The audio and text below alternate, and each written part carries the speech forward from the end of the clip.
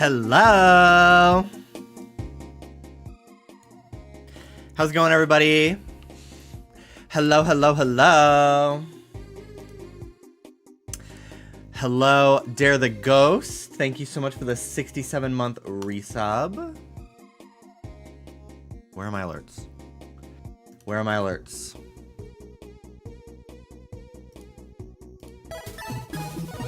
I don't know why they were hidden. They're back. Hello. Now it's gonna play like 80 times. How's it going, Lizzie Licious? Wow. Hey, people. Lizzie Licious, thank you for the 58-month resub. Broken Abyss, 67-month resub. Pylight, thank you very much for the 46-month resub. How's it going, everybody? Hello to YouTube. I'm dual streaming today on YouTube. Hang on one second. Ruby wants to come in. Ruby, we're not doing this all day. Lay down, baby girl.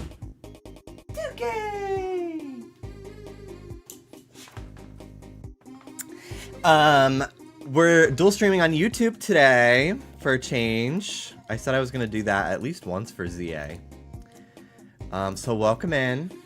Hello, everybody on YouTube. Hello, Revive, Alan, Hooper, Roxaline. Hi, Dallas. Hello, Alex. Hello, Huntober. Boys to the Max. Congrats on the Flabebe. Hello, Tavia. Jargon, thank you for the 350 stream streak. Baby Tortuga, hello. Let's see. Bubble Snort, Nappin, Egg with Feelings, Savage Lionel Butt Plug, Beef Cheeks, Shrub Crossing, hello. What's going on, everybody? Maddie, Kira, Antonio, how's it going? Hi, everyone. I hope you're doing wonderful today. I'm so happy to be live while the sun is up. Where did you read my name? There is a different Alan in YouTube chat. But hello, Alan with an E. La Lepers! How's it going? Thank you so much for the 22-month resub. I got a beautiful shiny Magikarp. She looks good. She looks good in this game. That metallic finish. I do want to get it. I will probably end up phasing on it at some point, I'm sure. Yes, YouTube chat does show up on my layout, which is great. Howdy, howdy, how are you? I'm doing great, Revive. I hope you're doing wonderful too. I'm doing really, really great. I love Legends ZA so much. I really, really love it. Very excited to keep playing today. I have 4 shinies. No, 5. I got a 5th one last night. And I'll show who it is. Slayus Mama, thank you for the 70-month resub. Hunting Starmie tonight. Yeah, my main goal is today, I think, is for Staryu. I really want Starmie on my team. So, currently rank V in the ZA Royale.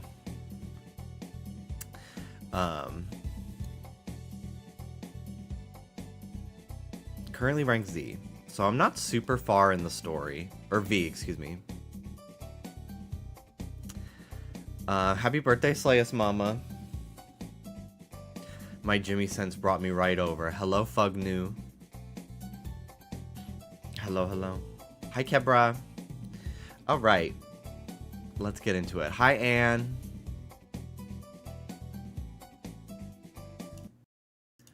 Alright. Let me move my OBS over.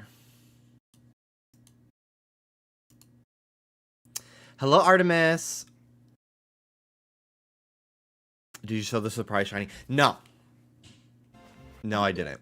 So last night, I was just running around, and I heard a noise.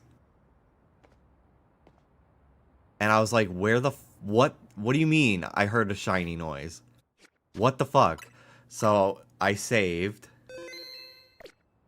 And I'm looking around. I have no idea where it is.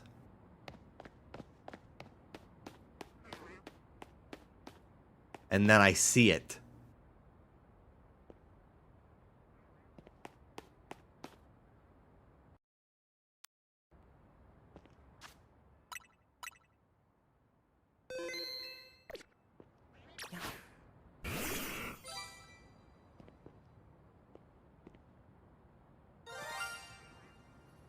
There it is. Shiny Pidgey. So I just fucking threw an Ultra Ball at it because I was worried it would fly away. Because I think they can flee. And then, yeah, there we go. And now it is a Pidgeotto.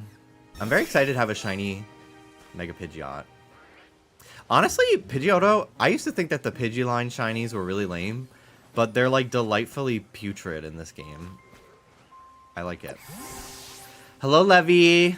Welcome in. Long time no see. Hello, hello. I had shiny Patrat flee from me into the scaffolding. Damn. Although it's the same as Arceus, the sound still scares me. Me too. I freak the fuck out every time.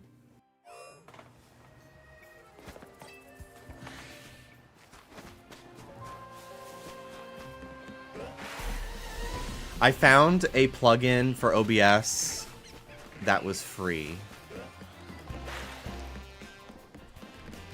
for dual streaming. Thank God, because I did not want to pay money to some random ass website to do it. So I found a free one. And I believe it allows for TikTok as well. So I might do a TikTok stream one of these days.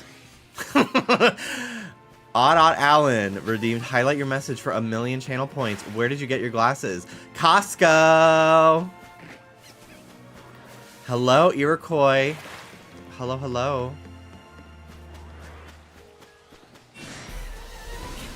I thought I was gonna have a Violet situation this game cycle where I got dust and shinies. It's pretty hard too. It's pretty hard to get dust. Thank you for the roses. Roses. Roses.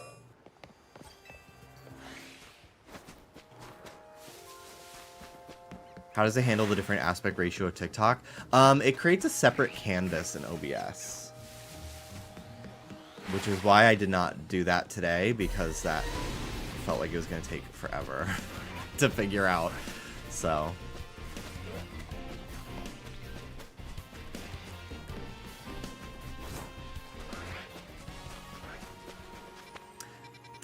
There's also another shiny hunting method that people are doing, which I'm not a big fan of it personally.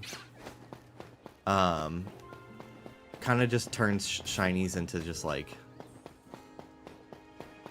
I don't know, a machine. But what people are doing is they're taking a turbo controller and they're just interacting with this staircase over and over.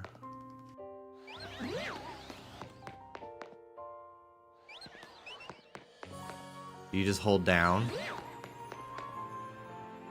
and it resets the area over and over and over.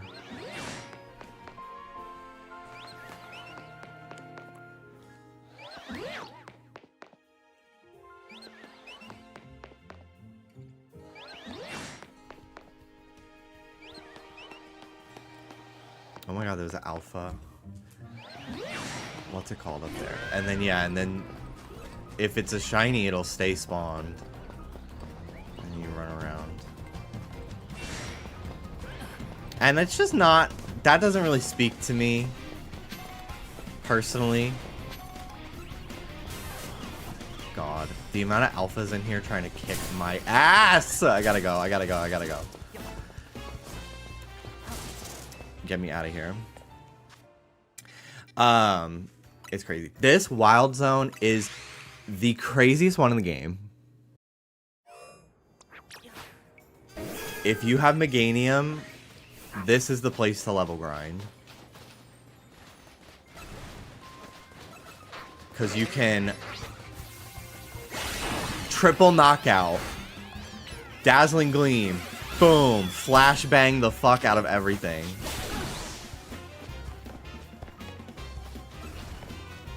Pretty much everything here is weak to either grass or fairy or both. So it's a great place to level grind, and there's also alphas that spawn, and you can get candies from them.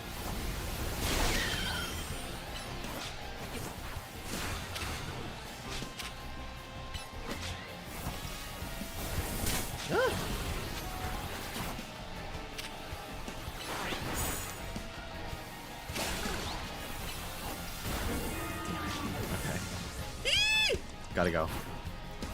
I love that every Pokemon game has the refresh staircase. I really liked in the power plant in Let's Go Pikachu, going in and out of that door. I got Electabuzz and a Voltorb that way.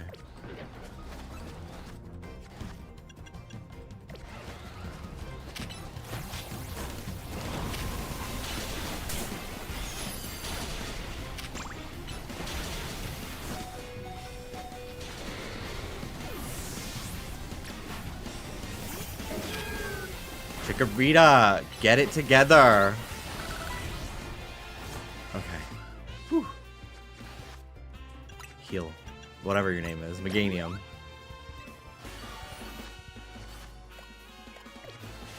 Okay. Let's get this one. Girl, where are you going? What is going on over here?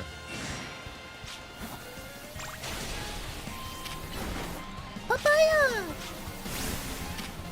Papaya, go! You can do it, Papaya!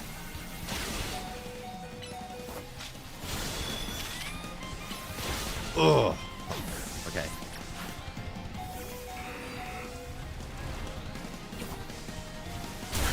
X? Girl, get the hell out of here.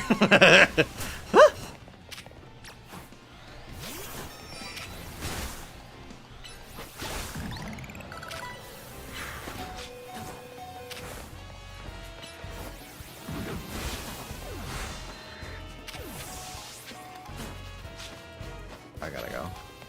I gotta go. I haven't played the most recent Pokemon games. Is there player health now?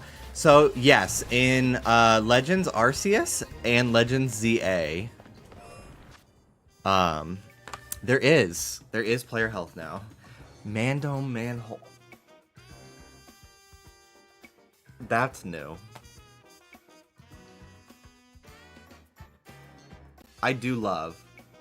Hey, Beef. Hello. That's me. Hi, Manto. Ruby. See you later, Rube. Bye-bye.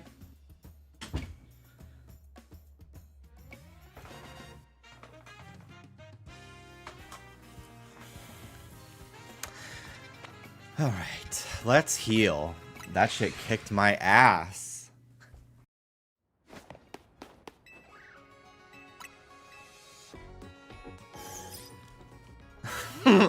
Okay, but Mando Man Meat, aka MMM. Okay, I want to go back here. I would love any of these Pokemon as a shiny, but especially Drillbur.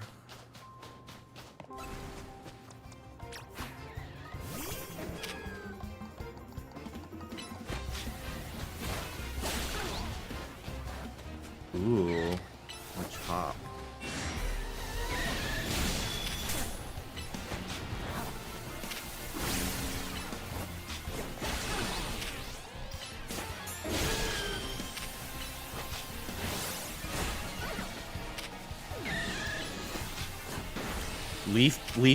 Leech Seed, excuse me, Leech Seed,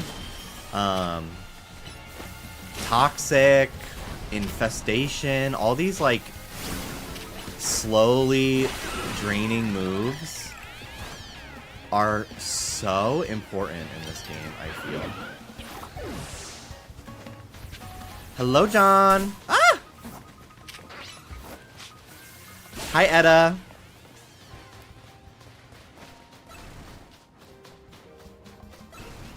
So, Dallas told me that if there's a shiny Pokemon that spawns in the dirt, it will sparkle in the dirt. You don't need to wait for it to jump up to check if it's shiny. The mound of dirt will sparkle, which is very funny.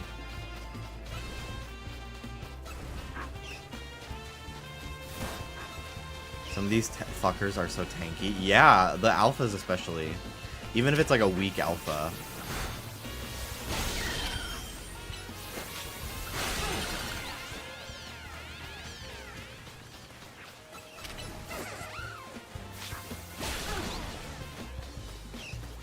Maybe you saw this place in your dream that one time. No idea what you're talking about. I like forget my dreams after a few days.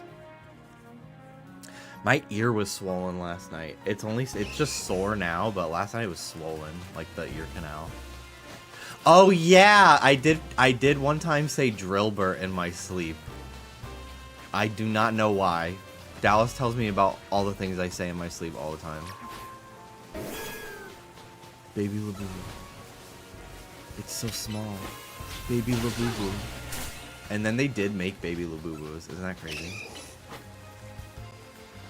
Was watching the VOD from yesterday where you mentioned your co-host episode on Just Trish and started it earlier today. Is absolutely amazing.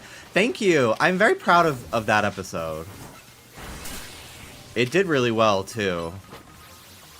I was assuming that most people were not going to watch it because Oscar wasn't on, but it got like just as many views as an Oscar episode, which made me feel really good. And the Just Trish audience is so sweet.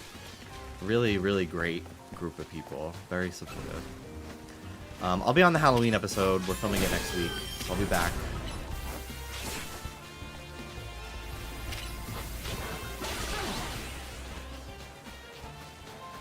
Ooh. Can't believe Pokemon Z is finally real. I started watching this channel when X and Y was coming out. Oh my god, yeah. So long. Oh! Oh shit.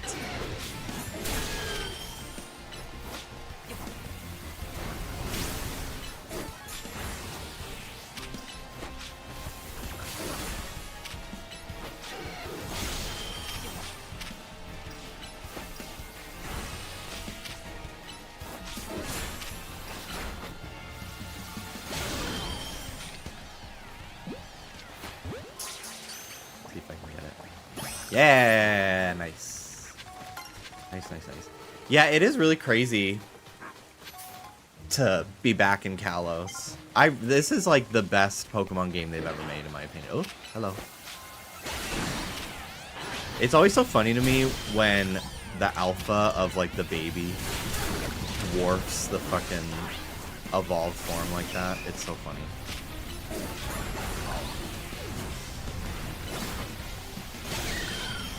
Woo! This frickin' Sandile's kicking my ass.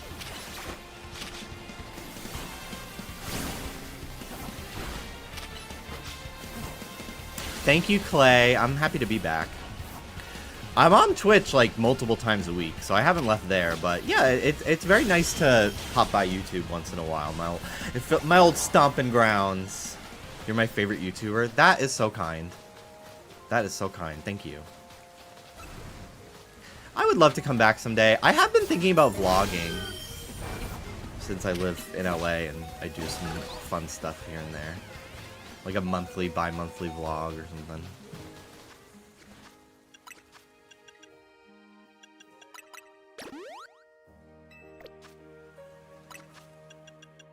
I don't necessarily have the desire to make gaming videos that much anymore. I have some ideas, but they require a lot of work, and I edit 6 days, 5, sometimes 6 days a week on Just Trish and everything. So the last thing I want to do in my free time is be in Adobe Premiere typically, but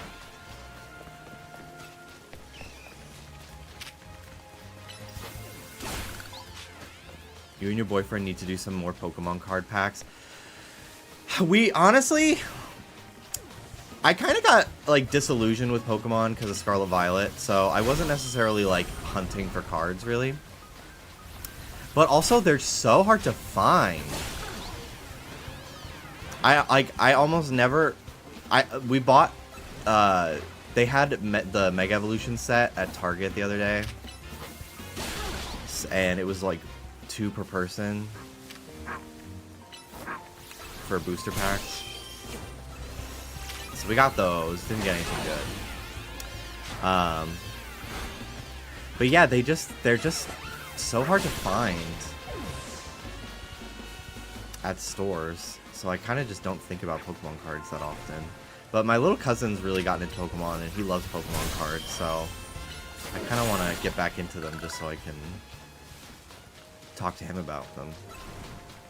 But yeah, Dallas and I that was kind of how we first bonded when we first started dating, was we would go to Walmart and buy freaking Hidden Fates all the time. It was just always available, which is so unheard of now. Watched you since I was a kid, Jumbo. You got swole. Thank you. Thank you very much. I appreciate that.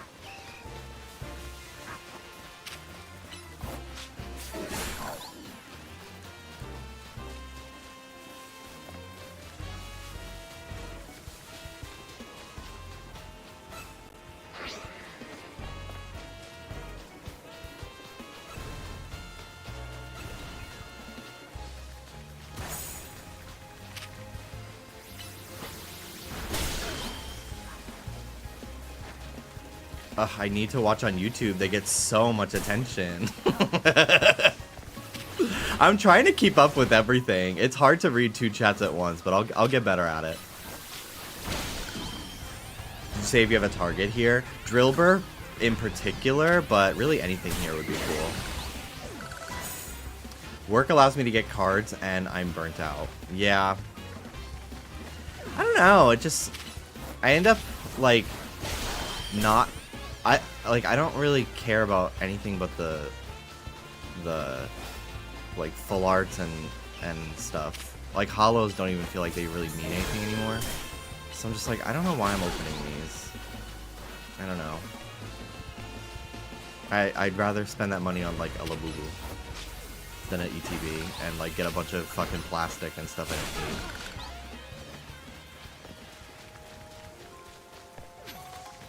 Not all of us having an epiphany. Yeah, Scarlet Violet really freed my mind from the grips of capitalism. The only thing I don't like about Legends EA is long cutscenes. I like them. Hi, Ruby. Welcome back. Hello, hello. What do you think of the 15th anniversary series? 15th anniversary series of what? Labubu? I haven't looked at them, really. Freed from the grips of capitalism. Right. right. And was it crispy? Pop Mart. No, I haven't seen that new set. I'll have to look at it later. Labubu's existed for 10 years, I think.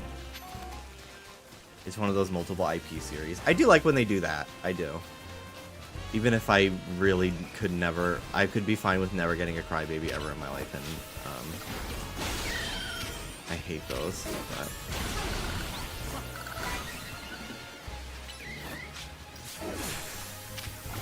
They're always targeting the dead Pokemon. It's so weird that it does that.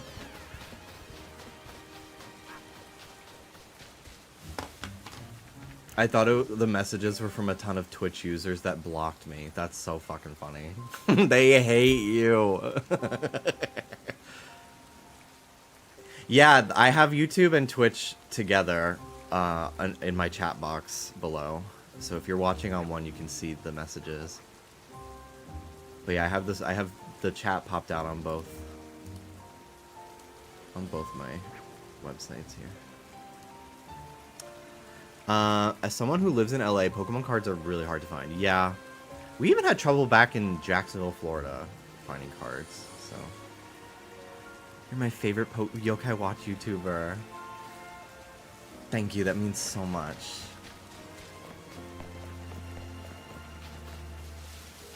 I'm not gonna lie. Yokai Watch kind of mogged the fuck out of all of Switch era Pokemon. I'll give him that. Does YouTube let me put Tepig next to my name? It does not. Digimon did too, yeah. So at the end of the day, are you going to say if YouTube or Twitch chat is better? Yeah, I'm going to compare all of you guys individually.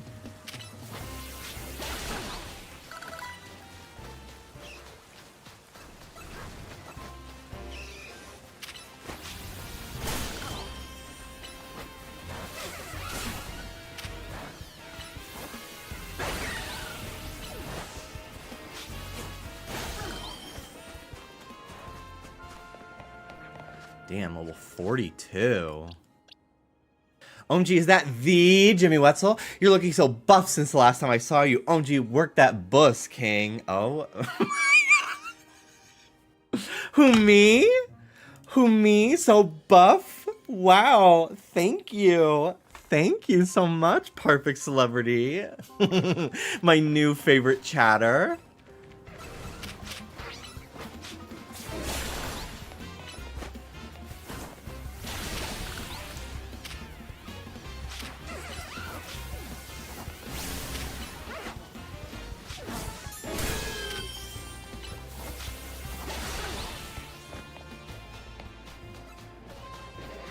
Sometimes my Google Drive will jump scare me because I used to back up my phone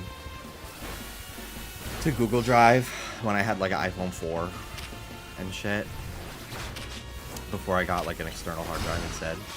And sometimes it'll jump scare me with like recommended files and it's like a fucking picture of me from when I was like 16. And I just delete it because I can't look at that. I cannot. Only on YouTube would you get nice comments like that. Yeah. So true. Ah! Twitch is a PvP zone.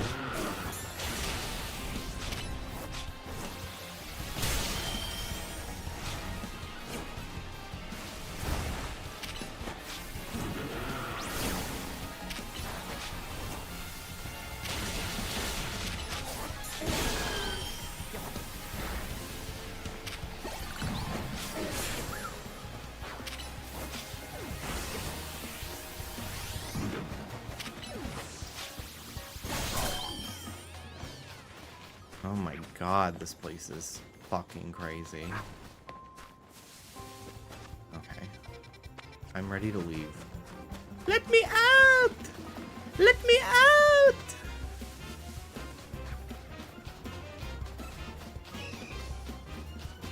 Where's Dallas? Open the door. Open the door.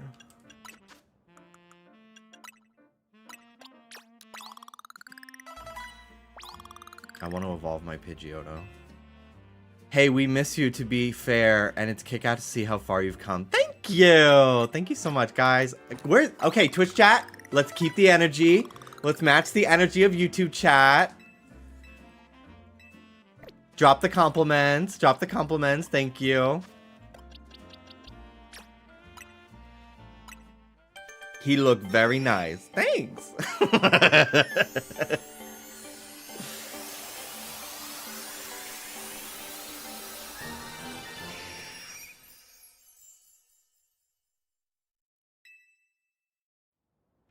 Wow. Pidgeot. It looks good.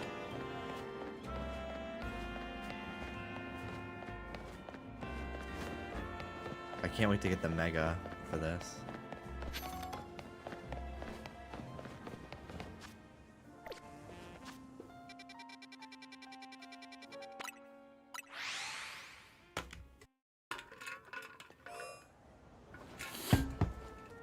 I need to save up money. Let's see. How much treasures do I have and money? If I get 50 grand, I can get the Mega Stone for Gengar. Ruby, why are we in and out today?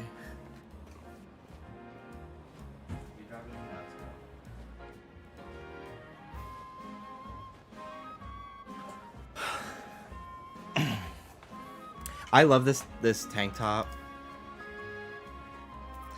but I bought an extra large, but I didn't realize it was British sizing, so it's quite snug. It's still cute, but I definitely wish it was a little bit more oversized. I don't love a crop for me that like shows this much. Like I like it when it's more like down like here. The design is T. Yeah, it's Satan's Gym.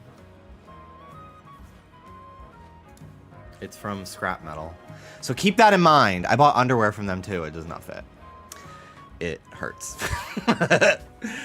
Because it's British sizing. So I bought an XL and I'm like, what the fuck? And I'm really sad because it was kind of expensive. Where would you say the midriff ends? Like, I don't know. Like this?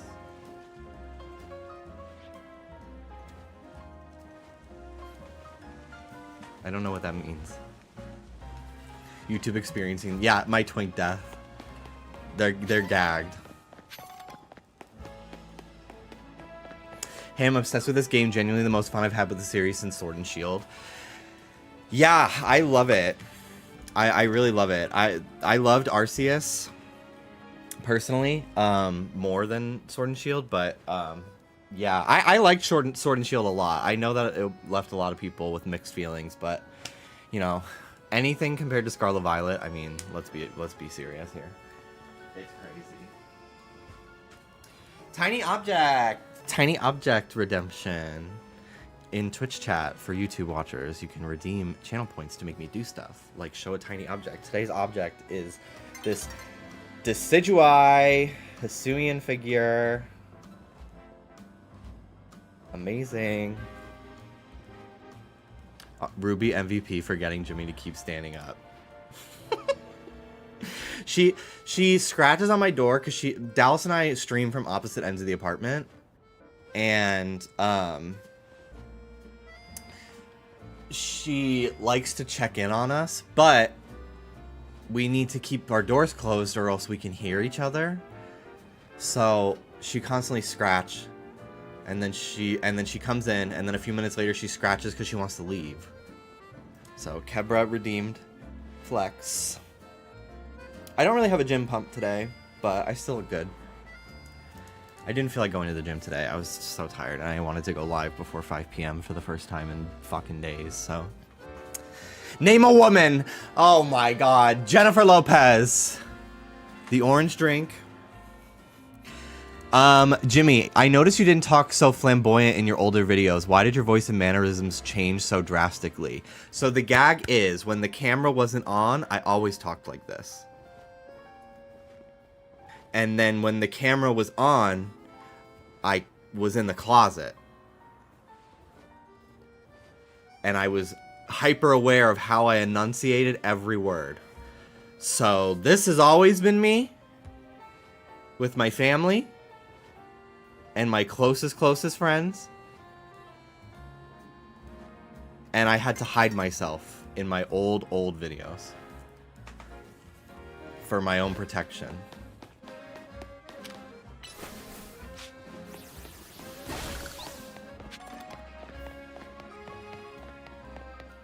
Also, it's just more fun. I am brave, I am bruised, this is me. What the hell is that from? Camp Rock?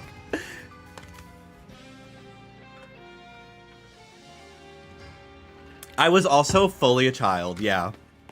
I'm almost 30. Greatest Showman girl. I'm sorry, I'm not a nerd that knows that. And I can't change, even if I tried. Even if I wanted to.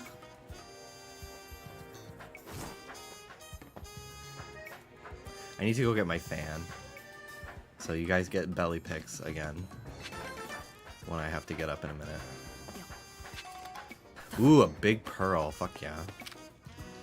Your Olsen twins stuck in the mall is still one of my favorite videos on YouTube. I wish first of all, thank you. I feel like I made that for the gays. I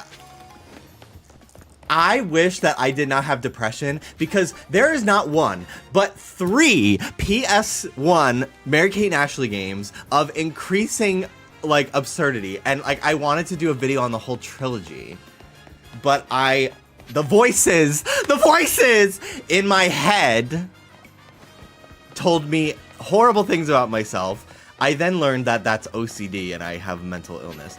But I stopped posting videos because every time I did anything, it was, you're actually a loser and you shouldn't be even fucking bothering with this because no one likes you, no matter what I did. Now I don't really feel that anymore. Now, honestly, the only reason why I don't make YouTube videos is just because I'm busy and it takes a long time that I don't have.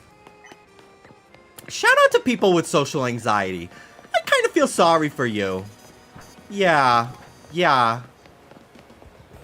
Okay, let me go get my fan. Un momento.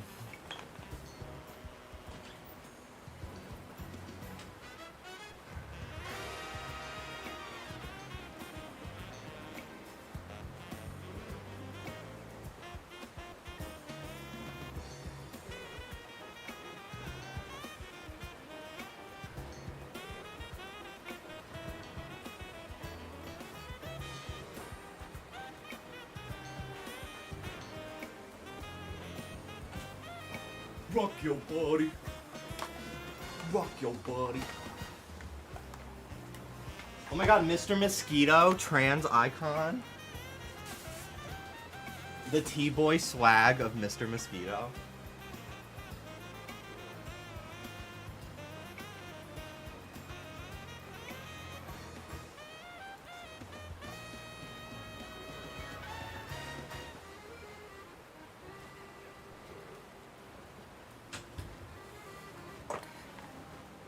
Because in real life, only female mosquitoes are the ones that suck blood. Therefore, Mr. Mosquito in the Mr. Mosquito game is a transgender man.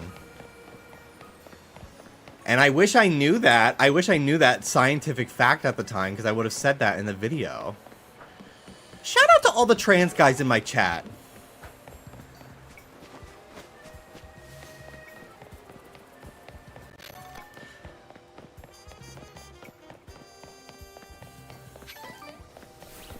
Sorry to hear those. Sorry to hear that. Glad the Dark Voices got shut down, but big thanks for all the content. Your videos rock. Thank you. Thank you so much. Not gonna lie, the only YouTube video of viewers I watched was probably top 10 worst Pokemon, because I was hyper fixated on watching every top 10 worst Pokemon video as a kid. Yeah, I feel like a lot of my audience, a lot of my audience comes from so many different places that I feel like a lot of them haven't even watched like some of my actual videos. Like a lot of people have found me recently from Trisha's podcast, which for those of you in YouTube chat who don't know, I edit the Just Trish podcast and Not Loveline podcast. Trish Paytas's incredible podcast, Just Trish. I've been the editor for like 2 years. I've been on a couple episodes as well as co-host. And I edit Not Loveline, her podcast with Tana Mojo as well.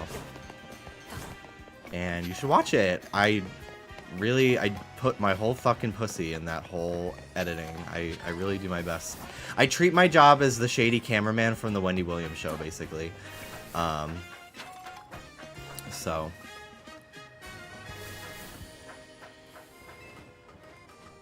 Oscar is Norman and Moses is Suzanne. I saw a pic of you next to Theodore the Chipmunk on Twitter. The rest is history. That fucking picture. I was just walking down the street in Manhattan and I saw him. And I was with friends, so I was able to ask them to take a picture of me with him. My hand, I still have burn marks on my hands from making contact with a demigod like that. It was really crazy. Some of us are from your prank channel. Hello, Mary. Wait, are you saying Buzzhole is a T-boy? Yeah, I guess so, yeah. I'd compete in the Wetsy games. That would be so fun. That would be so fun. I'm curious to how much latency there is on the YouTube chat, too. I haven't actually, like, looked. Let me go look at what... Let me see.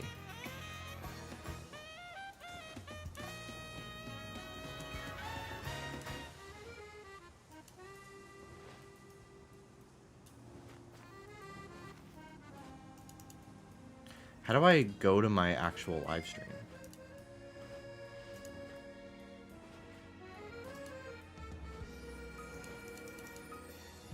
Maybe I open on my phone?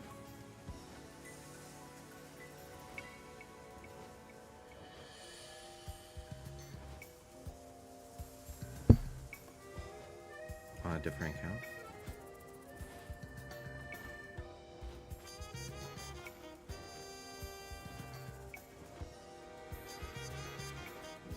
Oh, it's only a few seconds behind. I was worried it was like minutes.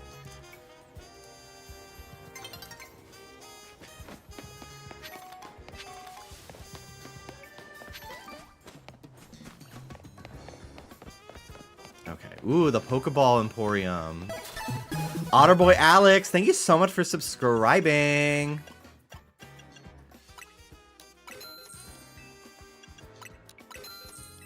Thank you, thank you. It's just a big Pidgeot. It's not an alpha. I usually watch on Twitch, but the ads have gotten too unhinged. No, I get it. I totally get it. I wish I didn't have to have ads at all. Can I have your first alpha shiny? Sure. Yeah, whatever. What the hell, sure.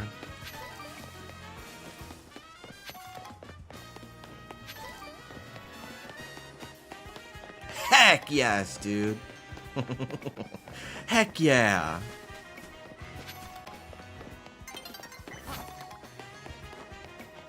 Okay,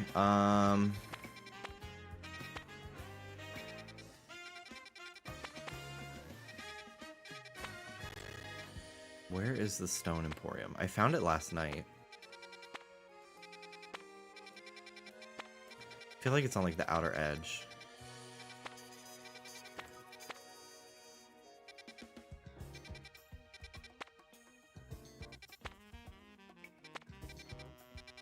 Here it is. Hello, Light.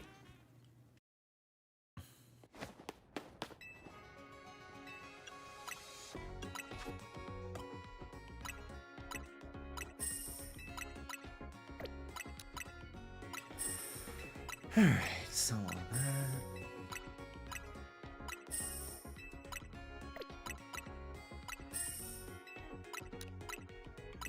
Okay, so I can afford just the Gengar, right? But that's okay.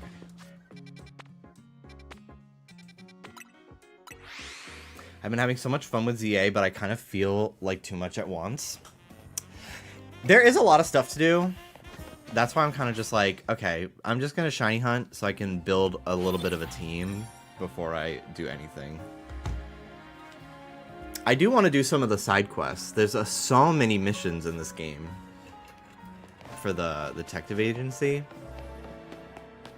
So I want to be doing a lot of those because I honestly didn't do that many of the side quests in Arceus. And I want to change that.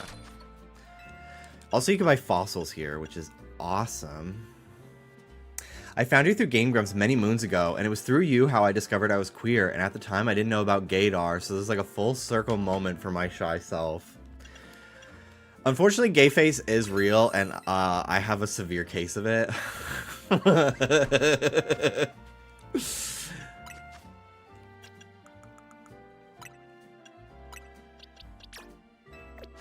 Alright, Mega Gengar. Yes, the fossils can be shinies and alphas too. Dude, the messiest fucking girls in middle school would always be like, "Are you gay? Are you gay? I feel like you're gay." and then my blood would go cold. All the blood would rush out of my face. Little sociopaths. I don't think people can tell with me, luckily. They can't tell what the fuck you're saying. That accent is crazy. I don't think people could tell with me, luckily. What? What? Speak up. You're, like, gay, right?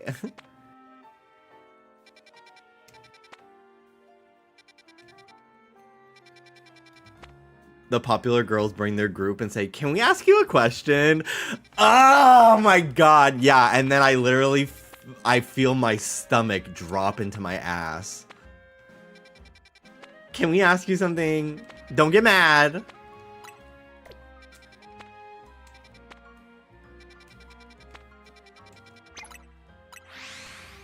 Evil.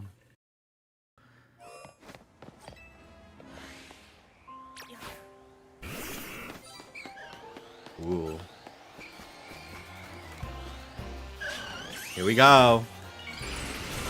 Wow, bitch. Mega shiny Gengar.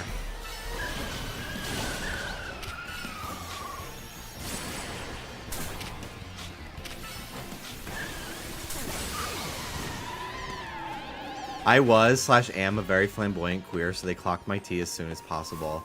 Yeah, like I was saying earlier, like, I literally always used to be like this. And then around, like, 7th grade, I realized, oh, I have to completely, like, silence and compartmentalize everything about myself. Which was really triggering when I, honestly, for a little while after I came out on YouTube, so many people were like, ugh, ever since he came out, now he's trying to seem so gay, blah, blah, blah. And, like, first of all, not me being an amazing actor, because they really believed that, like, my poorly disguised gay voice with my straight persona, they thought that was the real me. No. So, like, it was really frustrating once I was, like, finally being myself, and then people were telling me, like, oh, it was really, like, straight people who just don't get it. Like, that have no idea what the fuck being closeted is. Being like, ugh, ever since he came out, now he's just this, like, flamboyant gay. Which, like, why is that a bad thing? Unclock that. Unpack that. Clock that tea. Like, what the fuck? But it really frustrated me, because I'm like, ugh, like, I literally am, like, finally allowing myself to actually talk and behave exactly how I am and how I always was when I was younger. Before I started fucking hiding myself as protection. And it was just really frustrating. That was kind of also the reason why I was just like, you know, fuck this shit. I don't want to post anymore. For a little while. It wasn't until I started doing things like Game Grumps, where, like, people were getting introduced to me for the first time as gay and as my true self, that, like, I really developed, like, an audience outside of the queer people that found me when I was closeted and stuck around. Like, I really developed an audience that, like, actually kind of understood me and fucked with me and got what I was doing, which was really cool. And I feel that way about Just Trish, too. Like, it's very cool to, like, get a new wave of people find out about me in my, like, late 20s now, where I'm, like, I feel like a pretty fully realized version of myself, and, I'm just so funny. So, it's really cool that, like, people can really, they get me more than ever. Because, like, when I was doing, like, Pokemon videos when I was closeted and stuff, like, most of my viewers came from things like the other guys on Hidden Block or, like, Digital Gaming and stuff like that. And it was, like, really cool. Like, I'm grateful for, like, those opportunities and friendships and collaborations. But my God, like, a lot of them were just, like, straight, like, probably use Reddit, like, gamer guys. That, it's crazy. Do not want any of that to be the type of person that watches me. Unless you're nice and you're woke, but most of them are not. So.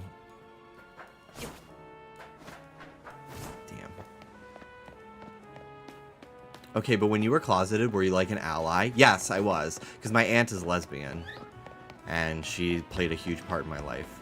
So I remember we were like, I went to Catholic school my entire life, and we were talking about like gay marriage or something in 8th grade, and I found out like over half my class was against it, which like they're literally like just 13-year-olds, like they don't fucking know, and it was also 2010, you know, so that's the don't say gay fucking Hillary Duff commercials were like not really clicking yet.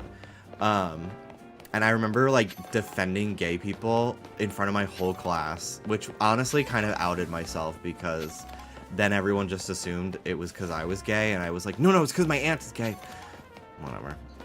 But yeah, I had like friends on Twitter back in the day when I like in like Nintendo fan circles, which is I stopped interacting with people like that when I was 15 because they were all psychopaths, and a lot of them were homeschooled Christian kids and very homophobic. But yeah, one of my friends came out to like one of our other, like it was like a group of like maybe 10 of us that were like just Nintendo fans in high school on Twitter, and one of them came out. He was like kind of forced to come out to like another guy in the group who he claims to be straight. Mama, I heard the voice. The fag set is severe, like crazier than mine. So clock that T. But it was yeah, he like this fucking scary ass guy who ended up running like a really popular Nintendo meme account, which is crazy, that like got noticed by Nintendo at one point. He like turned all the other guys in our friend group against my friend who like came out because he was gay. They all blocked him. It was really weird. So that was like when I stopped talking to any of those guys. I was like, oh, they're all homophobes? Absolutely not. And I blocked all of them. Oh, I didn't block any of them. I unfollowed a lot of them.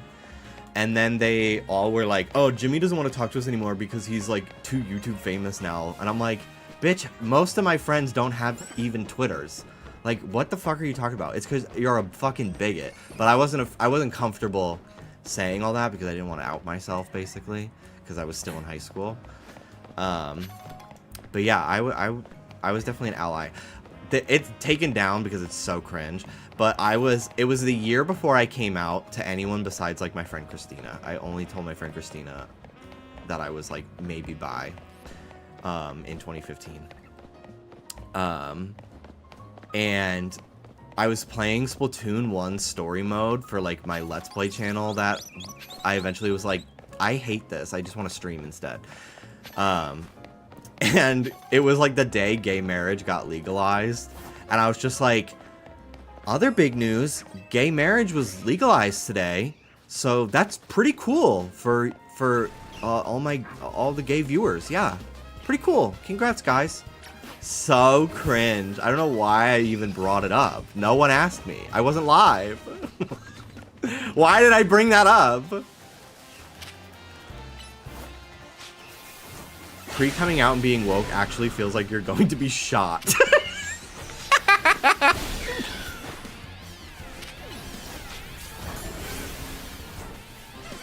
You had to pull focus, yeah. You were a woke ally. How inspiring.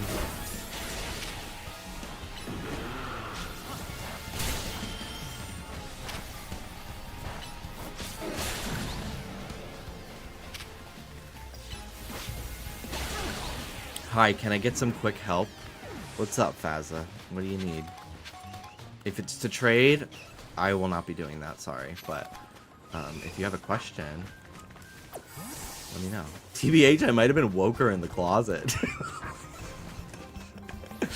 Oh, okay. Your voting record being Trump 3 times.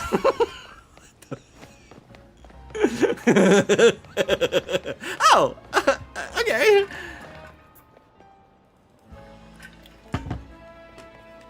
I'm very progressive, very woke, but I also don't take anything so seriously, and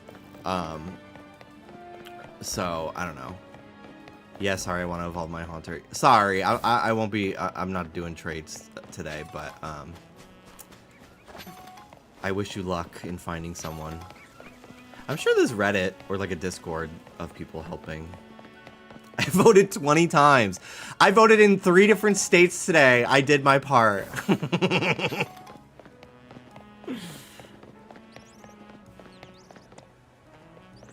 Oh, wow. The sewer caps. The manholes. The Mando manholes.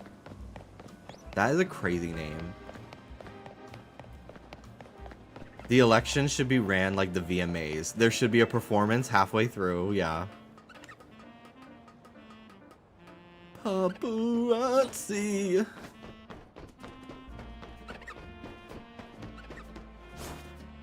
Vote on your phones, yeah.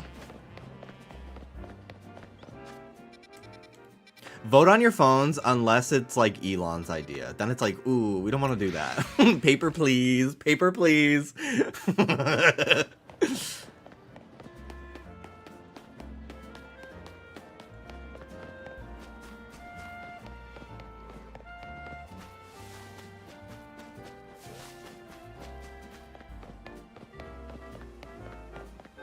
It's 2024, 2040 and we're voting on TikTok. We're voting on TikTok via like a Pop Mart style live stream. Check the yellow basket. Check the yellow envelope. Check the yellow envelope.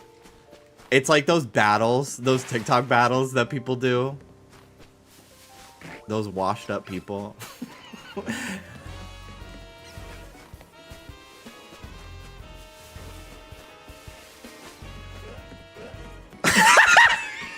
And one of the candidates is Dos Mendoza. Oh my god. Stop. That's so fucking funny. That's so specific. That really got me.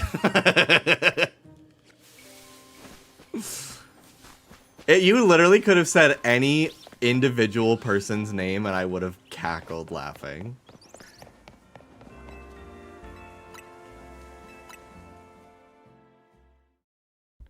Thank you for the roses. George Santos will be out of prison by then. Is he spending multiple months or multiple years in jail?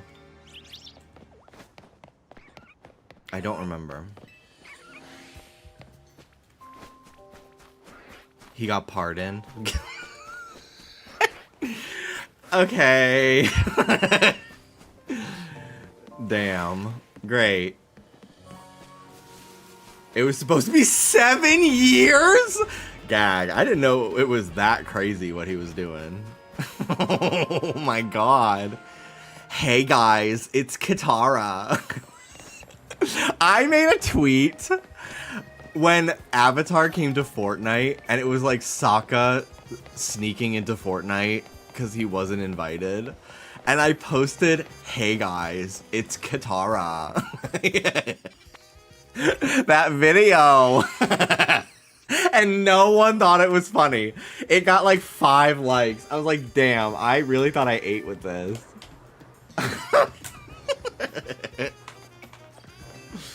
I hope they do another round of Avatar skins in Fortnite when the movie comes out next year. Because I need to be Azula. George Santos will be hosting SNL soon. Oh my god. Jimmy Fallon being a fucking sleaze. When Jimmy Kimmel got taken off the air for like being too fucking hard on Trump and shit, and then Jimmy Fallon was like, this is not okay, blah blah blah. I'm like, bitch, you fucking tussled his hair. You tussled that fucker's hair and made him seem like a little fucking silly puppy. Like, fuck you. I don't want to hear anything you have to say.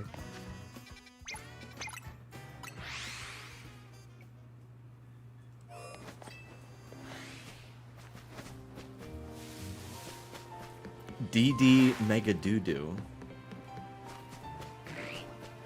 Late night talk show host, they could never make me love you. I was a big Seth Meyers fan for a while. It was during my, like, I'm gonna be on SNL era for like 3 or 4 years towards the end of high school and like shortly after I graduated. I saw his show twice. I was in the audience. I was in the audience for the 3rd ever broadcast. Brad Paisley performed. Kelly Ripa was the guest. Yeah, well, I used to watch a lot of John Oliver until I couldn't stop noticing. People pointed out the amount of times he goes, "It's 2017! How is this still a thing?" And I was like, oh god. It was like every episode. I bet he still does it. "It's 2025! How is this still a thing?" And like, you're right, but like, I couldn't. I really liked Samantha Bee for a while too. I saw her show in person as well. But then she started becoming like really anti-Bernie Sanders, which really weirded me out. So I stopped watching her like in 2017 or whatever. I haven't watched her in years. I don't even know if she's still on the air. But not Wendy, because you thought you had time. Well, I didn't know... I didn't know how to get tickets to Wendy for some reason. Even though it's kind of the same situation.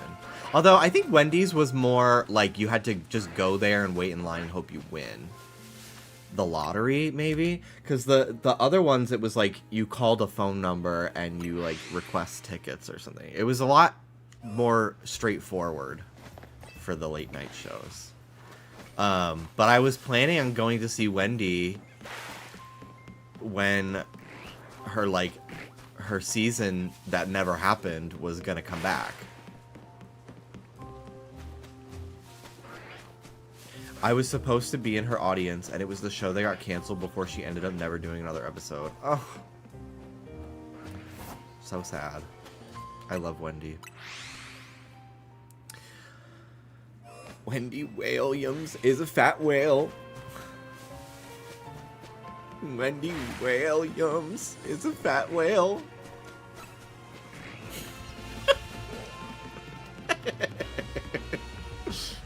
I genuinely, I mean, I don't know her politics. I don't know if she said anything out of touch on The View.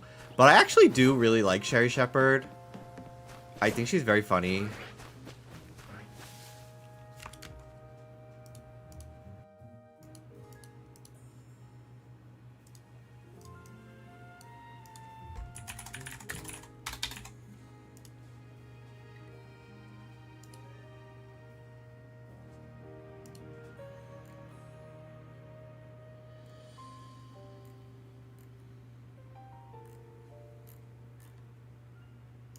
She was in a show called Trial and Error. It was like a workplace comedy about a law firm. It only had 2 seasons. It really needed to be funnier, I will say. But her character was hilarious. She had face blindness but could recognize people by their penises. She was that character was really, really funny. And then there was also another character that worked for their law firm named Dwayne Reed, which he was like, they lived in like this insane town in Indiana, very much like Pawnee from Parks and Rec, and they had crazy rules like if a woman if a woman's driving, a guy has to run in front of her car with flags screaming "Lady Driver, Lady Driver," and like they never forget to do that. So like characters will have, let me see if I can find a clip of it on YouTube because it's fucking so funny. Like when this show had good jokes, it was funny, but like the main character was so, it was like an entire episode of an entire show focusing on Mark from Parks and Rec season 1 instead of Leslie. Like Leslie is like one of the more, or like honestly an entire show focused on Ann Perkins instead of Leslie Knope. Like even if your host, even if the main character of your show is not as wacky as the side characters, they need to have some quirks. That's why Parks and Rec works. Let me see. Lady Driver Trial and Error. Let's see if I can find a clip. Yeah, here we go. This is it.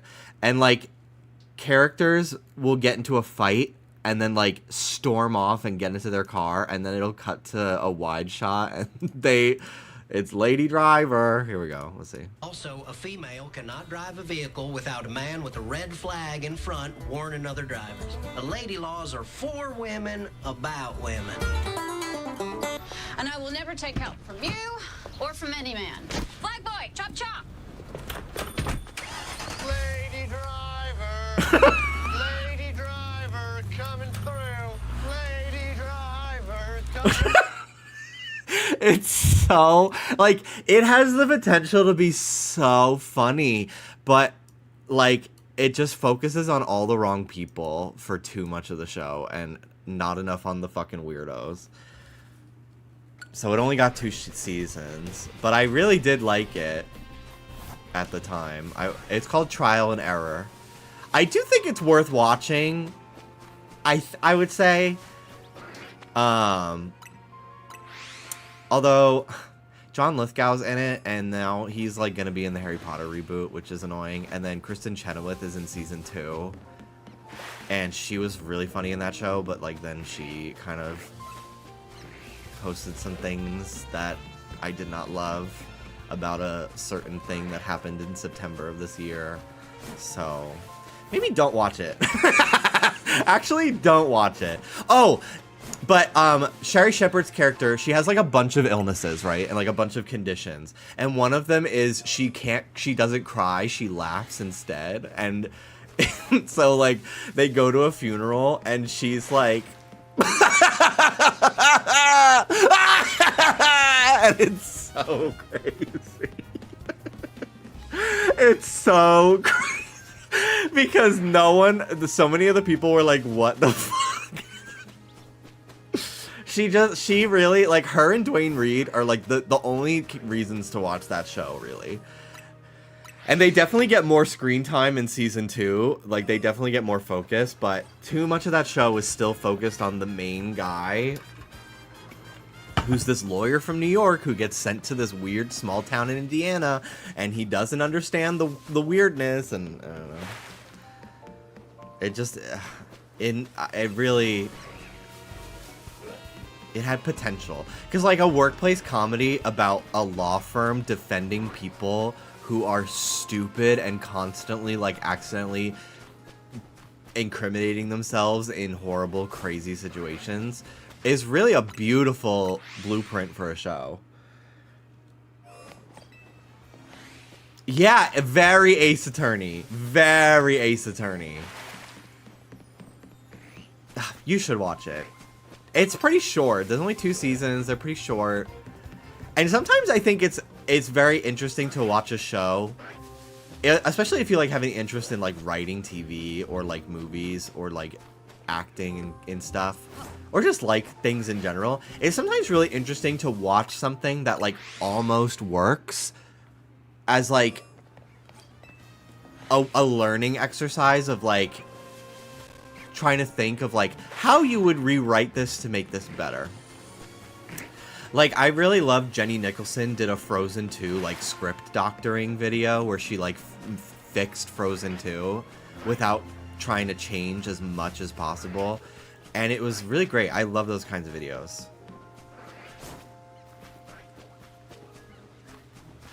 I'm so conditioned to shows not airing yearly that I flinched when someone said Abbott Elementary Season 5. There's a big Abbott Elementary billboard on like one of the roads near us that we travel every day, and it just keeps reminding me that I want to start that show. And then when we're like, what the fuck do we watch?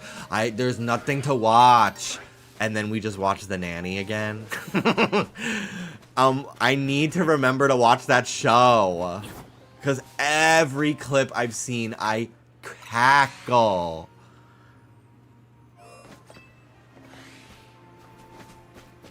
Always Sunny is so... I've watched a decent amount of episodes, like maybe 2 seasons of that show, and it is very, very funny. But that's another show that's like... Well, Always Sunny is just so long that I'm like... I've seen enough clips that I think I've gotten my fill from that show. As funny as it is. I really need to watch more 30 Rock, because 30 Rock cracks me up. I want to live my life as delusional and narcissistic as Jenna Maroney, I think. I think that's my next personality that I'm going to adopt as my own. until it completely changes who I am. I did it with Daffy Duck. I think she's very much the same archetype of character. I love The Nanny. The Nanny is genuinely one of the funniest sitcoms ever made. And so gay. Like, the writing is just so gay. Like, I don't know how to explain it unless you just watch it. Like, the way they crack jokes is just how I feel like queer people talk about each other and to each other. And, like, it's very referential, but, like, a lot of the references are timeless to me because they're referencing things that gay people love. Like, they reference, like, Barbara Streisand shit just as much as Drag Race. Like, it's so good. It's so good.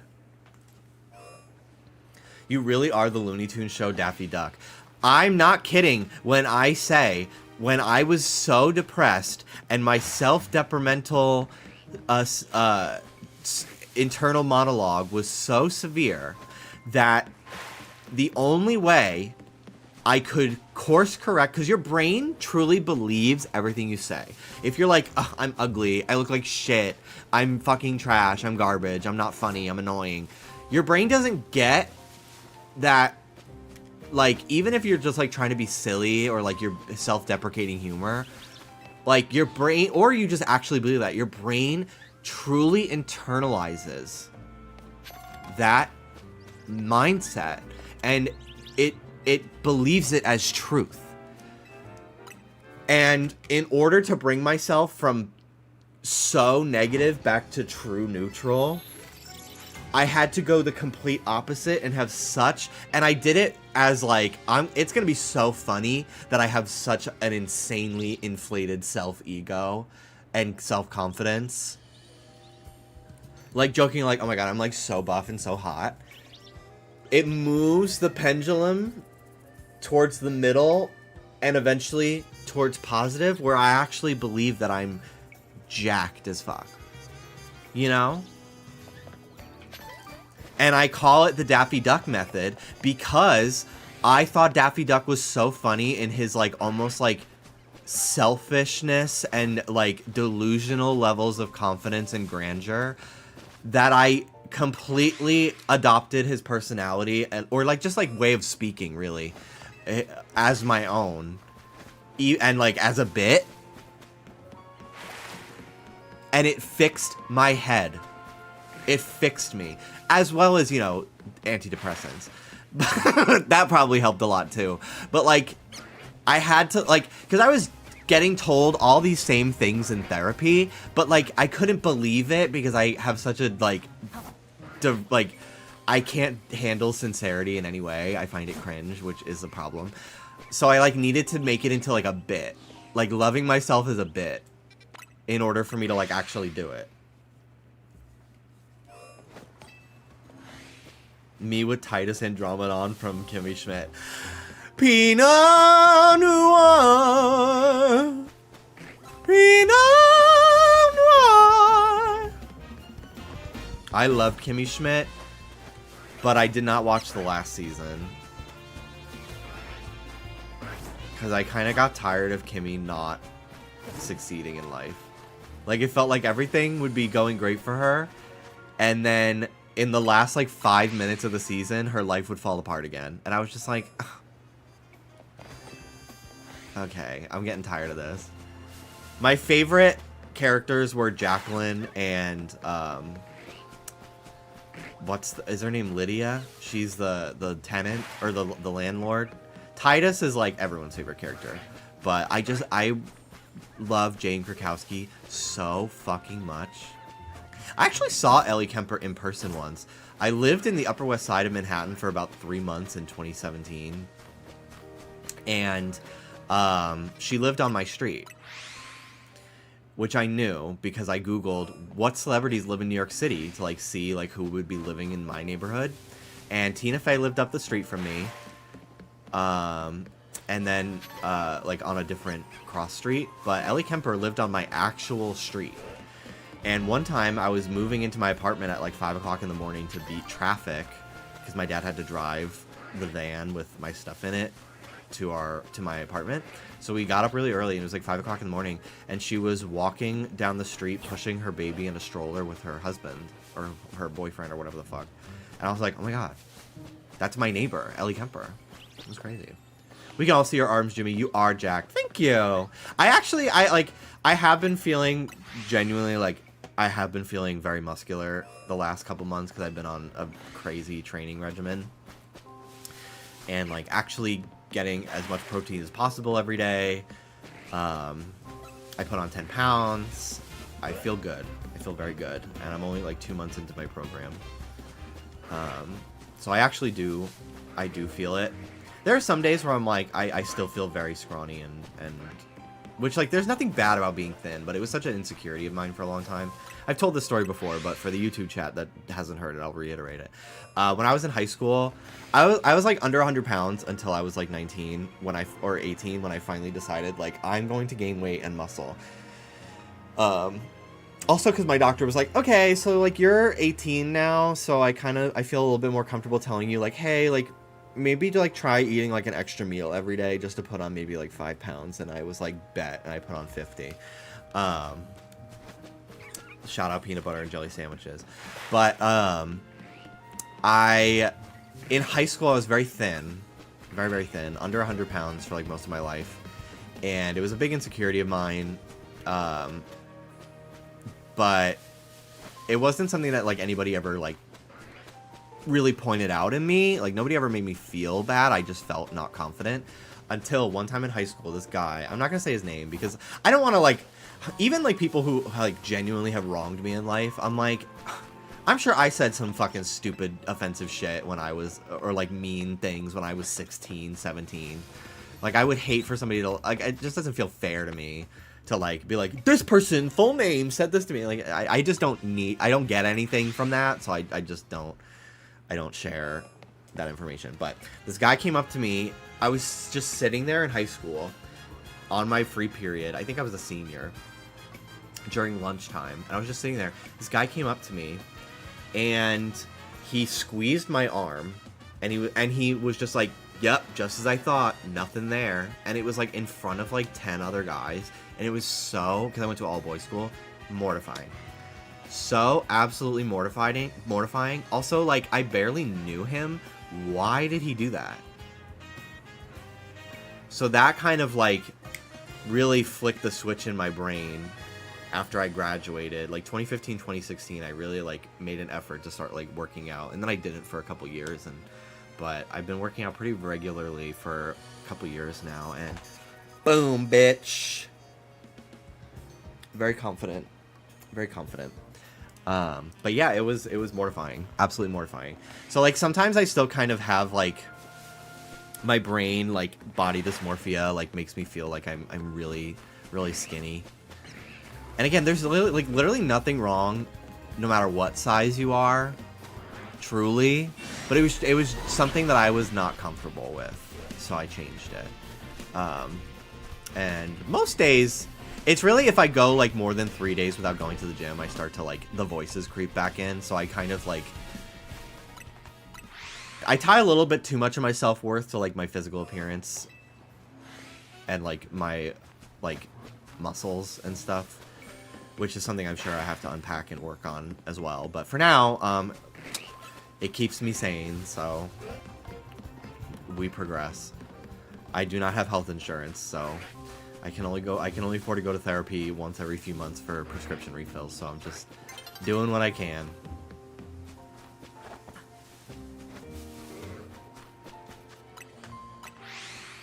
But yeah, thank you very much, Florian. Thank you, Gamma.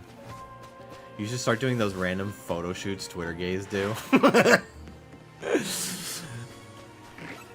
I saw a TikTok, it was these gay people who had a podcast. They were like, gay people on Instagram are so funny because they're posting like a photo shoot on the roof. And it's like, what do you mean you're a marketing consultant for like fucking Target? Like, why are you doing a photo shoot promoting literally nothing? Why are you posting you in your underwear on a roof? You're not selling anything. It's so fucking funny. Get the ghost face mask. Oh my god. I consider myself ace. And that's valid. That is so valid.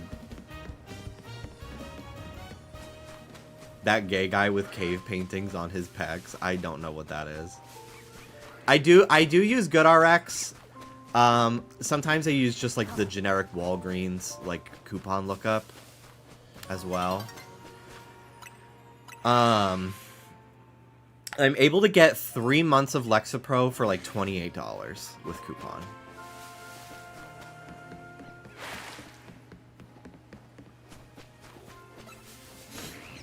Which, you know, I can handle.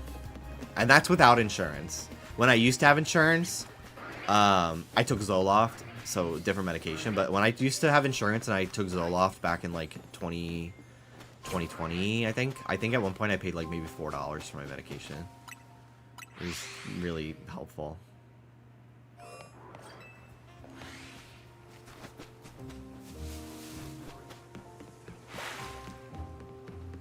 All stuff I've never heard as a YouTube pleb. I've not heard the word pleb in so long. Maybe since I was in high school.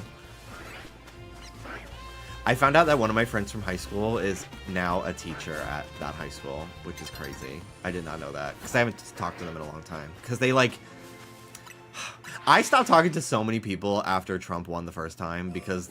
Or, like, during the 2016 election, because a bunch of my friends from high school, like, started outing themselves as, like... apolitical centrists or conservative, and I was like, ooh. And he was one of the ones that was just like, I'm libertarian. I'm like, okay. Okay.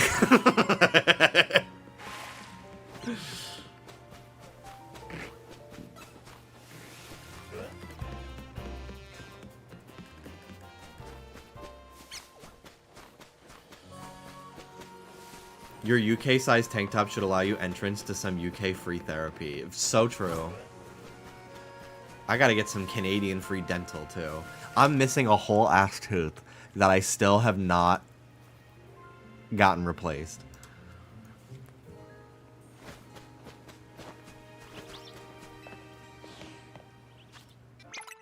Because they were like, okay, yeah, the implant will be $4,000. And I'm like, okay, I'll get back to you on that. T. Do not make him count his teeth. I've subjected my Twitch chat to me counting how many teeth I have, which is less than normal. The answer, I have 23 teeth. The average person has 28 to 32. I had a lot removed, including wisdom teeth, which I don't think was necessary. But I had a lot removed because I had crowding, and I'm like, but then I also had braces, so I really didn't understand the point. But the worst part about you doing this is every time I recount my own teeth because I forget. I used to have 24, but then they took one. So until I get an implant, I only have 23. That should be on my famous birthdays trivia section.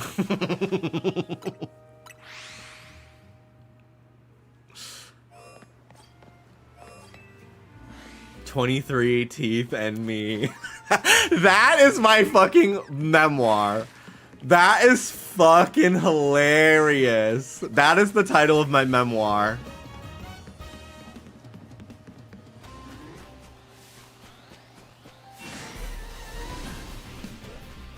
I always thought there was something wrong with me because I'm not into any kind of dating or the aspects to go with that.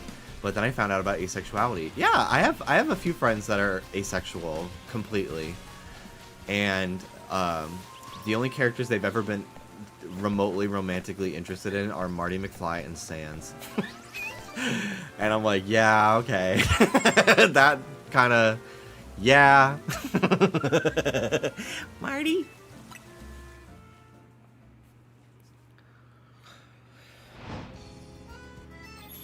Marty, I'm scared.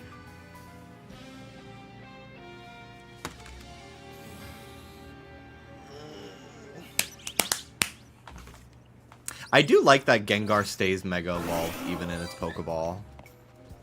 Until my Mega Energy runs out.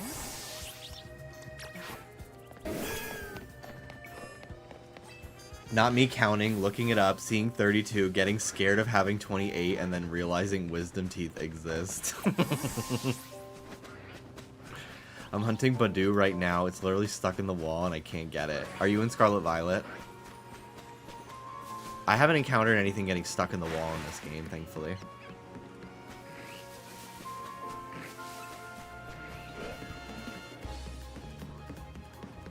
I'm genetically gifted because of my wisdom teeth never showed up.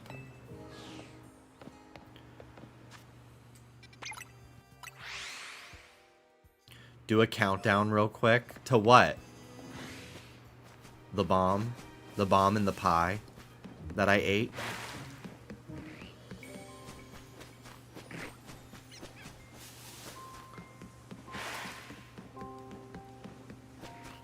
You just had to kill him. The pie that you ate, it was a bomb. It's a bomb from a bomb factory.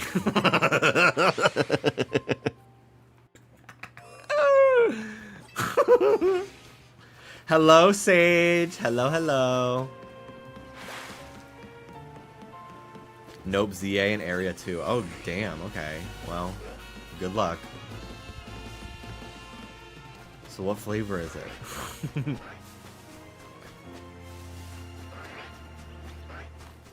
Labubu? Labubu? Dubai chocolate matcha latte Pilates Labubu? This is my Zmomo. This is a big Labubu. It is not perspective. It is a big Labubu with a Lady Gaga bandana that I got at the Mayhem Ball.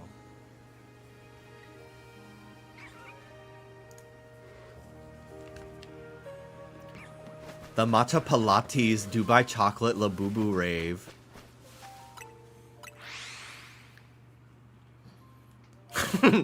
Looks like this guy broke into the bakery and ate all the pies. Am I right, guys?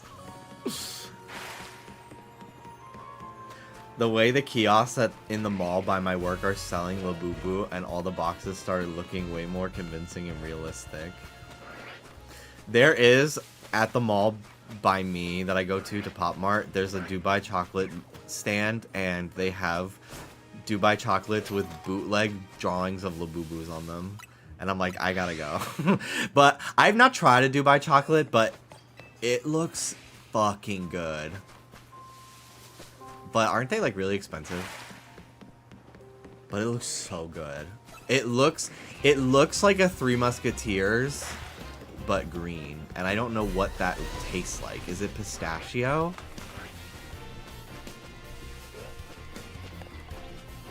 I don't know if I like pistachio, but I do like pistachio ice cream with hot fudge on it to make it taste like chocolate, so. It's ground up Labubu. Oh, okay. That's where all my green grape ones went. Got it. Don't worry, it's moss flavored. Level 4 Moss Muncher.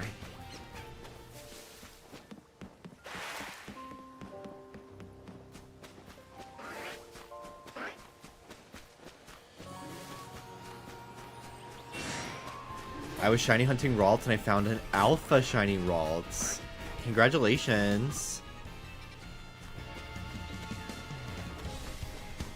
Will you be choosing Gardevoir or Gallade? Unless you don't have a choice because it's a girl. Well, actually, no. You have a choice if it's a male, but if it's a girl, it can only be Gardevoir.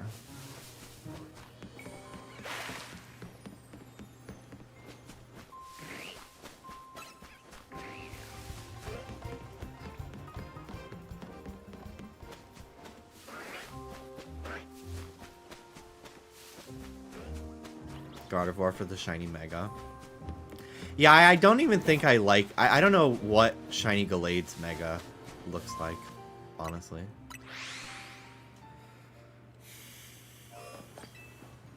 I don't really care for Gallade either.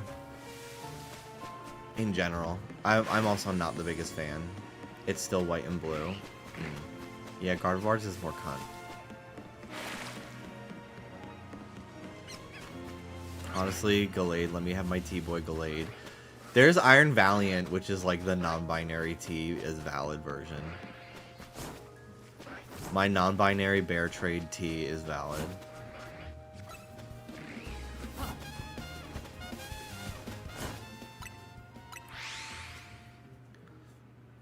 I'm pretty thick, but I'm not hairy, so I don't feel comfortable calling myself a bear. Because I feel like people will not let me use that label. But once I get a CPAP, I think that qualifies me for that category.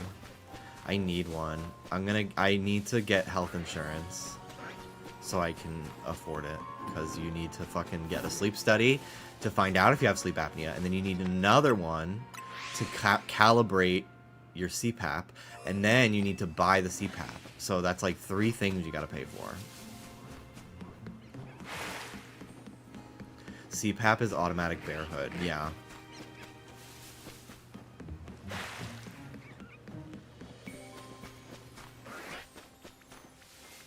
Saying you're a bear, like that girl saying you're bi. I fucking love that video. I love it so much. You're bi. What is the context? I think it's a what would you do segment. Like, this guy's parents are being homophobic, biphobic to him in a restaurant, in public, and they're all actors. Monet Exchange was on an episode of that. So was my fucking psychology teacher. There's an episode in Stu Leonard's, because they film in, like, New York, in, like, the Westchester, Yonkers area. And they filmed an episode at this store called Stu Leonard's, which if you are not from the Northeast, because they only have stores in, like, Connecticut, New Jersey, New York, and maybe Massachusetts. Stu Leonard's is like Chuck E. Cheese and Trader Joe's fused. There's animatronics and mascot characters that walk around of like like cows and chickens and like vegetables. It's a cool ass place. I love it there. They have amazing ice cream. But they did, and they also, around the checkout counter, they have a train set that goes, it's the coolest place ever. I want to fucking go there and vlog it for all of you. It's so cool. But they filmed a What Would You Do there, where they do like this fake promotion where it's like these people are in line, and this old woman there's this guy at the register, and this old woman is behind him, and this guy has a ton of things, and this old woman has one item, so he lets her go in front of him. But that old woman wins, "You're the millionth customer!" And the guy behind who let her go in front of him, I think, is also an actor. And he starts raging. Both the guy and the old lady are both actors, right? So it's like everyone else in line, like, do you intervene and defend this old lady? Like, how do you resolve the situation? And they filmed it at Stu Leonard's, and my fucking psychology teacher was in line and, like, didn't know that it was a TV show. So he's, like, trying to diffuse the situation, because he was also, like, a guidance counselor at my school. And he, like, showed it to us in class one day. It was so weird. The world couldn't handle Swole and Hairy Jimmy. Literally, if I could grow a full beard, because I have full mustache, I have full, like, goatee, but it's so patchy in all different parts of my face, not even symmetrically patchy. If I had a full beard, it would be over for you bitches. I would take over the world. I love my mustache, though. I always wanted a mustache as a kid because I loved Super Mario Brothers. After I saw Bohemian Rhapsody, I knew one day I would have a mustache. Deadass. Never heard of him. I think you would do that. I think if you do that, you win. What would you do? Kill the grandma, marry the actor, fuck the cashier. Marry, fuck, kill. OMG, Jimmy's back. On YouTube. If you're on Twitch, I've been here for 10 years, but hello. Hello, Dinga Magoo. Welcome in. Welcome, welcome. Thanks for stopping by today. I appreciate it.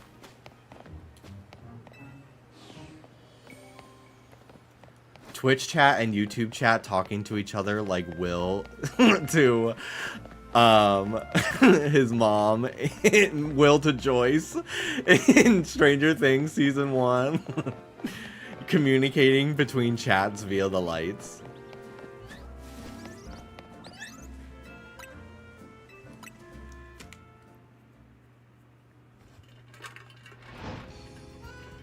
Oh, who is you? What I do? What I do? I hope I see some what I do's on Halloween this year.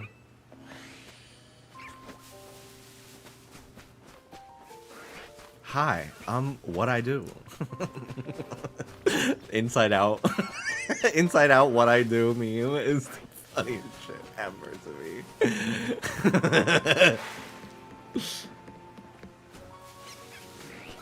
People who only know you on YouTube seeing you appearing at a 5-year-long slumber. Maybe even more than that if they missed my Sonic Frontiers video.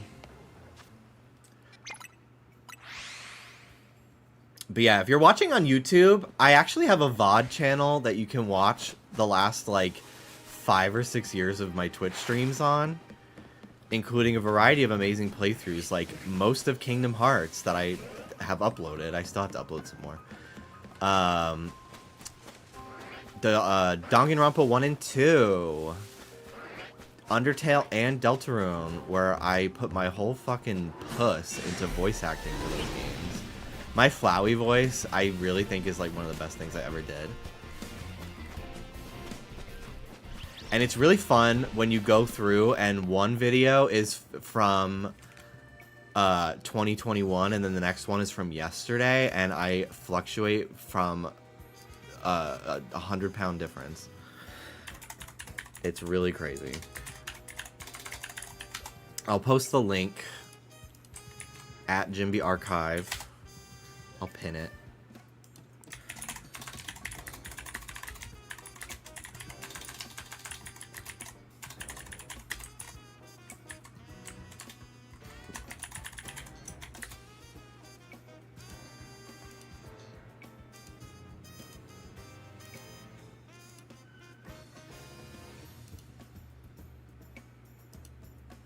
Hello, Twitch chat. I'm the bitch who was confused. Jimmy came back. Hi. Hello, Avon.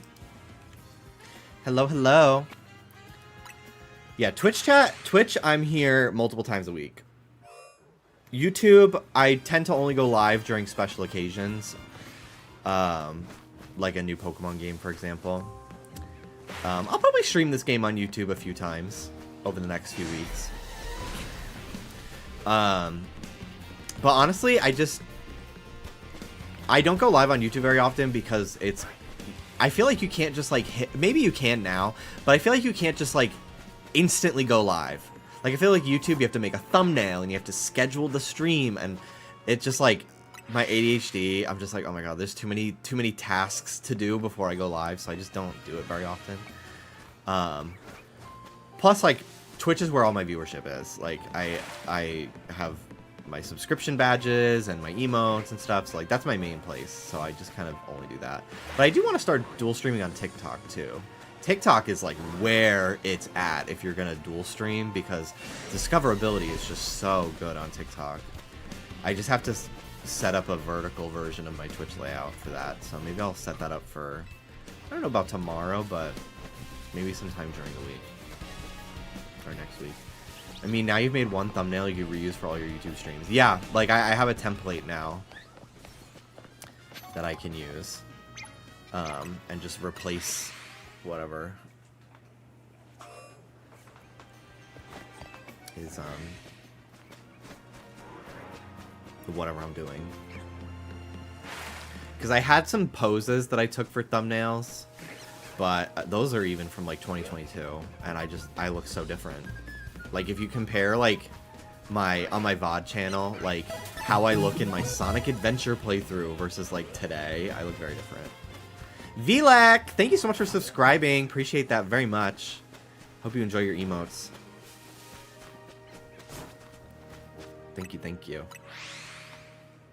You can get a cute little chat badge next to your name too. Some new badges we got.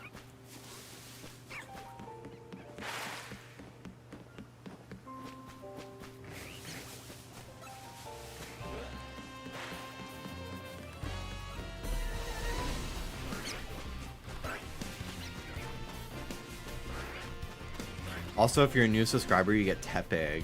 Yeah, Twitch has a promotion right now where if you gift a sub or you subscribe to a channel for the first time, what that is in the Pokemon Legends ZA category, you get a little Tepig badge next to your name. I think it's like for another 2 days, and then it'll be Totodile. Unfortunately, you missed your chance for Chikorita. That ended last night, but...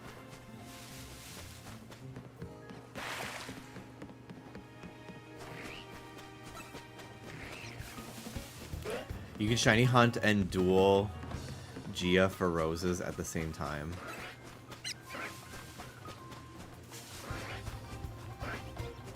Oh, I'm like, what? And I'm like, oh, TikTok battles. I fight Gia Gun. Got it. I had to really like go through my head. I'm like, what the hell does that mean? Will this come to Steam? Yes.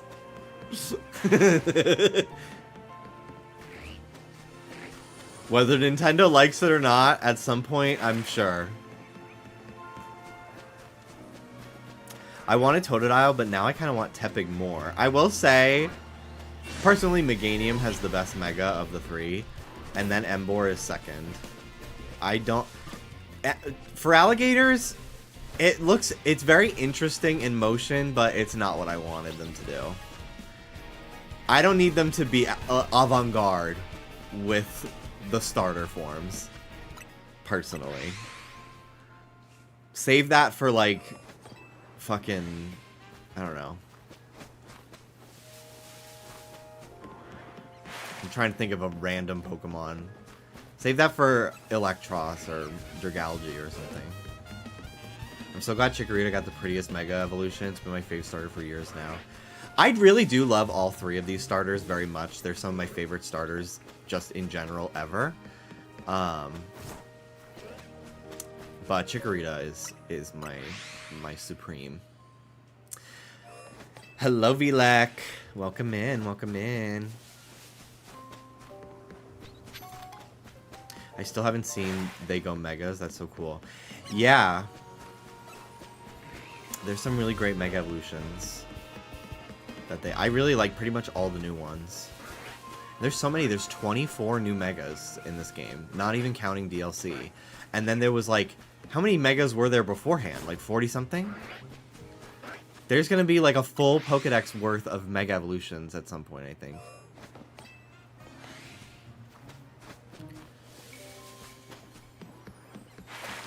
I love Mega Starmie. I want one for my team. That's why I'm hunting Staryu.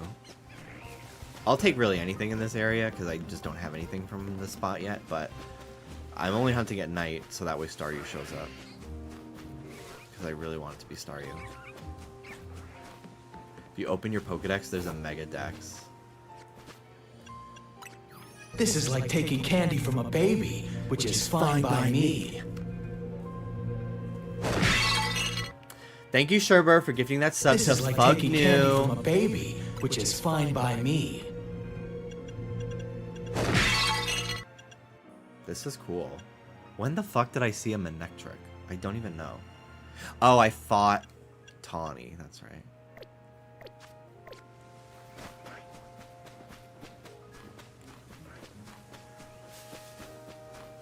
I don't know why Twitch has been playing that twice lately. It's very weird.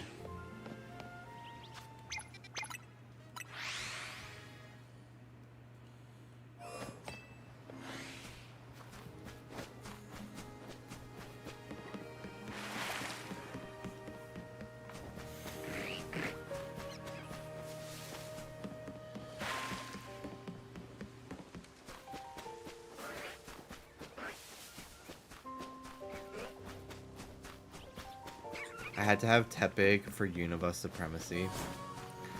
This game does make me really interested in the idea of a Unova Legends game at some point. I really do want Unova set in like Roaring 20s New York with Art Deco buildings, very Sonic Unleashed, Empire City level. Who are you focusing on right now? Staryu is my main target in this area, but I will really take anything at this point because I have been hunting in this area for a few days now. I have 5 shinies. I have 2 Ghastly.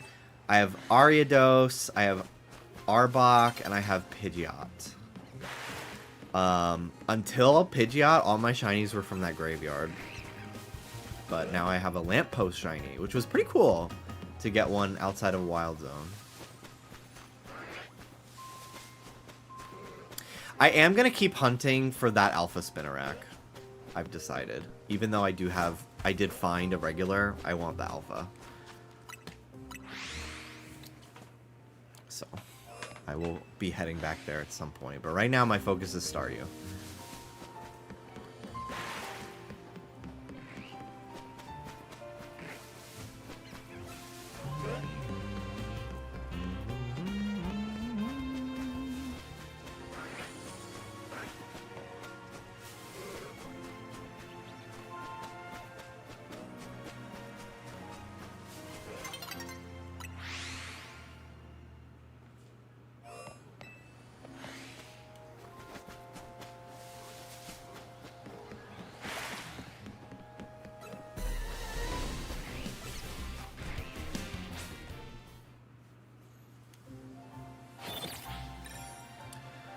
Alright, we'll do one run and then I gotta sit on a bench and make it nighttime again.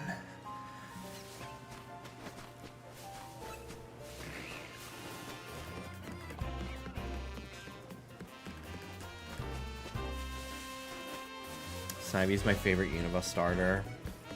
Snivy's great. Serperior is awesome.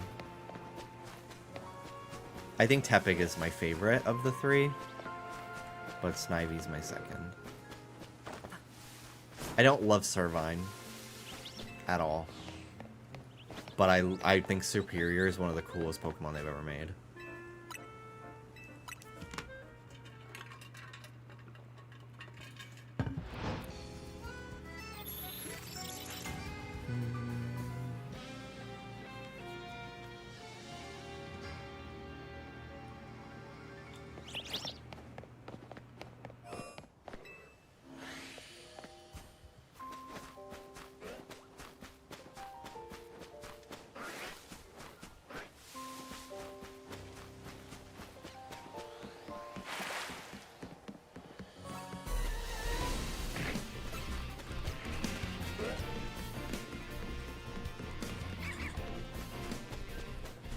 Unova Wild West would be cool. I would love if they just did like a southwestern United States region in general. Like California, Vegas, Arizona. I guess Pokemon Coliseum is that because the Ore region is based on Arizona. So.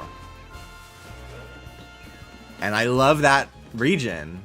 So there is a deep part in my brain that has hope that they're gonna do a new game set in that region, like a Legends game set there, because they're putting them on Switch Online eventually. Who fucking knows when? Probably in a few months. For Switch 2. So I'm like, oh wow, they're not acting like these games don't exist anymore. Very interesting. Like I could see I could see a future where they revisit those games.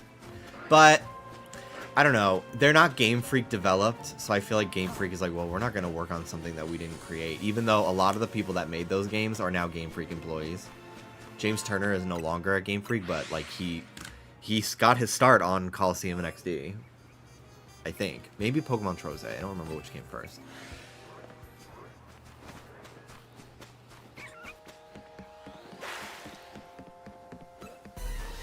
I need another Battle Revolution-esque game. Pokemon Champions is kind of gonna be that, I think. But I know what you mean. I never played Plucky Squire, no. I'm so busy. I just forget about every fucking game ever. But I really want to play that game. It looks amazing.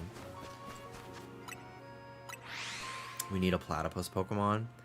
I would love a Dodo Bird as well.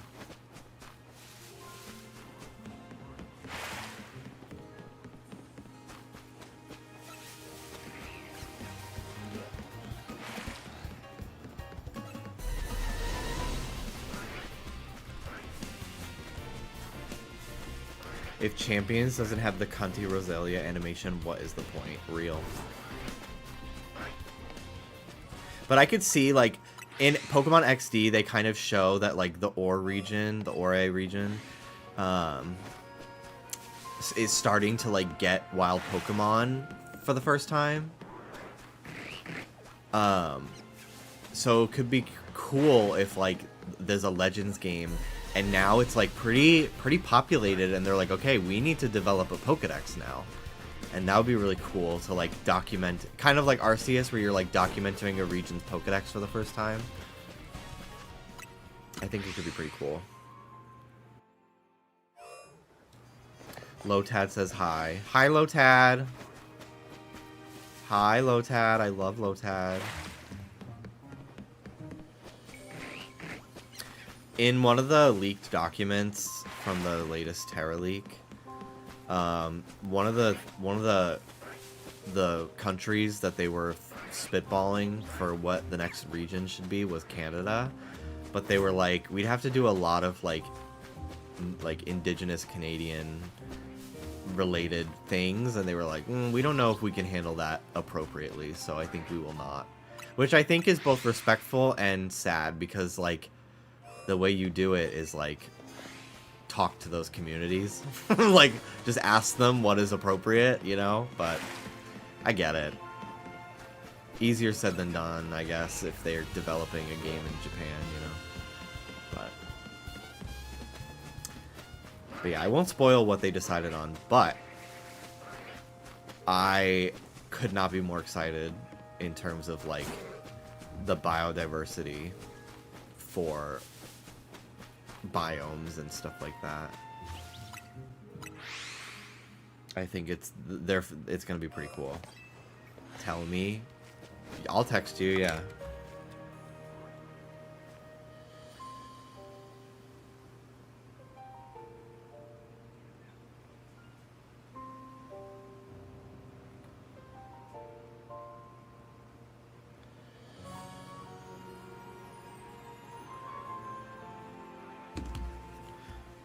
It's gonna be Mars. You clocked it. Right? I'm very excited.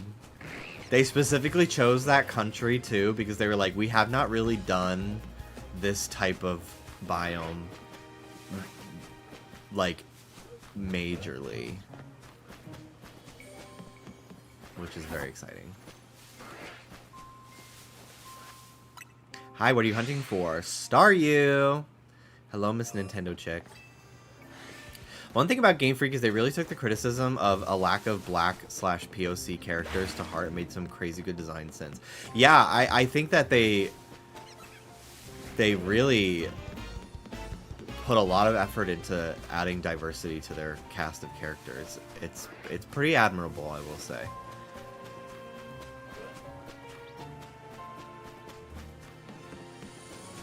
The joy of seeing Nurse Joys with melanin. It's just like the world is so varied in terms of like pigment and features, even among people in the same ethnicity.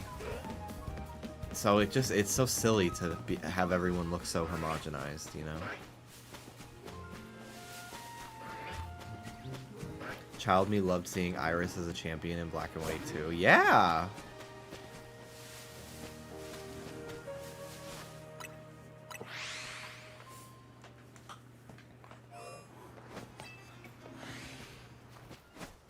Their diversity is so cute. It's so good. Emma is so cute. Yeah. It's very cool. Is this the first protagonist who, like, doesn't have parents? Yeah, I kind of get the vibe that, like, we're a bunch of, like, college-aged student type characters. Because, like, we're all, like, Lita, I think is her name. She talks about, like, getting a scholarship to, like, dance school, and she has, like, roommates and shit.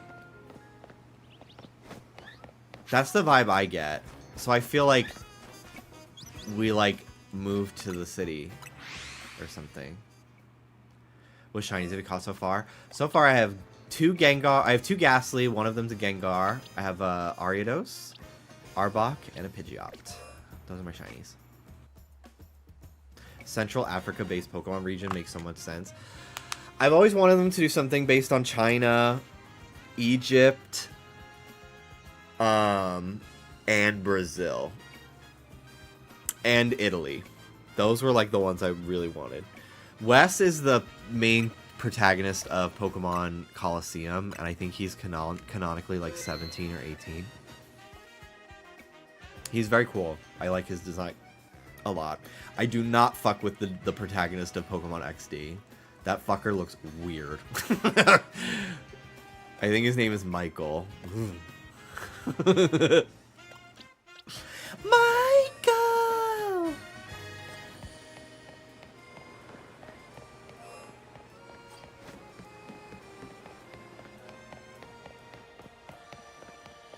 Sorry to all the Michaels. I don't hate you. I only hate my friend Michael. Kind of makes sense considering the first 4 regions are based on Japan, which is very homogenous. Post Gen 5 is like, wow, this is really a full Pokemon world. It's neat seeing how Game Freak was like, no, we are going to make it feel inclusive and real. Yeah, but again, like, even in, like, many Asian countries, like, there's so much diversity. Like, just look at, like, Drag Race Philippines. Like, they're all Filipino, but they have such, like, varied levels of, like, melanin and features, and so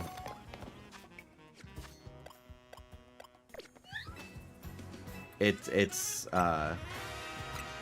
cool that, like, even in some of the games that are, like, that take place in Japan, they've really really broadened that. No more European regions, though. I would like a break, I think, yeah.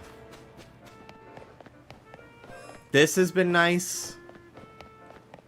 But, like, I have many friends. Not many. I have a couple friends that are, like, their family is from Spain, and they go to Spain a lot. And they were like, I had to be told Scarlet Violet was based on Spain. Could not tell whatsoever. Like, I feel like they've kind of depleted Europe.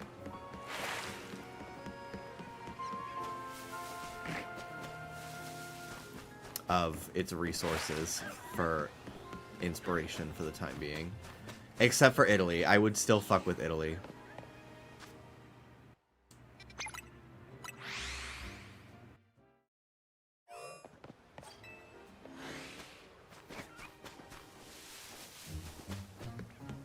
Been ages since I caught one of these, bud. Looking good. It's like seeing an old friend. Cheers, dude. Hello, 7-finger discount. Welcome in. Thank you for stopping by today. Hope you're doing well. The legendaries are fine. I just didn't think they would be Chinese.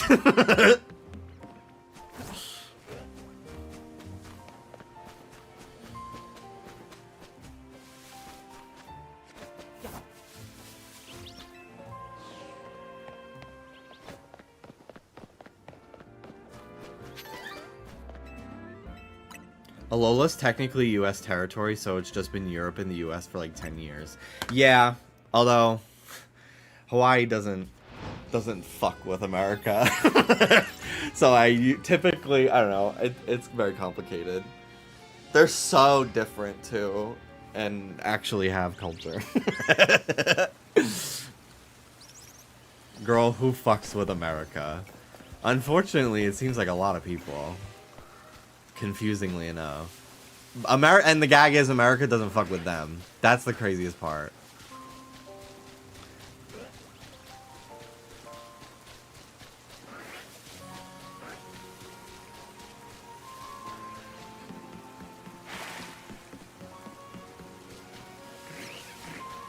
There was nothing Spanish about Scarlet Violet. It was crazy, especially when UK and France were almost like walking flags. Yeah, it's really... It's... Chopped. My regular Twitch audience has heard me bitch about Scarlet Violet every fucking stream for the last 3 years. So I'm sparing them from repeating myself a million times.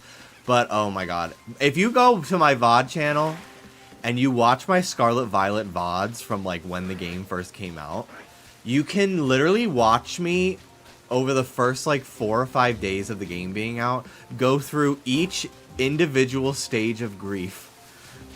There's denial, bargaining, anger, and eventually acceptance. But it's so crazy. Like, I really... And I was clocking it from the minute they showed gameplay. I'm like, this looks rotted. And everybody was like, gameplay not final. They're gonna fix it. When has that ever been true for Pokemon? Bitch, the gameplay's always final. They put that there for themselves legally. The gameplay's always final. And then I got to wear the I was right hat. I was correct the whole time hat. For a few days when everybody was like, yeah, I shouldn't have dunked on you for being so negative. You were right. How many hundreds of hours do you have in it? I don't know actually on this Switch. I don't know if it tells you. Wait, because I haven't played. I mean, I do have a lot of time in it. Because I did play it, but I hated every second of it. Some people never admit it to it being bad. And, like, it's fine if you like some parts of it.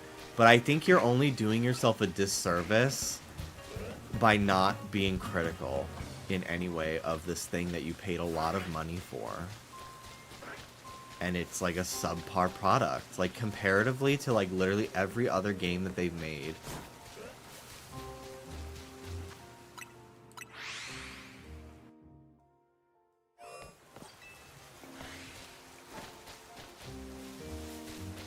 But I have high hopes for Gen 10 because it's gonna be 4 years by the time that comes out since Scarlet Violet. This game has been very promising to me.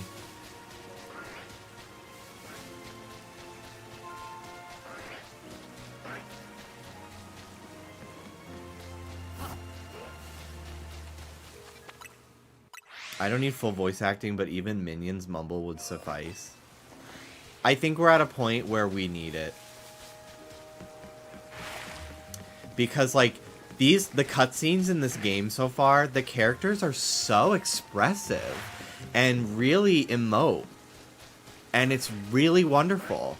And it only makes the lack of any sort of voice acting whatsoever so much more noticeable. And it's really the only thing about this game that I have a negative thing to say about it. I just beg Game Freak to cut the tutorials down. Yeah, I kind of get... I haven't really been too bothered with, like, how handholdy the beginning of this game is. Because, I don't know, I like the characters that I'm talking to. I don't find them annoying. Plus, like, this game's battle system is so different. And probably, like, the first action RPG most people are ever going to play. So I get them... excuse me. Feeling like they need to really teach you how to play this game. But... it is very much just like... I don't love when they're like, you can't walk down this street because you have to go talk to this person for. I hate that. I hate that shit.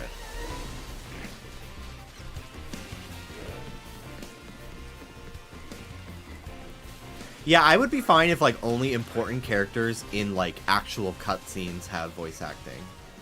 Like I'm okay with like Breath of the Wild style like, huh?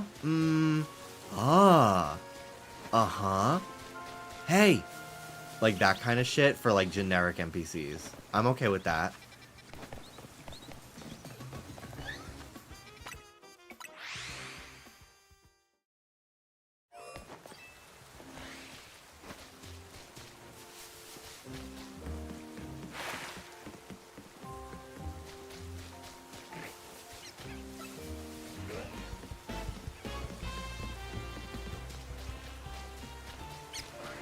Ace Attorney is another series that does get voice acting down the line, and Fire Emblem gets full voice acting in later games. Yeah.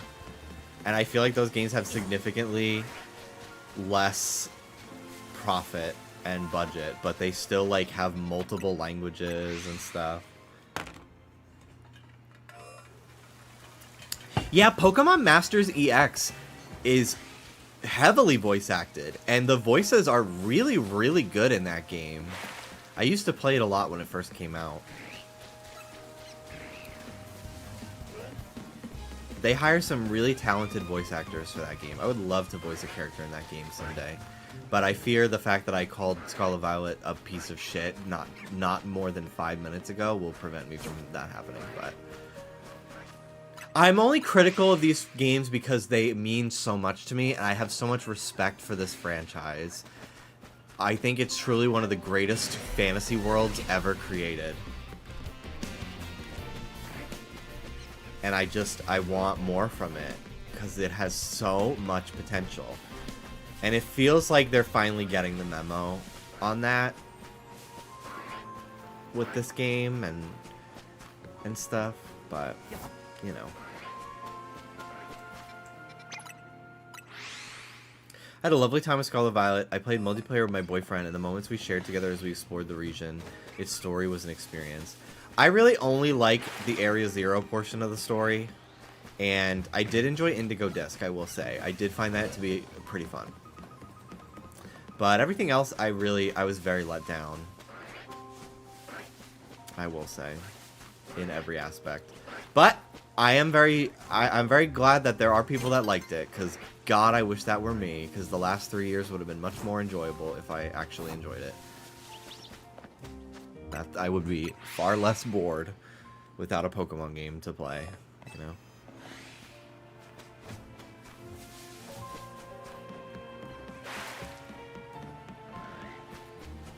Honestly, like a Danganronpa method where they just have it for trials would work. Like, just have voice acting for major trainers in pivotal moments. Yeah, like... It's just crazy, like, in Sword and Shield, Pierce is a singer, and we're supposed to be watching him perform, and his lips are moving, and nothing's coming out of his mouth.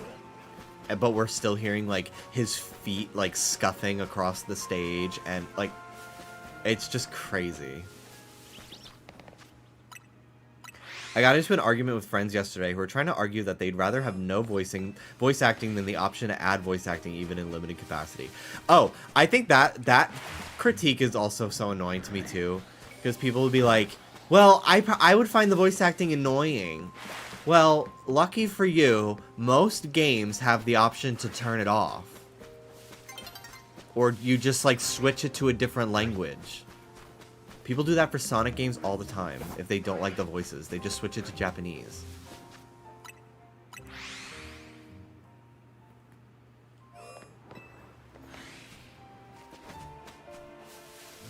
Yeah, or just stop being a bitch.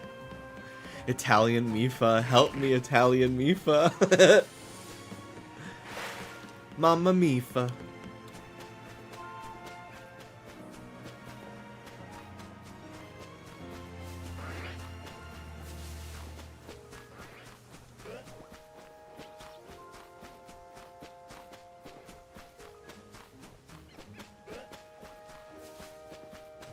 Does YouTube allow F-slur? I don't know, but I said it, I think, twice today, so we'll find out. You could also mute your game during cutscenes. Yeah. Click. Exactly. Nintendo's not really great about having accessibility features for like changing audio, but Pokemon is. You can go to the settings right now and turn off cries, sound effects, music. I turn the music off a lot after I've done a lot of hunting. I just put my own music on, but I still want the sound effects. Like, I would not be surprised if they included a voices feature to turn it off, you know? They're pretty good about that, I will say.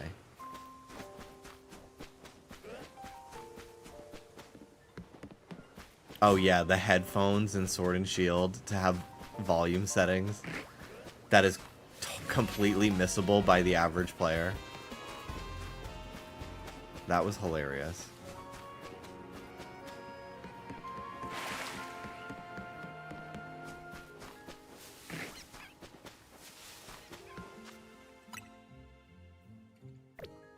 I'm hungry. My stomach just freaking growled. Another bonus for voice acting in game, not having to wait till the fucking anime to find out who I was completely mispronouncing as a Pokemon's name. Yeah, that too. Well, I'm not hungry yet, so be patient. I have a Stouffer's lasagna and a Stouffer's meatloaf that I'm going to make today. And I'm very excited for them. Hi, Hungry, I'm Dad. Hello.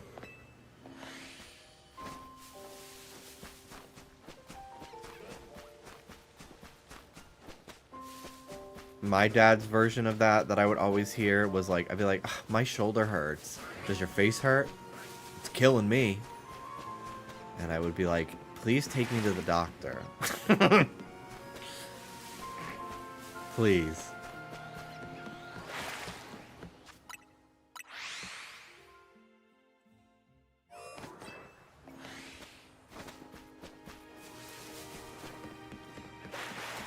Now watch me whip. Now watch me nay-nay.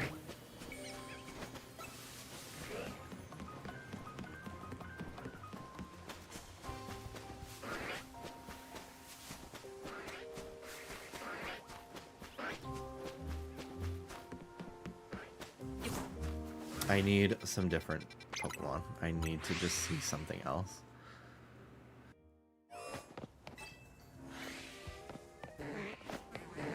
Staryu spawns in here as well.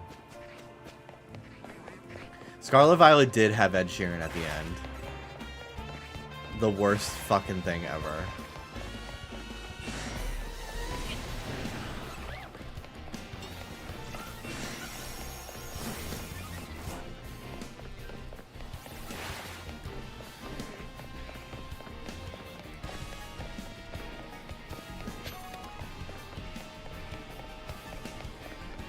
I was crying from the ending, and then I got flashbanged by Ed Sheeran, and I stopped instantly. My VOD getting muted because of that fucking song.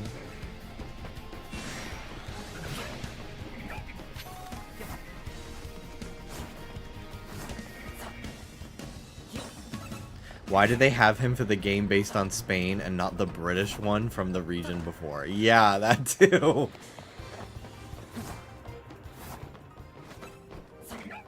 Yes, I did see that they completely changed Slowpoke Shiny. I'm telling you, like, I don't think we've ever been so back as Pokemon fans.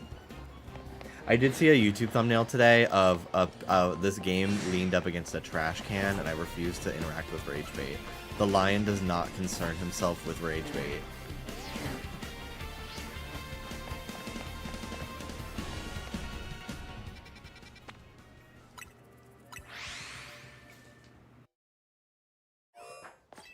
I will say the difference in Scarlet Violet Switch 2 is crazy, but it still made me sick. Yeah, I did run around a decent amount with the performance update, and like the frame rate was better, but it still looked like ass.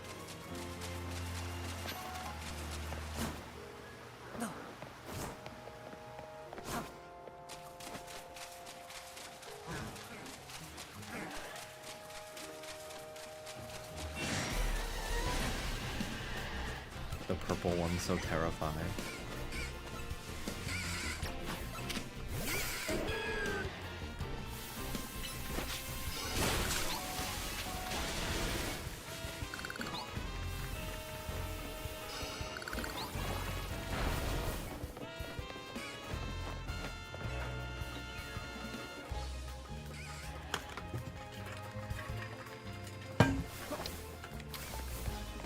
There's a Electrike up here.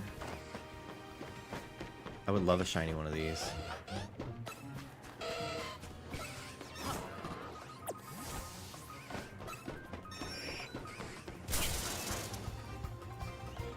I just wish they were in a more convenient spot.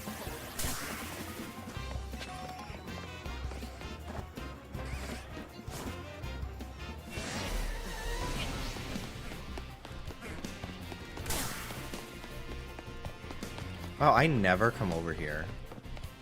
I had no idea there were more spawns over here. I've never checked these.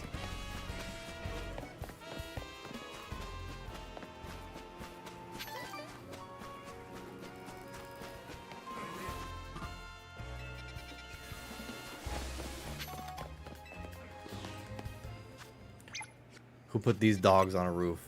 One time I was with my aunt and we were driving and we passed a house and there was just a dog standing on the roof and we were like, what the hell? And this woman was sitting on the porch under the roof and we rolled down our window. We were like, do you know your dog is on your roof? And she was like, yeah, he does that.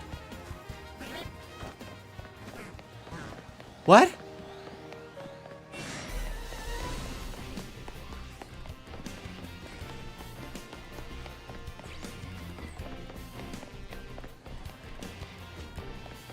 What if it fell? I know. How big was it? It was a little white crust dog.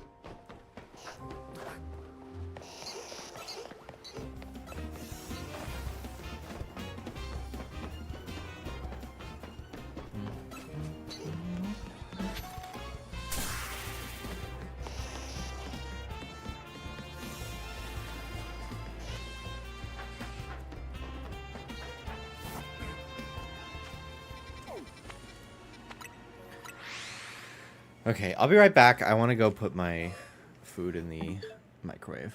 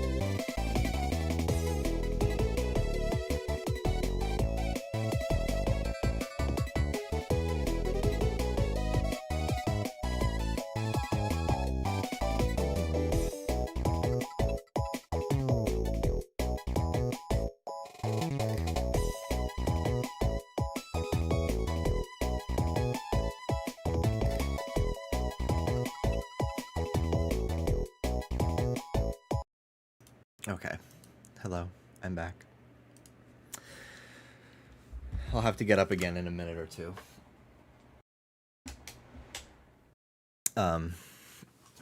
But we're back.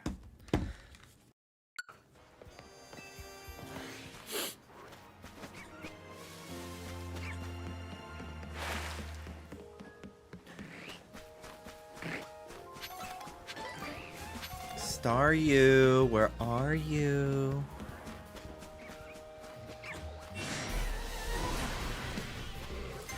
Do people still live in these areas with the overrun Pokemon, or are these houses just left for posterity? I feel like they do live in them, because a lot of them have like huge buildings in there.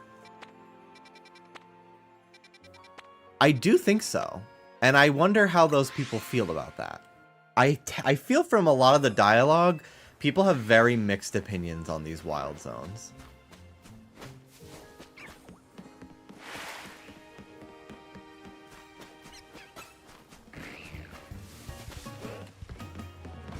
They kind of feel like they're forced into this, which I have not played more of the story, so please no spoilers about plot. But they don't love it. A lot of the people do not fucking like it.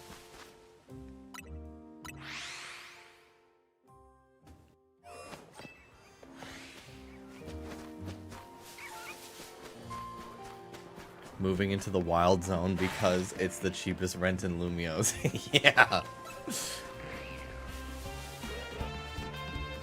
I saw a Twitter thread that was like, tweet like you're in Lumiose, and it was someone was like, can someone stop this fucker from having Pokemon battles on my roof at 3 o'clock in the morning?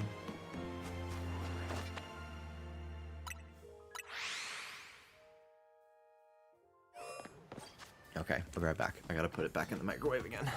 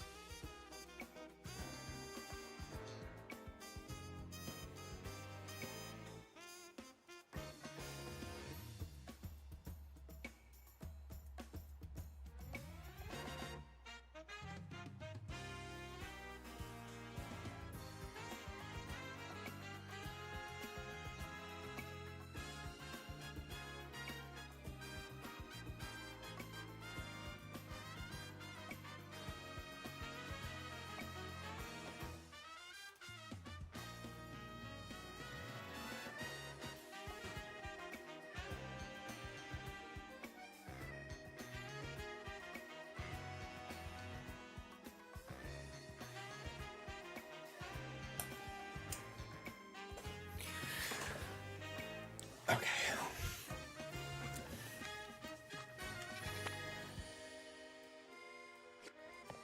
I'm gonna do one more run and then reset the time of day, because I would hate to find something right before the time change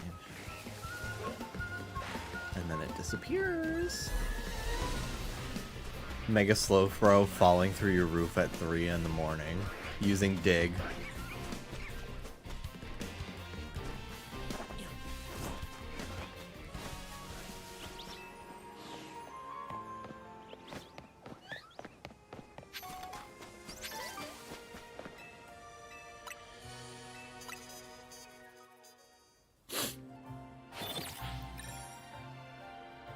I don't know why as a kid I was so, like, I was taught to think meatloaf was disgusting from cartoons and stuff, when in actuality I crave it.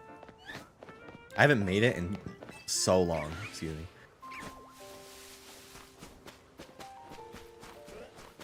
I make a good meatloaf.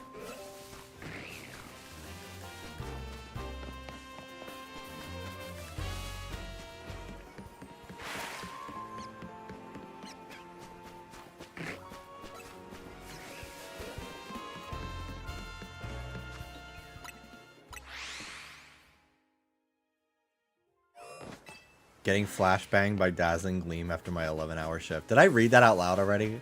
I feel like I did. I read it in my mind and I thought it was funny. I need to eat. Watch me eat. Okay, I'll show a tiny object and then I'm gonna get up.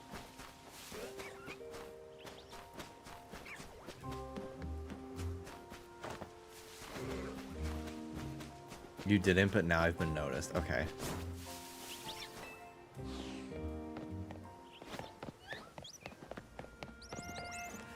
Okay. The next tiny object is Hisuian Typhlosion. Okay. BRB.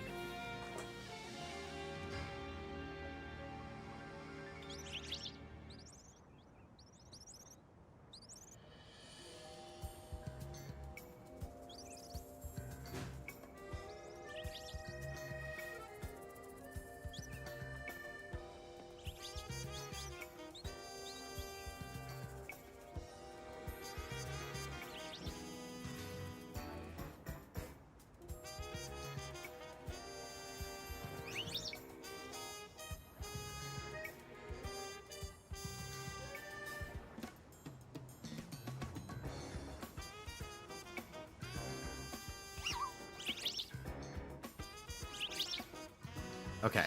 Meatloaf first. It smells so good. I put the lasagna in. So that'll cook while I eat this. The gravy is fierce. I did not know it was gonna have gravy.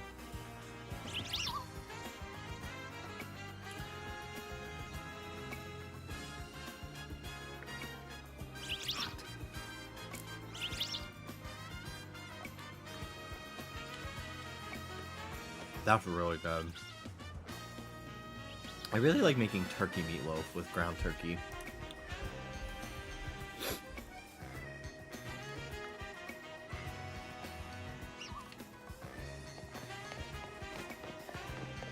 It just takes a little longer to cook because you don't want it to be too raw in the middle. At all. You don't want it to be raw at all. So.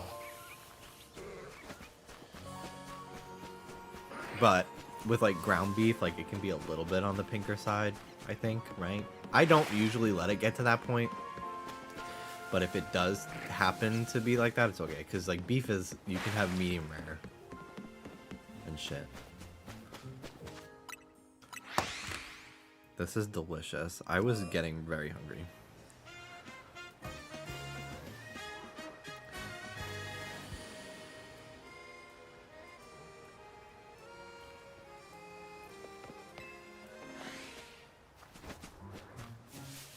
Yeah, I gotta change my title to mukbang.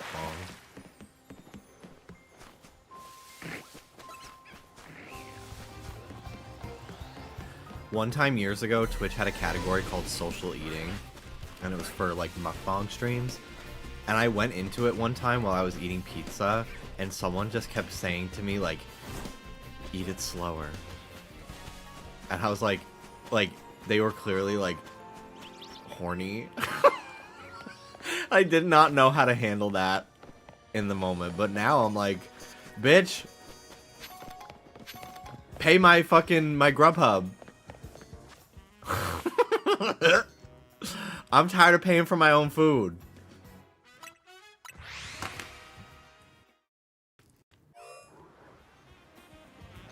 It was a bit.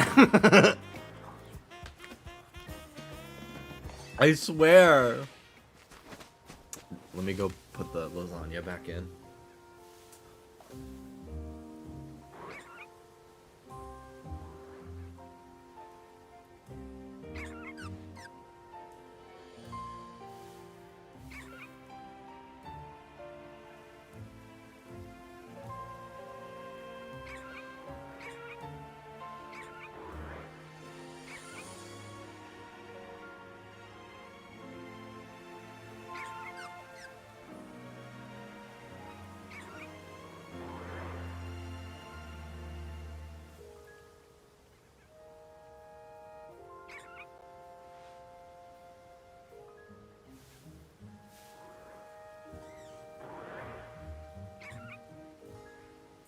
I've never I've never had to cook something in the microwave on like 50% power before, but it told me to do that for the lasagna. I literally didn't even know that was a thing you could do with microwaves.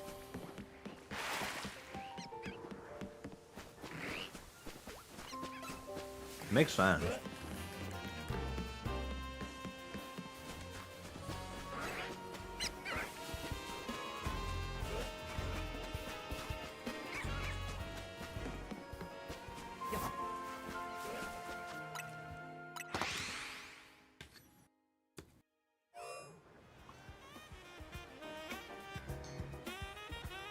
I'm sure eating while your tummy is out is like next level premium content for those guys.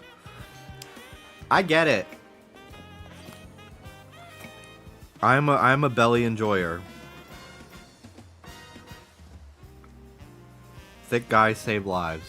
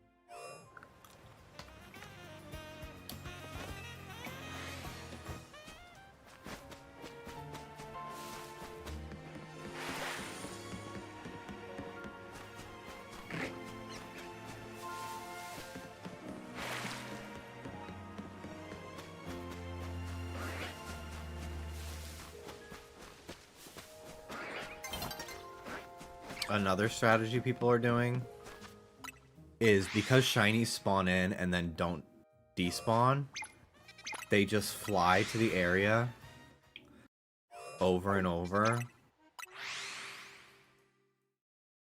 like 10 times and then do a run through, which I don't. I did that last night while I was watching Drag Race.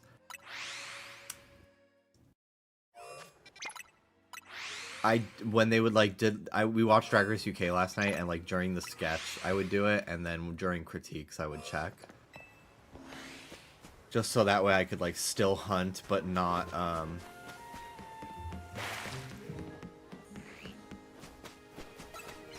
like have to look at the game. But I don't know, I feel like if I did it too much,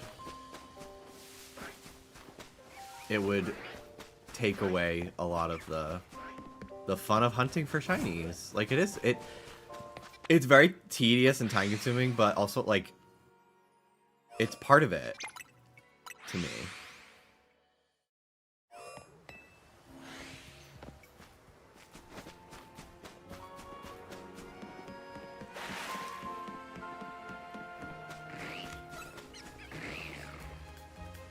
Let me get the hell out of the way of this thing.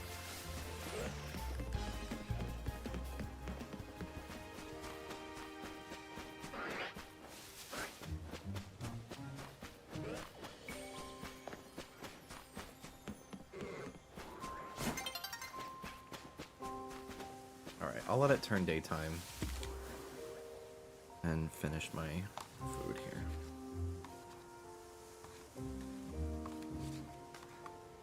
I want the gravy on the potatoes. I can't wait to cook for Friendsgiving this year. I made a whole turkey last year for the first time, and I crushed it. It was the best turkey I've ever had on Thanksgiving. Mm.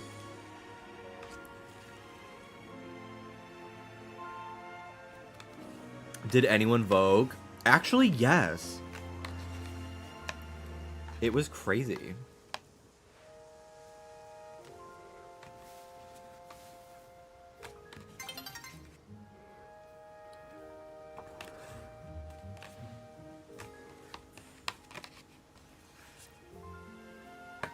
Okay. I'm gonna go get my lasagna.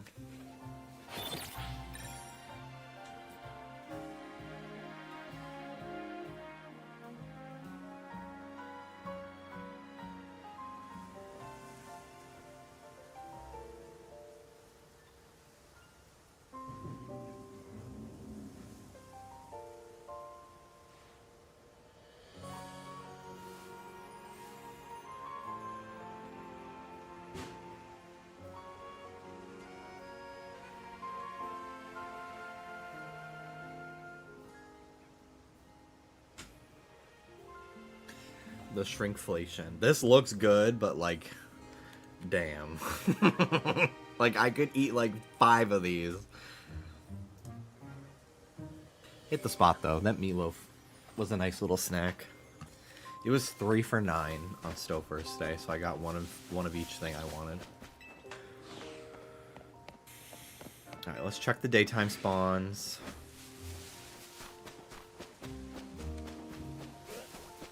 Can you just reset the area, or do you need to run through? I'm pretty sure you just reset the area. I run through to check, but I'm pretty sure just flying to the area resets the spawns.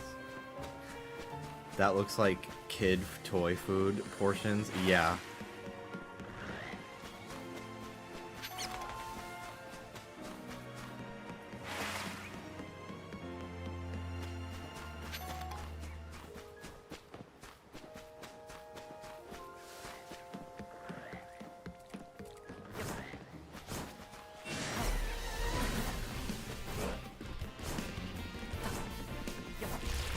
My character, for some reason, maybe it's the headphones, makes me feel like I'm playing a Digimon game.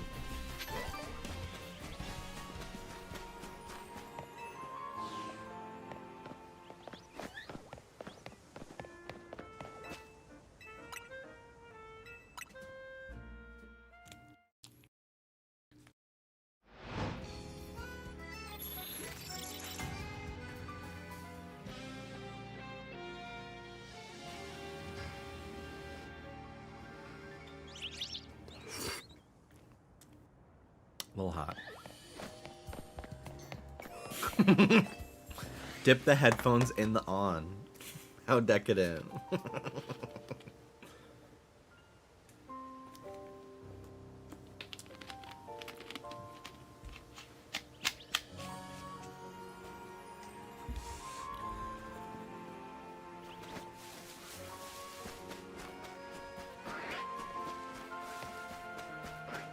I want to hunt Applin as Charlie XCX.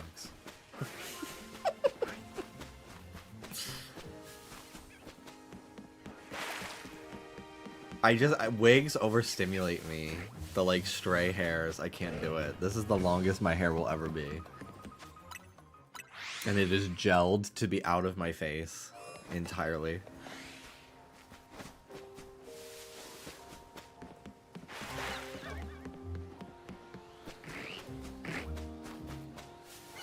Take a bite of the big apple.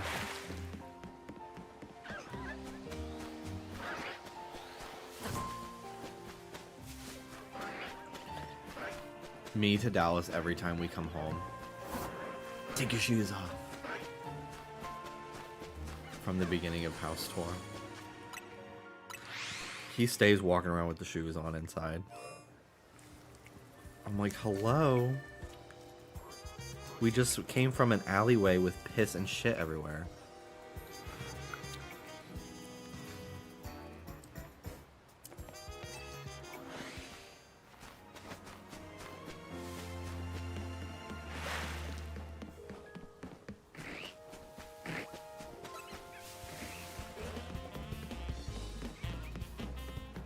Bro, it's sneaker night. Basically, what we're gonna do is dance. The way she says it is so, like, ominous and threatening, too. Like, she says it with such urgency.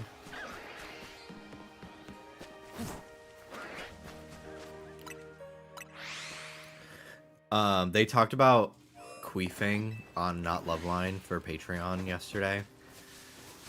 And then they also talked about, like, living on Hollywood Boulevard at points in their life, living here in LA and stuff. So the title was, Did You Hear the Queef? on Hollywood Boulevard. That was what I came up with. I thought about changing all the lyrics to that song and making that the description as well, but I decided to not take my job too unseriously.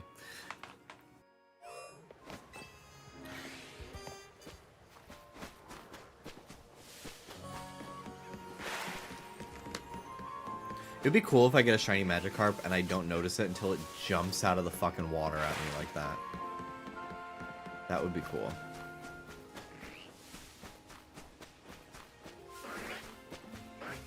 I'm surprised I have not found a shiny yet today, I will say, because I have checked a lot of swans. But that's the name of the game. Day one I found 3, so I really can't complain. And I did find one last night. Off stream.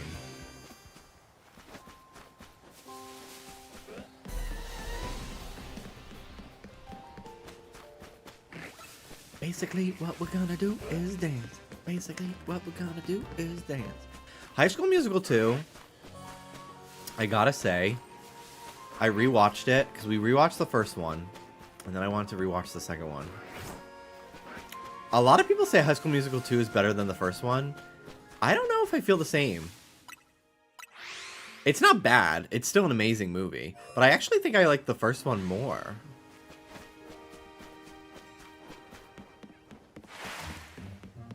I do love how Sharpay focused the second one is, though.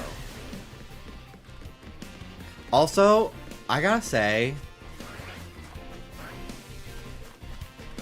Gabrielle is fucking annoying. There's this scene where Troy is like teaching her how to play basketball in one of the movies, and then like and then there's another one where they're like having a picnic on the golf course, and she's just like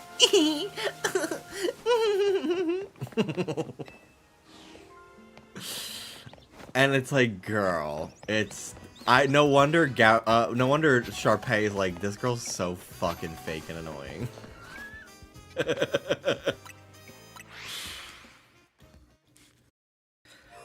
I just don't want to be the weird smart girl at this school. Girl, shut the fuck up.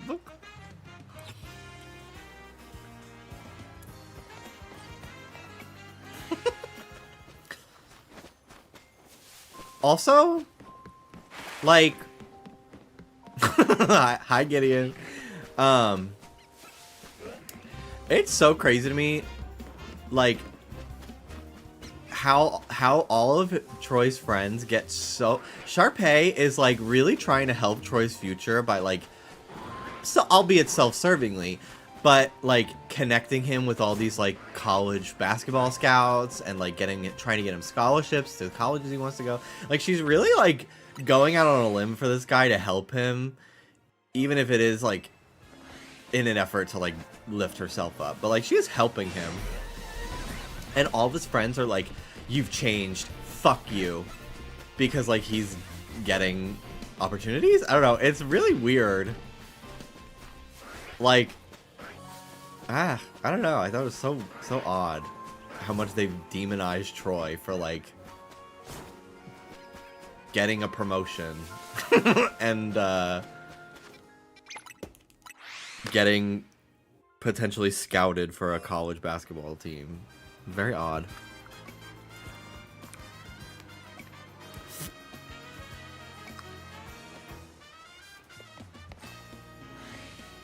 They're like, this is the new Troy. We don't like the new Troy. When he did bet on it, I literally, like, I literally was only seeing him as Trisha. It was so crazy. Because I had not watched the original bet on it in years. But I've seen Trisha's version of bet on it, like, 80 times. So it was so weird watching him do all the same things that she does. And I'm like, oh, Trisha did that.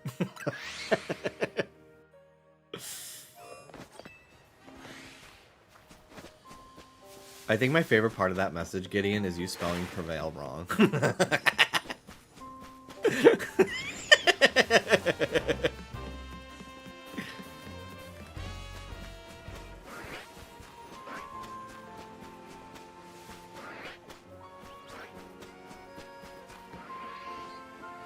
I spelled it right at first and it felt wrong.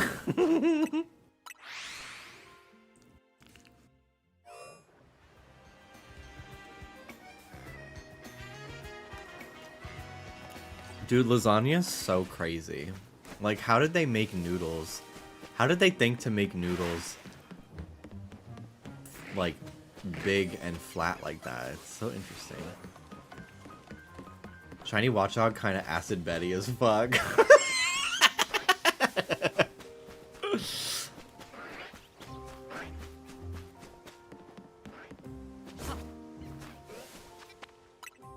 Drag race meme without mentioning it's Drag Race. Watchhog using flamethrower on Cartana.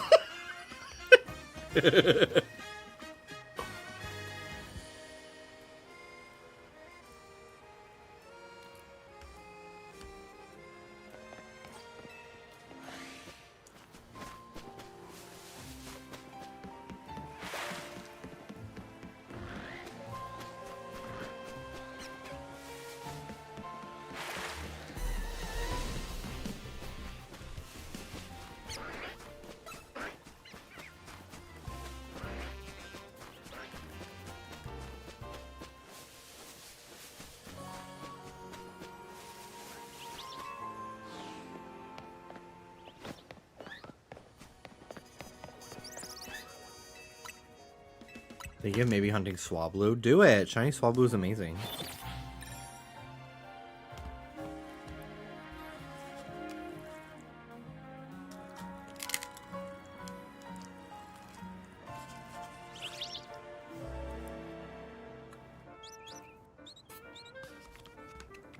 I don't know if anyone told you, but you ate this stream.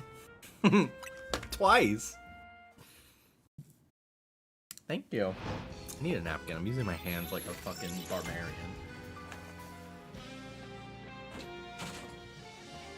I'll be right back.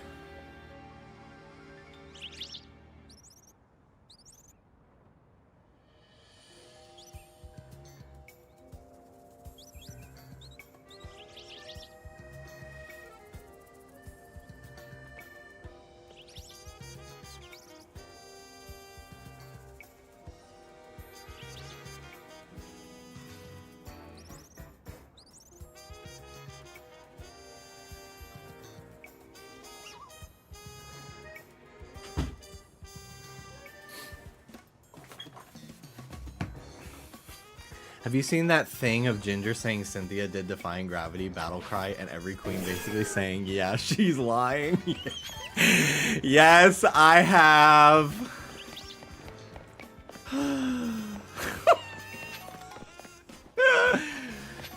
That's like, why would you lie about that? Why would you lie about something so easily proven not true? That's the craziest part to me.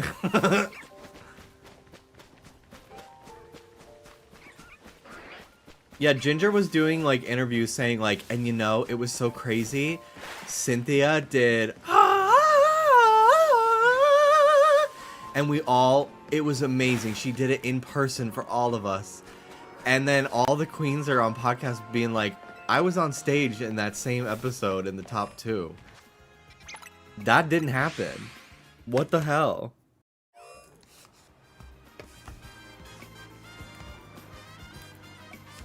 Robbie Turner levels of lying for fun. It's camp to me to make up shit like that.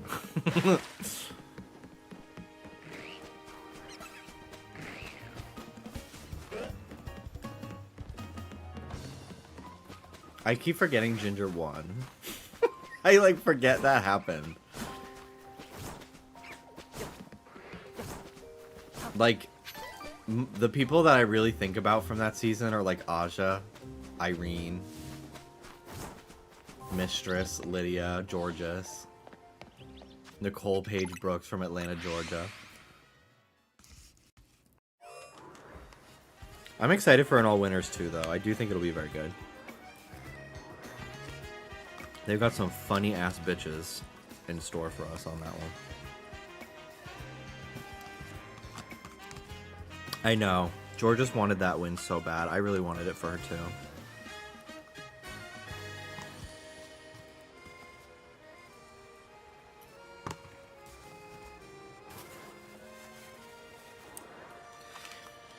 It's crazy how good brackets 1 and 2 were.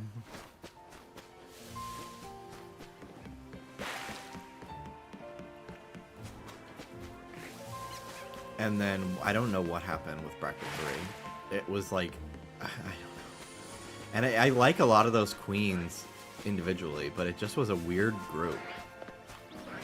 If Alaska doesn't walk through those doors for All Winners 2, I think World of Wonder like blacklisted her for having a podcast with Willem or some shit. Which is so fucking stupid because she is literally, I don't know anyone in the world that loves Drag Race more than Alaska.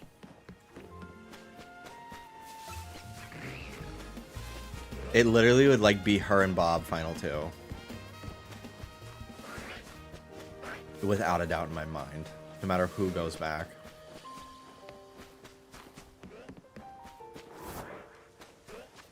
I can't wait. I'm sure Sasha Colby will be asked. I keep forgetting Sasha Colby was on Just Trish. I got to edit that episode. Because I do them all. I don't know why I said that as if like it almost didn't go to me. Like they all do. But it was cool. If there's a guest that I really, really like, and I have like ample time before it goes up to work on it, like I can spread it out over a few days. I do deep dives for the stuff they talk about. Like Sasha was talking about all these pageants she did in like 2005, and like I found the footage for the B-roll. I was like, we need to educate the people. Can Jasmine Masters be invited to All Winners for the 8-way tie in the holiday special? She's qualified. She's qualified.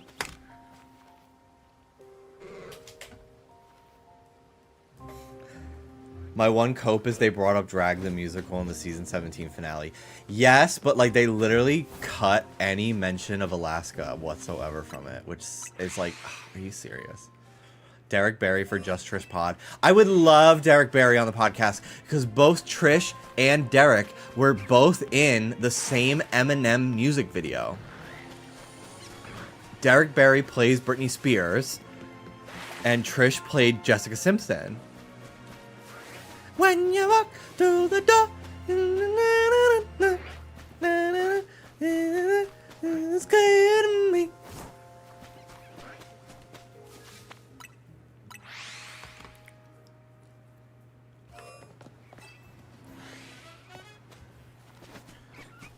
And I would love to hear them both talk about doing that video together, but I don't know if they like interacted at all on set. Trish was in an Amy Winehouse video too, which I did not know until very recently. She talked about it on Not Love Line.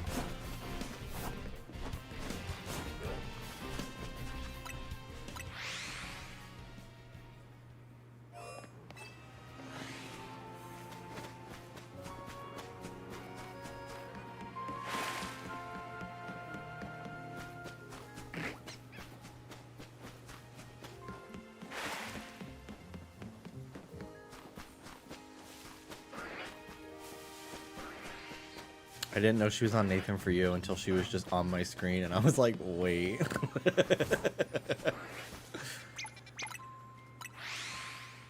I just love that show.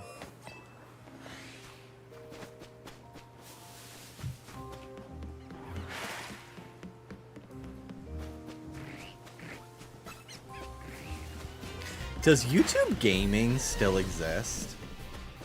Like, that separate website. I remember when they created that in like 2015 and they were like really pushing people to stream on YouTube. I have not thought about it until literally just now. But yeah, it was like a different website that like only recommended you gaming videos. I don't think it ever took off. It's merged. I figured. It seems weird to split it. just like a subsection of the site now.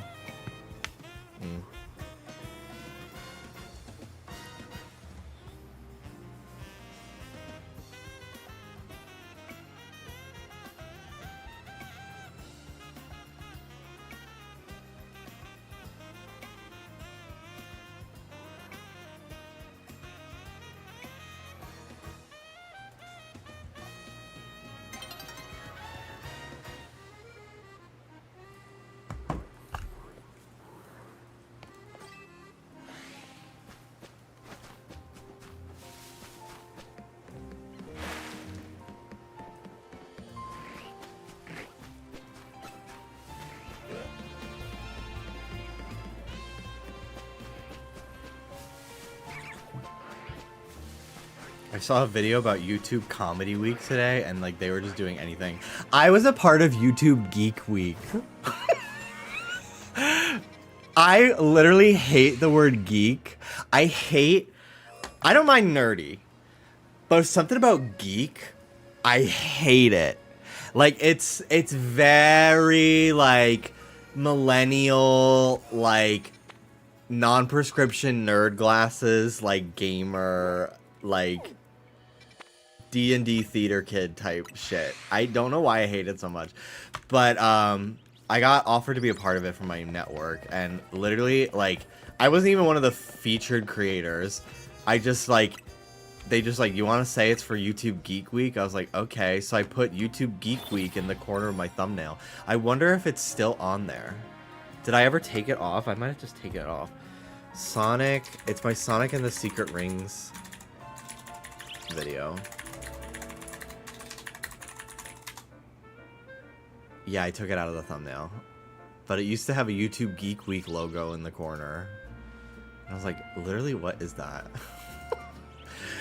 But yeah, like, geeky, it's geeky, nerdy, like, I hate it. Like, it's so, I don't know why it bothers me so much. I don't mind nerdy, though. I'm into, like, kind of nerdy things, like video games and stuff. I don't know. Even then, I'm just like, I'm just gonna say I'm into video games. Like, I'm not gonna call myself, like, nerdy. Like, people, I feel like millennials were using geek in the, like, mid 2010s all the way up to, like, maybe, like, 2017. They were using it almost as if it's, like, an LGBT. Like, that's what the G stands for. They were like, proud geek. It was so weird. I was like, what the fuck? Like, I don't know. It was so odd to me. It's not really a thing as much anymore. Maybe it is, but I just don't interact with people who say that shit. I really don't know. You make tea in that one. That is the one where I made tea and I put a lot of milk in it by accident, and it made the comments so fucking mean. People were more mad about the milk than my, like, opinion of the game or whatever. I unintentionally interaction farmed. I accidentally rage baited. I got so many fucking comments.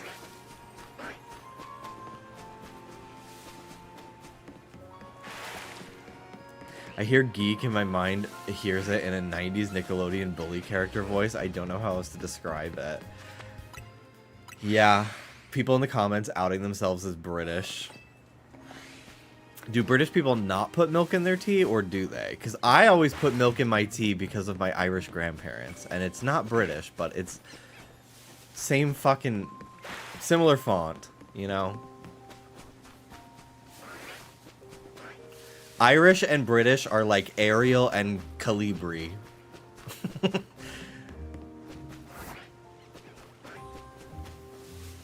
Like, they look alike. They give a little bit of a different vibe, but for the most part... Yeah, I was drinking a black tea.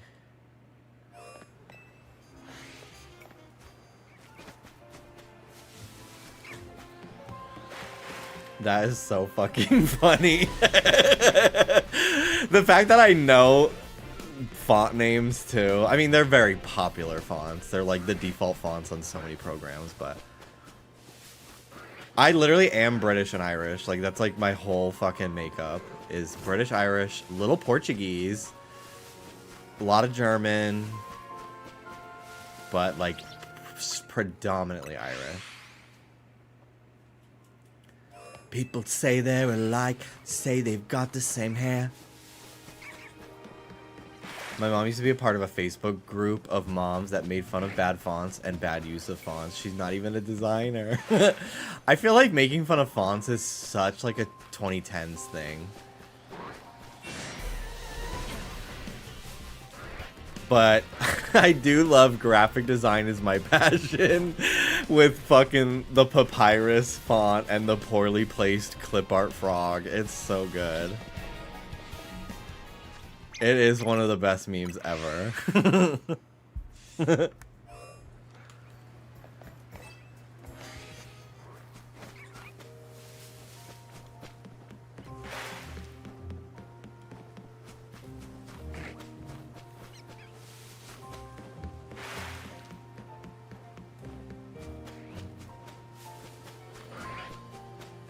Something recently I was watching referenced Here Come Dat Boy, and I'm not laughing because it's funny, I'm laughing because it's like, why are you referencing that fuck-ass picture in 2025? What the fuck, dude? I do miss the LMAO alien, though. I kinnied that fucking meme hardcore.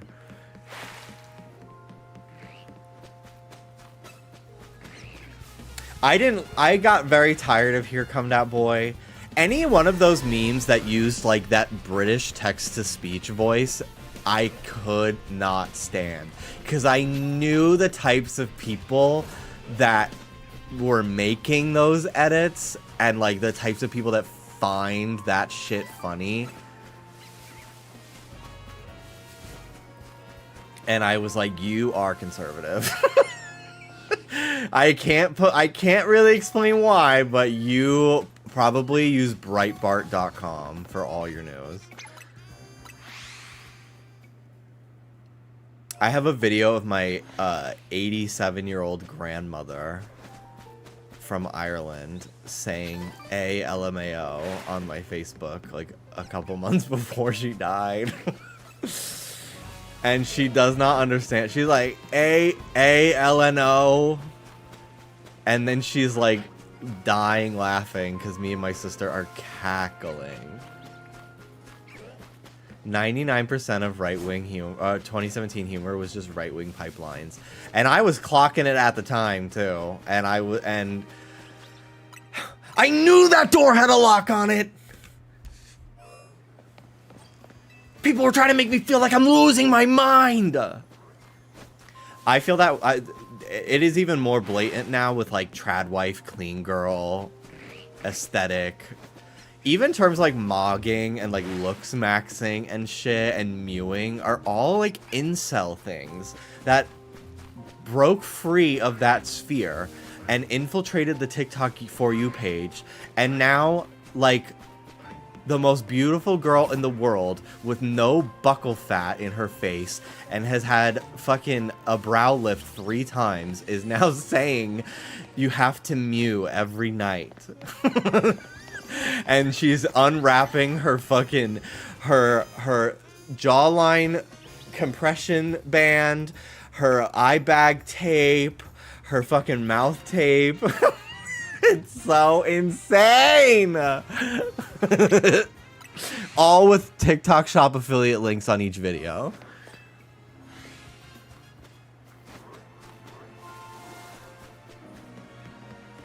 My British ass pronouncing it as buccal fat. I also called it buccal fat, because why wouldn't it be? And then I found out it's buckle fat. I'm like, okay, well, fuck you.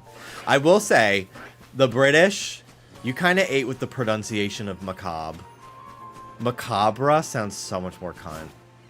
I want to name one of my characters Macabre, but everyone's going to call her Macabre.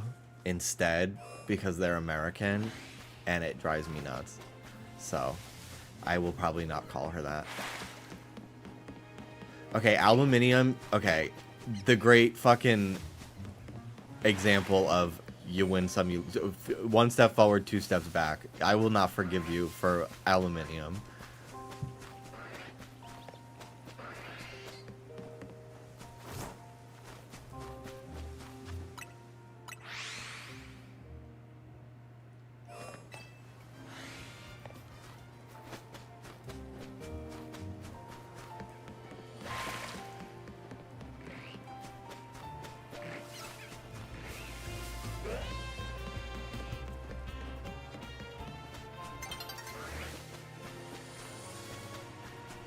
British accent is just choosing not to pronounce some of the letters or adding some.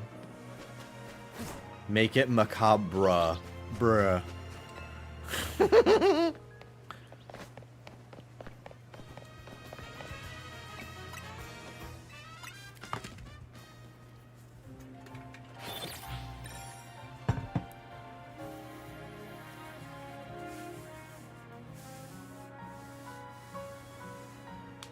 Z or Zed.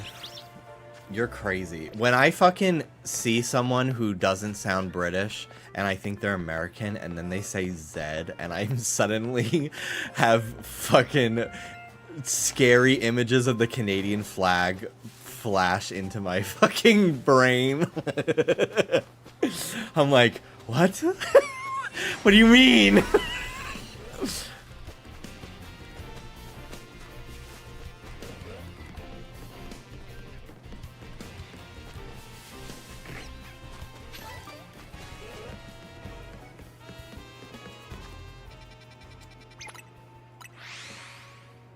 I need a break from this area. Back to the graveyard.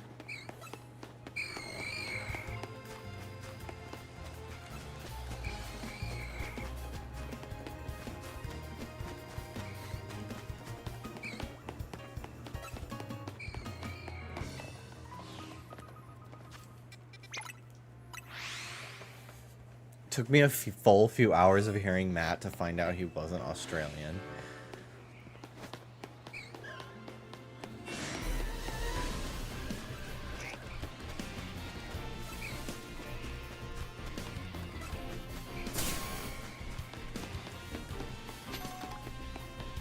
Good day. Do British people say good day too, or is it just good day, mate? Is it just Australians? My favorite thing is when people do British accents and then British people are like, we don't sound like that, bitch. You do. You do. LMAO, you do.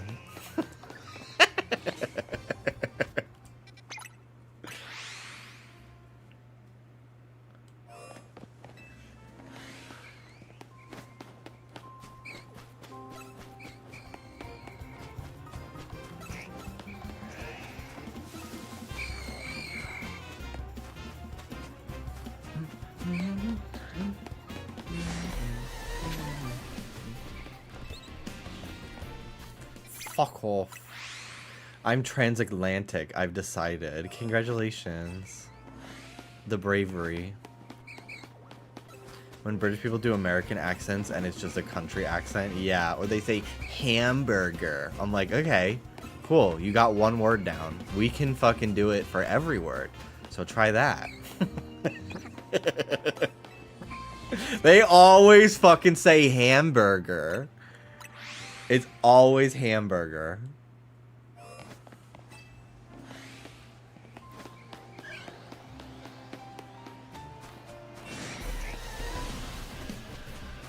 Americans love hamburger. I do love a good burger. But I'm very picky about what burgers I actually want to eat. Like In-N-Out, yum.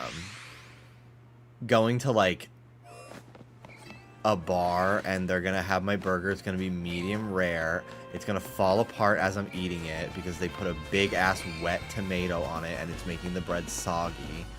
I don't want to eat that. I don't want halfway through my burger me to be using a fork to eat it. hearing a British person pronounce taco as taco.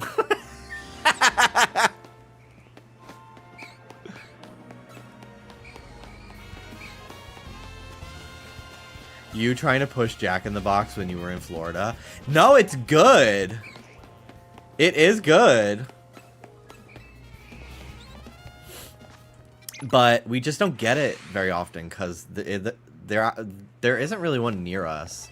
Taco Bell, Wendy's, those are all a lot closer. So I got Taco Bell last night. I ordered a grilled cheese burrito. It was nothing of the sort, which was really annoying. It was literally, it was just a regular burrito. There was nothing grilled cheese about it. Which, like, I still ate it. It was good, but I paid more for the grilled cheese part of it all.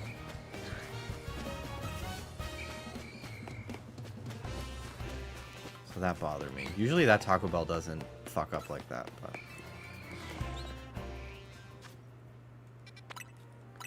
Sorry if this is short notice, but do you want to watch Twitches tonight at 8 or even a little later?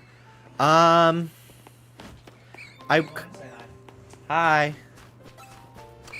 I would like to, but I don't know if I want to watch it enough to end my stream, to be honest.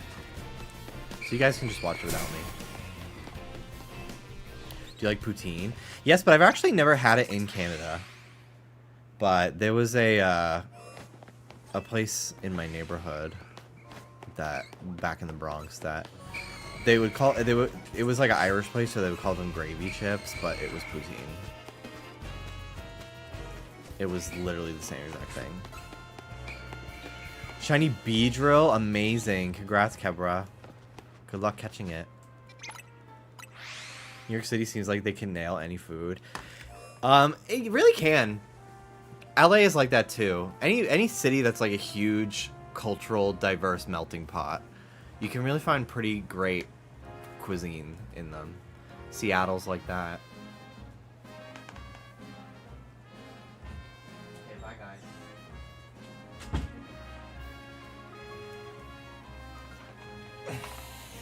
It's that New York water. I do want a good New York bagel next month when I go.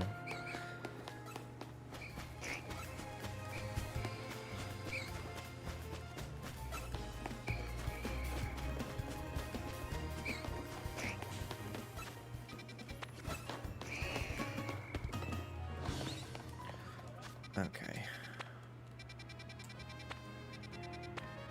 Let's go to this hell on earth area.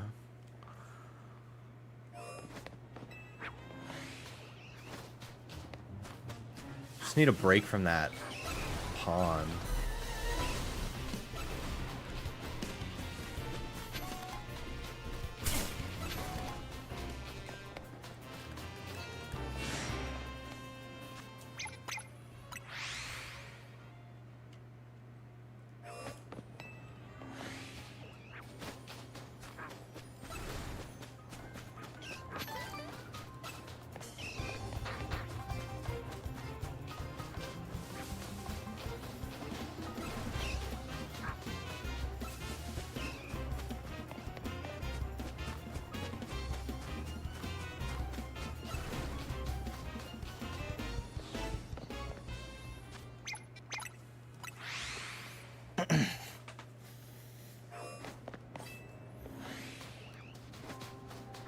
Ooh, big numble.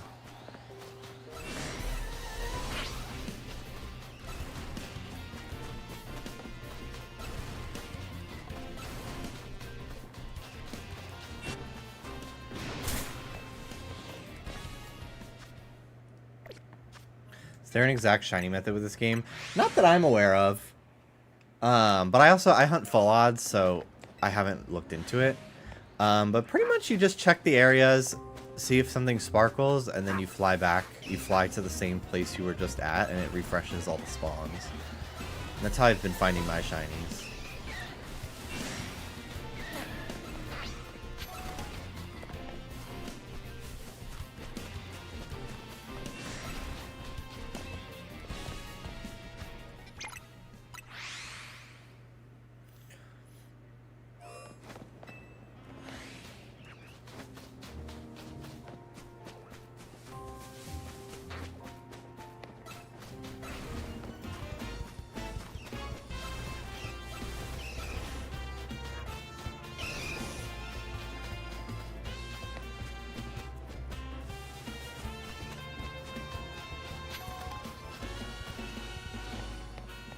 Hello, Gooseface.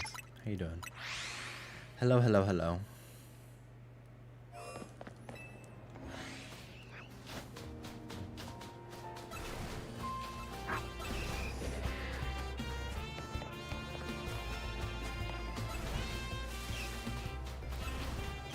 When are you doing blind cigarette taste test? Sorry, Delta Works is more impressive. I feel like cigarettes do have different flavors enough to be able to tell which one's which.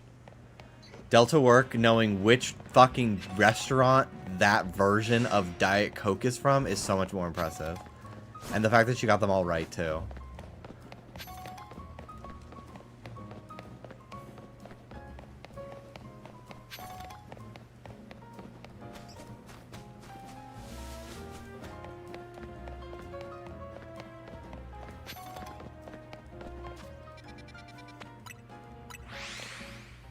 And tasting that it was moved to a different cup. Yes! I totally forgot about that part.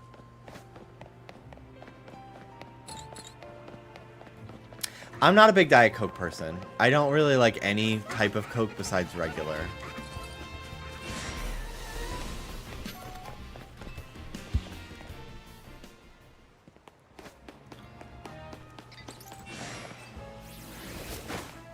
Is there a bench in here?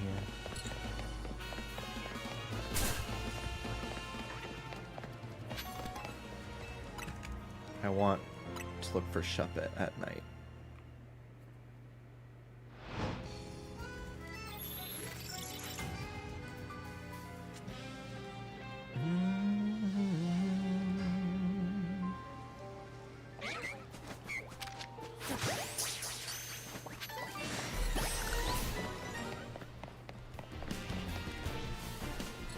Is it still fletchling at night? Yeah, Fletchinder.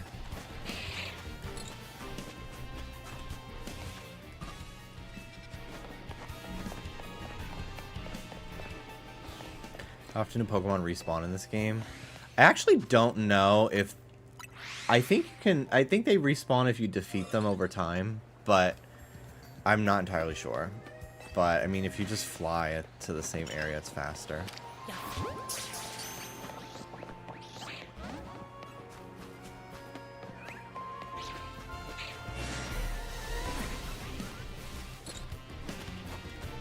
Congrats on the Pumpkaboo.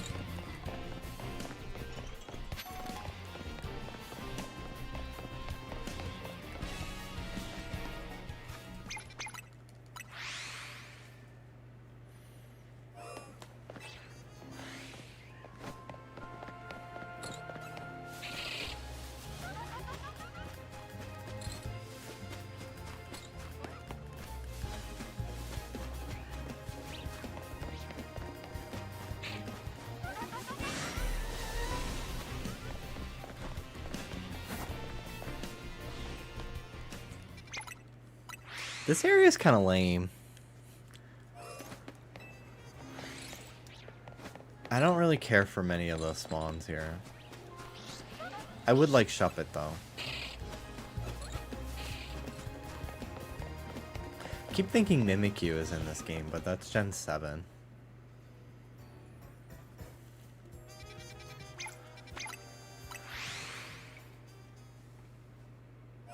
I want Slowpoke. Fly here a few times. Check the Slowpokes. I like that you just see them right there. And it's so noticeable in this game. That purple. Mega Mimikyu would be very cool.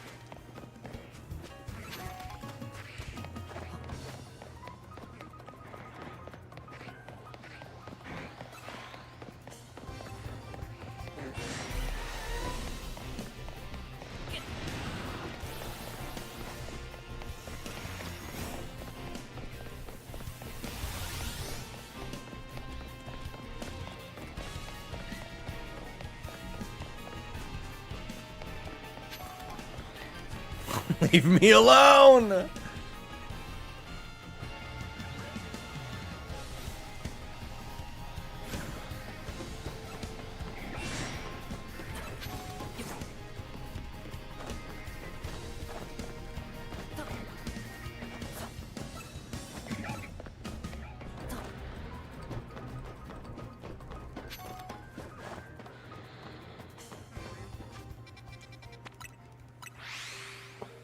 Back to the computer.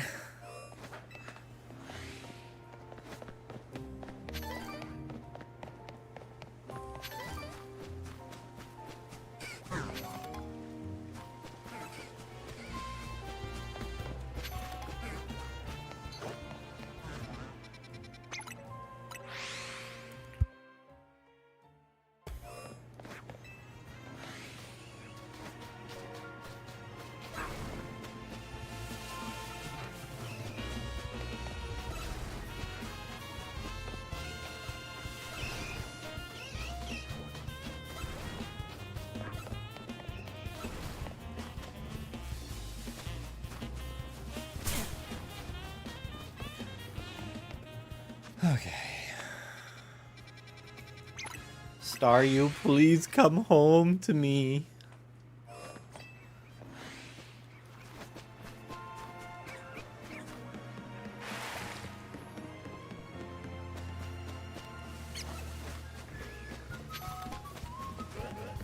At least I get a ton of materials to sell when I'm doing these laps.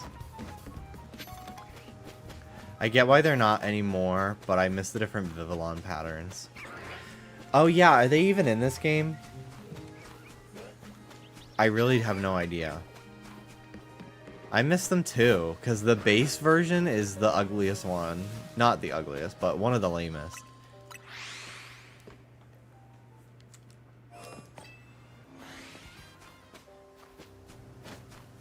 Only one kind.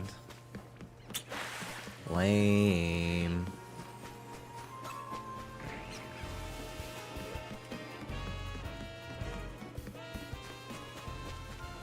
You get one from a side quest, the rest are default. Sad.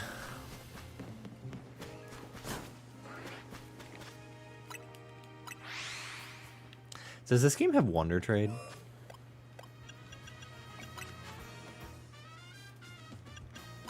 No. They might add them like Scarlet Violet. Oh, did Scarlet Violet do that after the fact? I didn't know that. Didn't that? Oh wait, yes I did, and it caused like a bunch of save corrupting glitches. Because of course it did.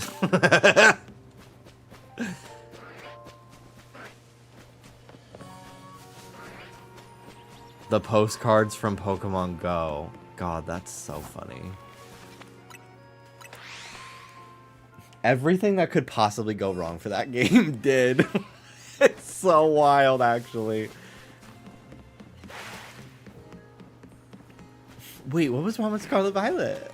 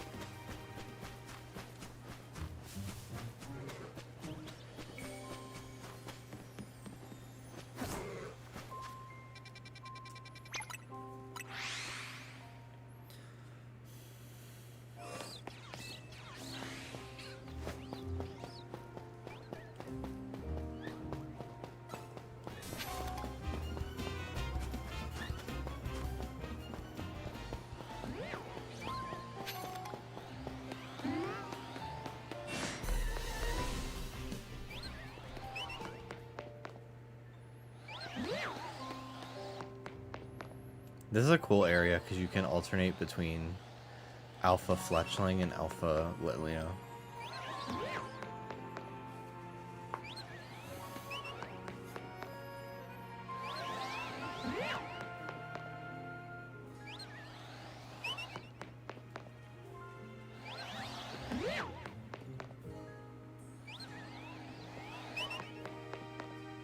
Everyone got this Litleo though.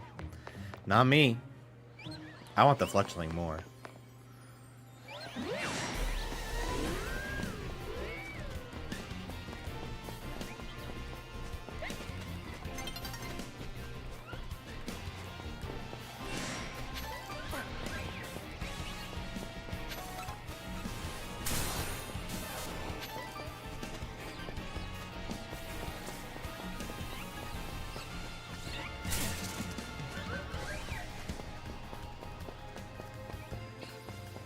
Haven't found a single shiny yet, but I believe.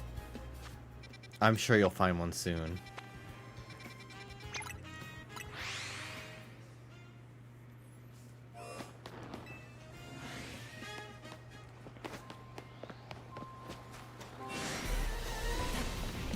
Jimmy, you're fabulous as fuck. Never changed. Thank you so much. Thank you, thank you. How you doing, Coop?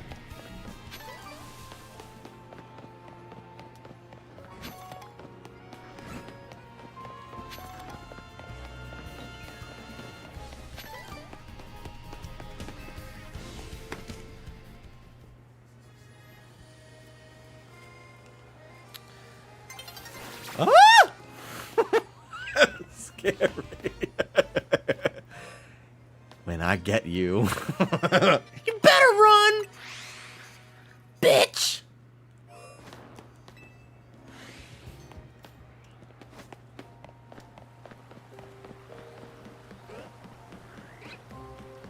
Can Bunnery flee? Is it one of the fleeing Pokemon?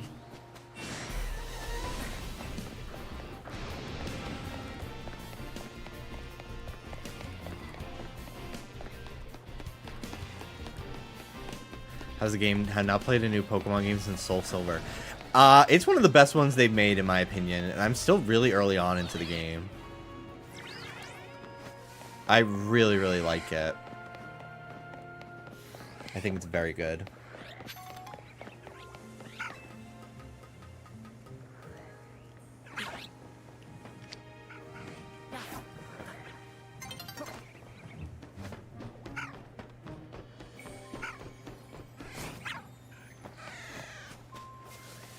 There's a Pansage down there.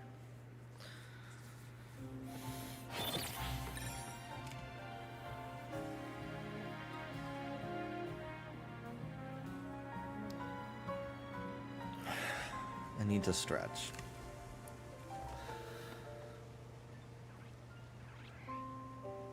Oh my god. Holy shit.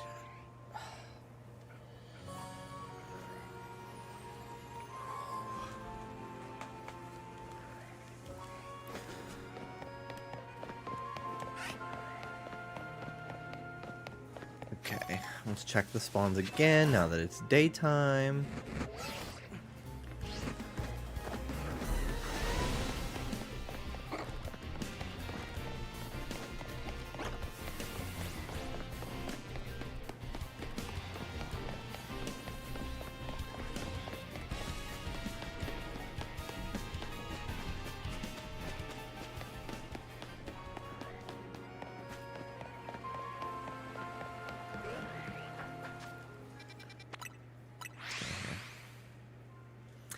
Alpha Bellsprout is so funny. It's like, you are not scary. That's how I feel about so many of these alphas. I'm like, you look ridiculous. I want to get a shiny of you so bad.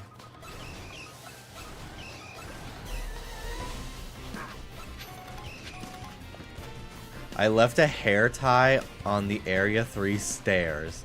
Went out to play Pokemon Go for a few hours. And those shinies were popping. That's so funny.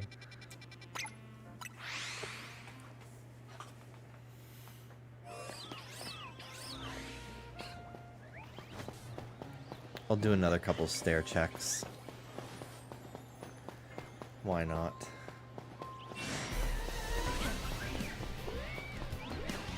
Yeah, the glow of the alpha eyes through the dirt is hilarious. I feel like they'll probably nerf this in some way.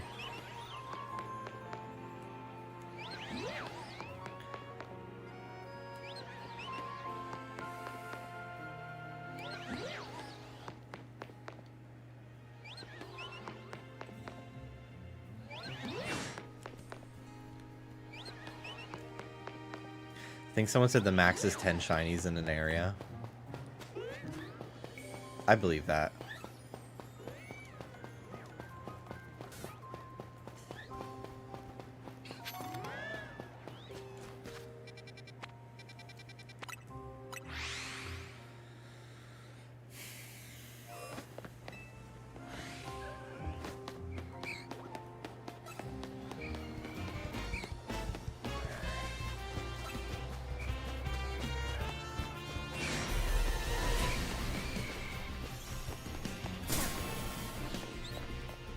Eating a BLT.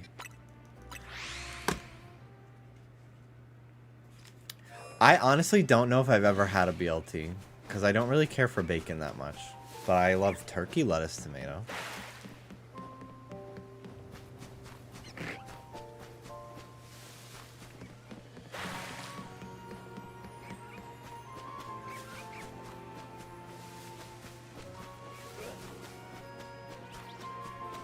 I'm stretching my neck.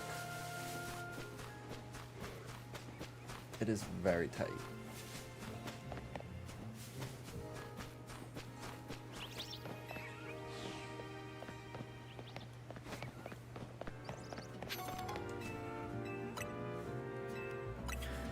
Damn, so far nothing today, huh? Still so early. 7:30. It's kind of crazy. I've been live for almost 4 hours, but it's not even 8 o'clock yet. I'm so glad I went live a little earlier today, because I felt so shitty going live at 7 o'clock last night. Felt like I got nothing done. I still ended up streaming for like 6 hours, but...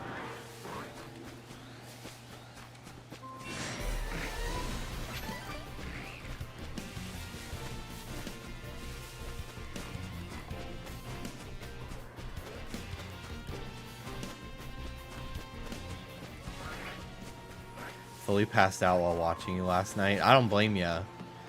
I was up late even for me. I think I ended up at like being awake till 5 o'clock this morning.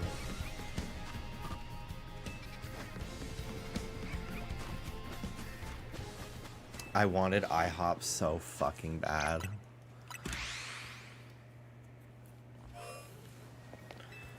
But it would be stupid to do that. I didn't end up getting anything to eat. But we had just bought eggs, and if I wanted eggs, I could just make them at home. I really wanted blueberry pancakes.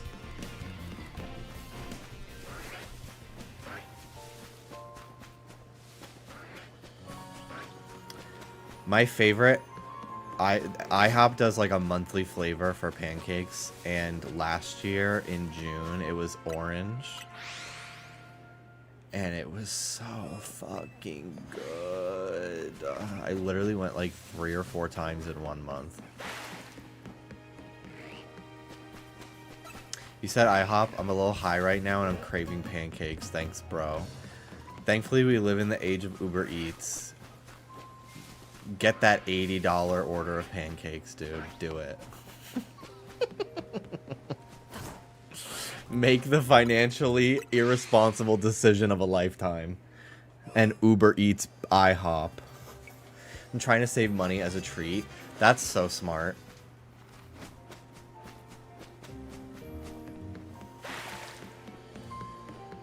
One of these days, one of these years, I'll start writing off my deliveries from when on like work nights as work expenses.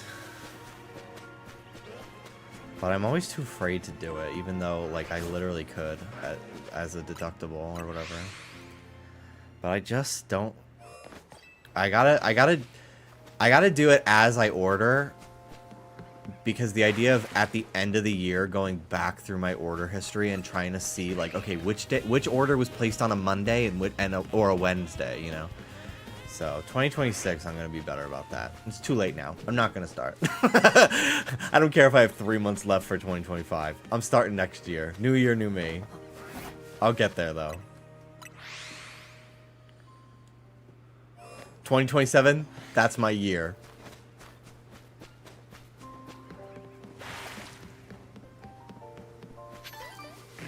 I'm very proud of myself. I responded to an open call voice acting thing a few weeks ago, and I sent in auditions for 2 different characters, and I was a little hard on myself, and like getting in my own head, but I was like, bitch, just do it. Just do it. So I did it. I pushed through and I did it. And I don't think I'll hear back. Not to you know what? I'm going to manifest positivity. I'm going to hear back and they're going to be like, either I'm going to get it, or they're going to be like, actually, we think you'd be a better fit for this part that we weren't even casting yet. Because that's happened to me before. For another in development project. Which was really cool. But I gotta make a reel. I gotta do it. And I want to get it like professionally done at a actual like recording studio with like a there's someone reached out to me after I did Just Trish, and they're like, hey, like I do localization for this game, I run this studio, I would love to help you like make a reel at our studio, you know. Here's our fee or whatever for producing and mixing for you. I was like, ugh, I should take advantage of that. But it's just money that I don't have. I need to save for it, so. But I think I'll have enough money by the end of the year set aside that I could drop some money on it and invest in my future with it. I mean, I'm sure I could write it off as well. So there's that. Like, that helps too. Writing off my fucking gaming PC, that was like $3,000. I was like, I felt so cunt.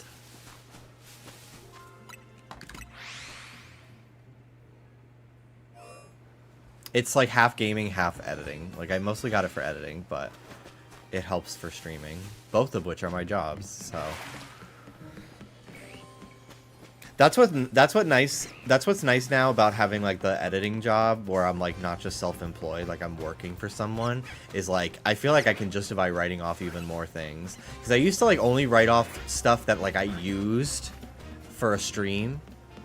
But now like I literally like every piece of like technology or like cable, everything I buy gets used not just for streaming, but also for the podcast. So it is so even more justifiably a work expense now.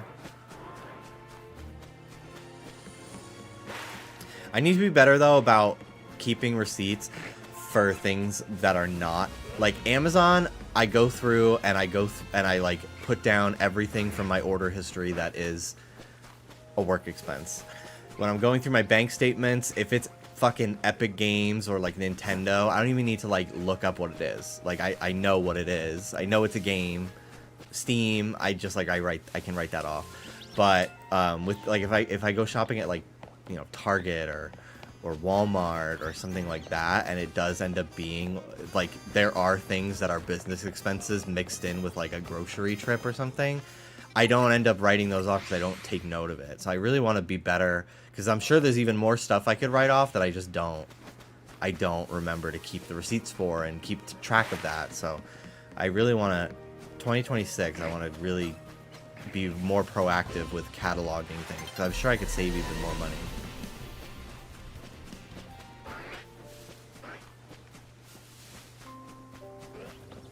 Yeah, I'm going to be on Drag Tot Season 2. That insane. Did we all move past that AI Jinx and Plasma like video that they did? I completely forgot about that. That was so bad. It like, not just like ethically, but like it was so shittily made.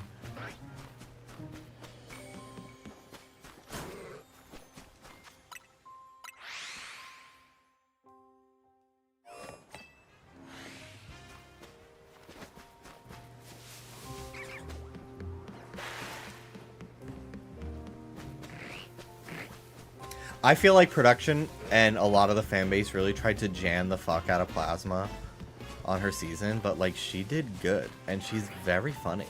I like her a lot. Not saying Jan isn't too, but like production tried to like, I feel like they tried to do the like the overconfident theater kid, let's crack them and humiliate them.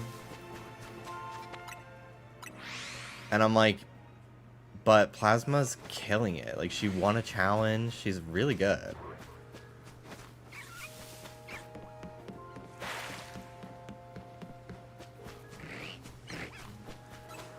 RuPaul has lost control and has created a stressful work environment.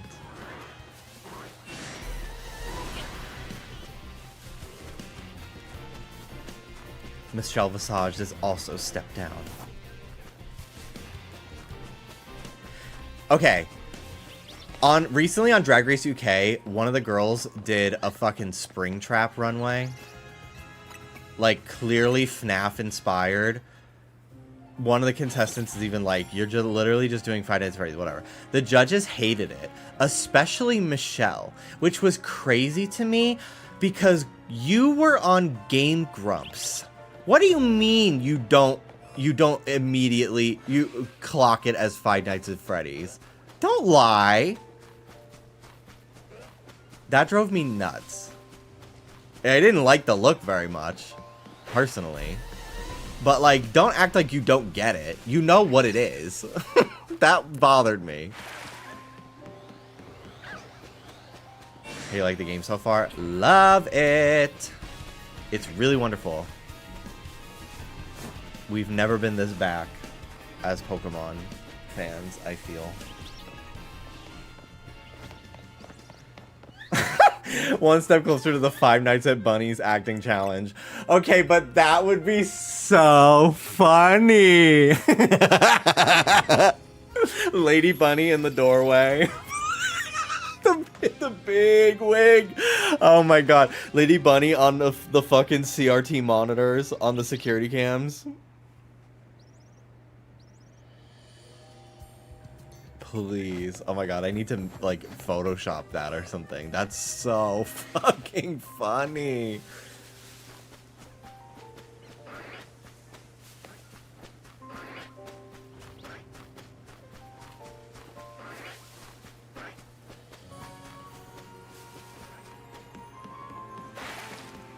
I'm still waiting for you, Ruforia. Oh my god.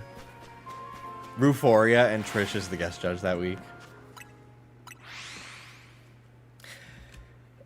Like, literally like a year ago, when she, was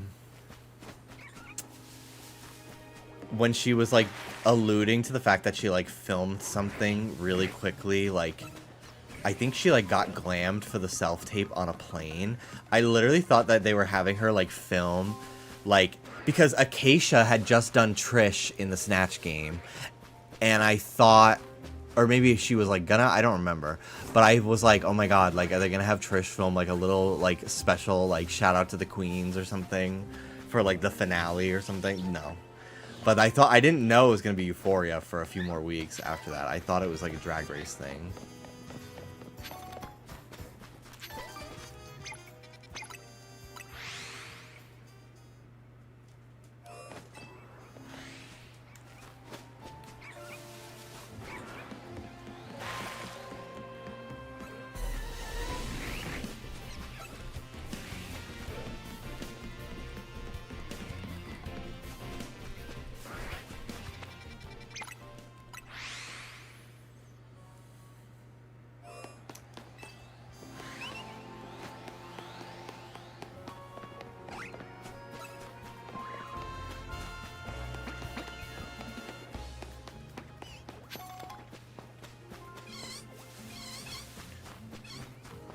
Trish being in Euphoria has fully locked me into finishing the show. I've never seen it, but I will be watching her episode. I have no idea what she did on the show. I'm not spoiling anything. I literally just know, yeah, I taped it, so I don't know anything. But I will watch. I'll be seated for the Trish Crave screen recording of the whole thing.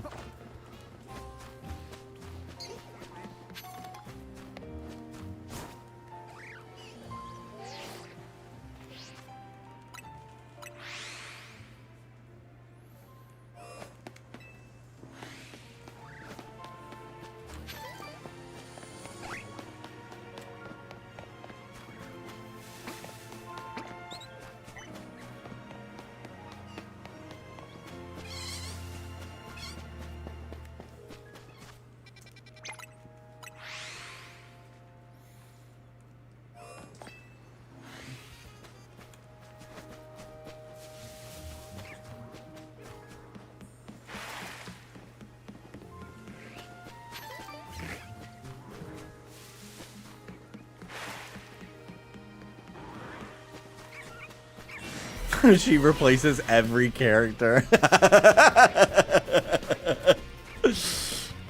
That would be fucking hilarious. I think my next big manifestation for like crossover for Trish is something with Miss Piggy. If they reboot the Muppet Show, I need Trish to cameo or something like that.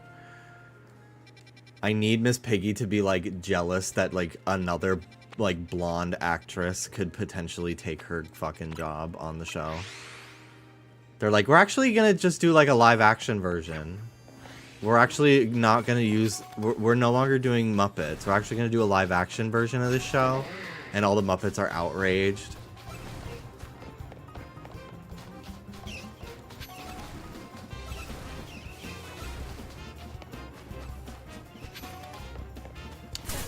I need it to end with them like getting into a fist fight like Miss Piggy used to do with Joan Rivers.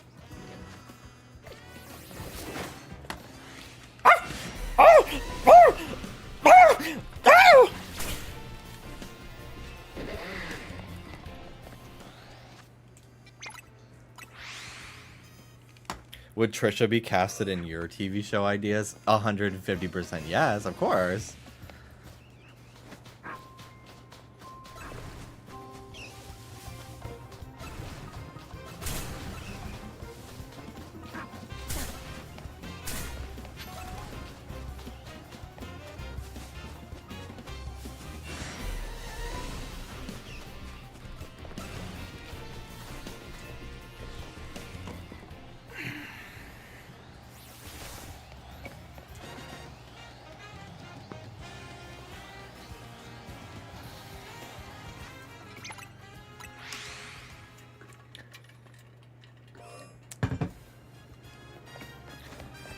And I'm too woofy.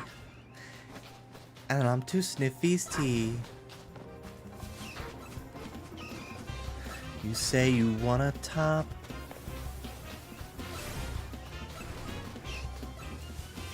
But then you ask me if I've douched.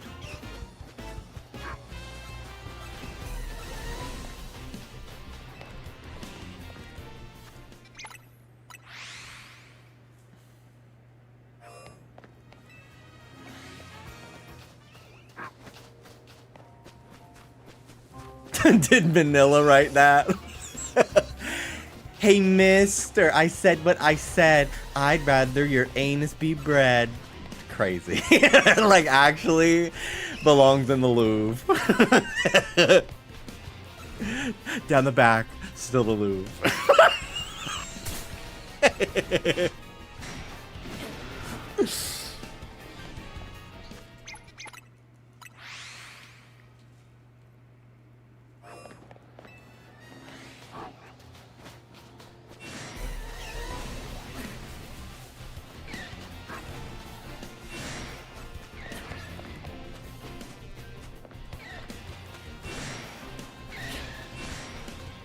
Feet cupcake, cause I'm too horny and I'm too fucking pussy. She's putting out a new album. How exciting. Cartoons is one of my favorite songs at the gym. Bitch, I'm cocky like Johnny Bravo. Smurf dick, that's balls blue. Like, that is poetry.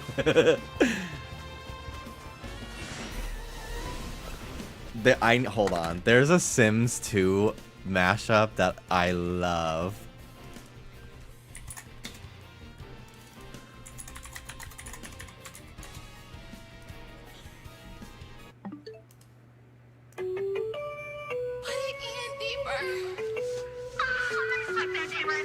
Connected to my walls like the Spider-Man. My saliva don't dry up even by a fan. You got me caught up in your web, you my Spider-Man. So creaming noodles off that dig, that's my vitamin. Taking you in private. To sit on your private. I ride it while you drive it. Let you swim in my alley. Taking you in private. To sit on your private. I ride it while you drive it. Let you swim in my alley.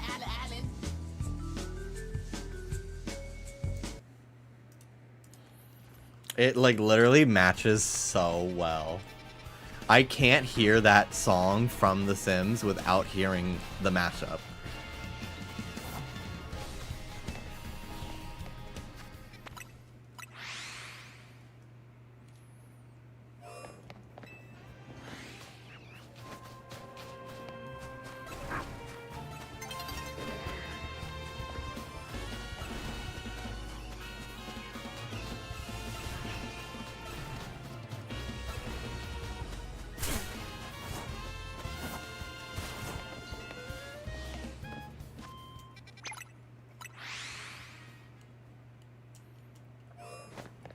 Go to this train station, leave for the airport.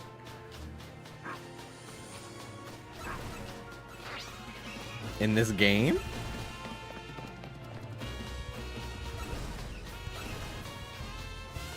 Bye, Lumios. I'm out.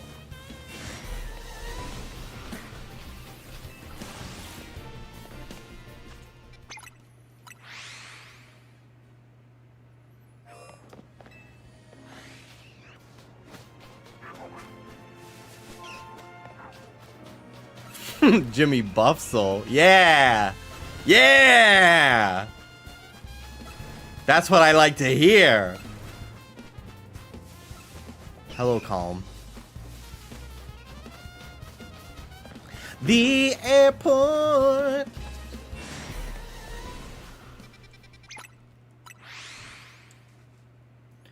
They're connected to my walls like a Spider-Man.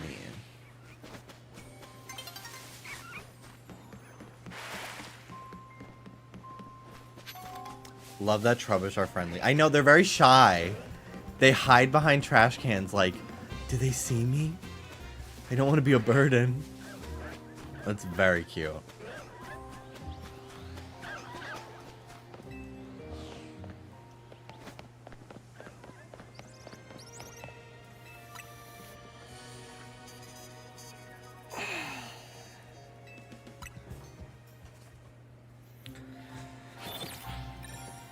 I love saying Trubbish like how he speaks in the show. Yeah. Trubbish. He has such like a pouty, it sounds like he's pouting his lip. Trubbish. It's very cute. BHM is one of my favorite anime cries ever. BHM! BHM! It's so good. Shiny Alpha Houndoom. Congratulations. I hope you don't get murdered by it. Something cool happens. Okay. Maybe I'll check it out.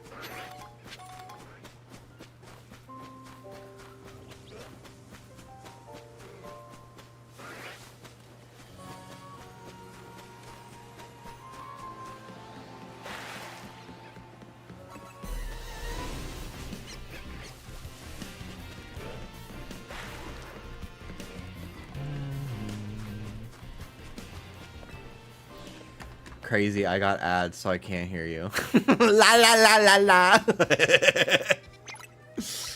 I guess if you're stuck in an ad break, you can watch the YouTube version until the ads end.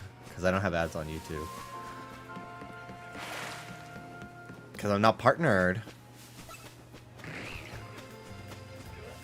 I haven't uploaded recently enough to keep partnership. I lost it, which, like, I don't fucking care. Shiny Magikarp is golden.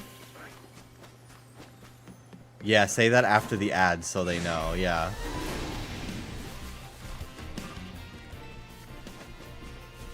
The funniest thing is people putting the muted badge on. Yeah. Just caught a shiny Sandile. Congratulations! I would love that one.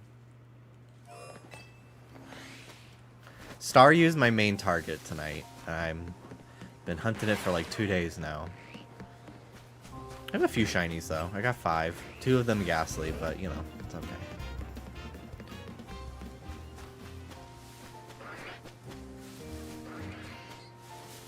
I want to pick up Sandile from its tail.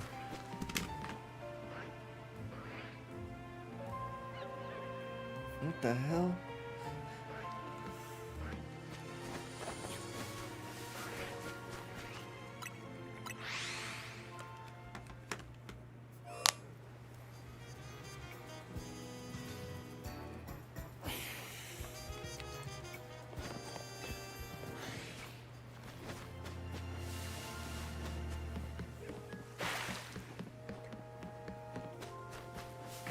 I can see Soda as a little Sandile.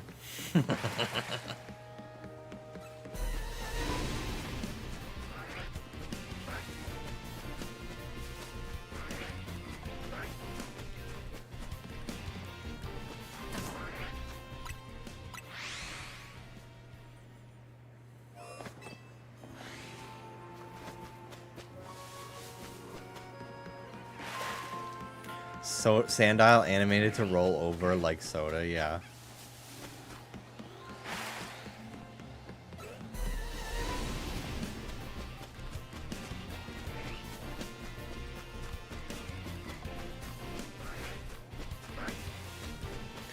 I'm like living in fear almost that I have been seeing the same spawns for the entire stream. But I know that's not true. Like, I know that they're changing each time. But I'm at that point of denial. And fear.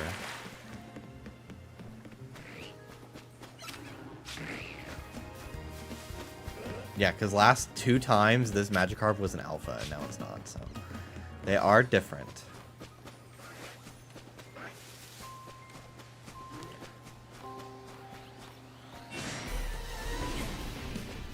And last time that was a Binacle and now it's a Patrat, so they are different. They are changing.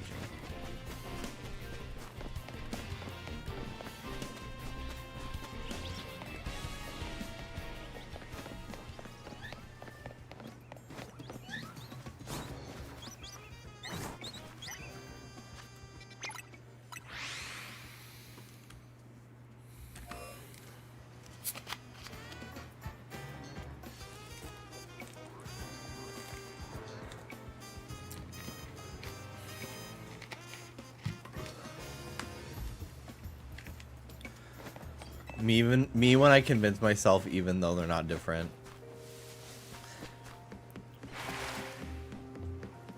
Isn't OCD fun? No, like I'm so OCD, I'm so organized.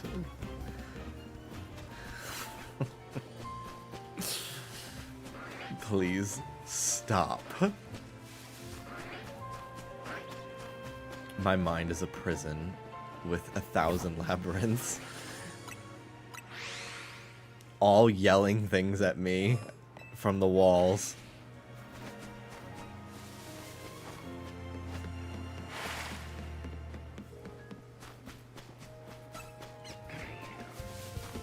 I think I caught it off Khloe Kardashian. There's this Instagram and TikToker that I follow. Her name is Average Fashion Blogger. She's really fucking funny.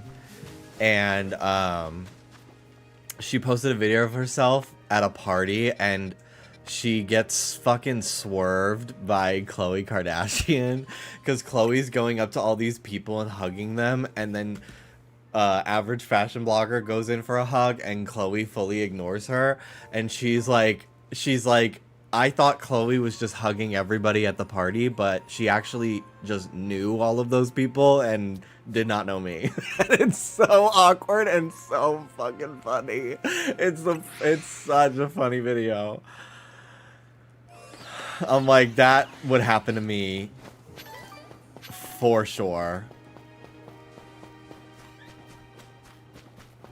When I've like gone backstage after like Trisha's shows and stuff, and there's like famous people in the room, I literally don't even go up to them, because I'm like, I don't want to say hi, and then they like don't hear me.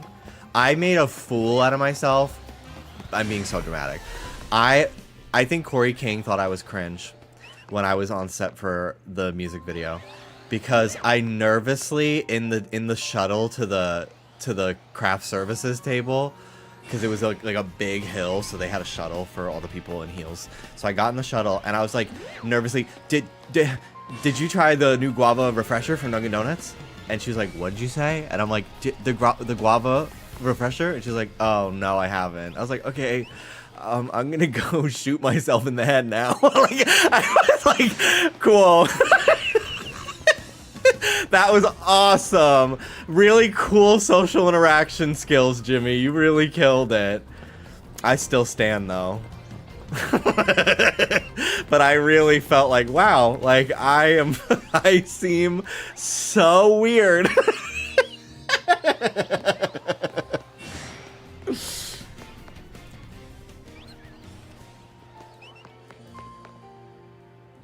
Hi, first time messaging, but wanted to say thank you for all the work you do. You are so welcome. Thank you so much for saying that. It means a lot to hear it. I had to verify my phone number for this. Don't be shy, spill the digits. Just kidding, please don't.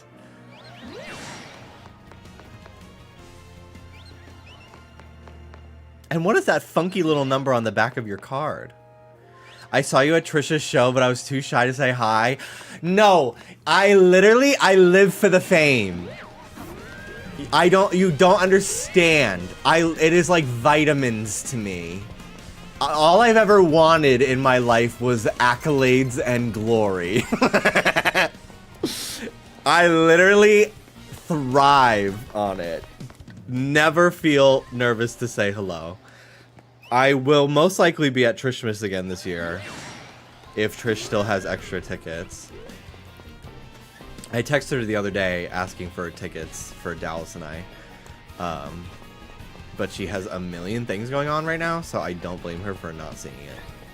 So I'll probably ask her again closer to the show, and I'm gonna really try to go to Beetlejuice. I think it's gonna work out. I think I'm gonna be able to go. So if you're ending up at one of those, maybe I'll run into you there. But yeah, literally never feel literally the only time I would not want someone coming up to me is like if I'm in the bathroom. Like, just wait till we're done in the urinals and then come up. That's literally it. It's literally the coolest thing ever to me. I'll never get tired of it.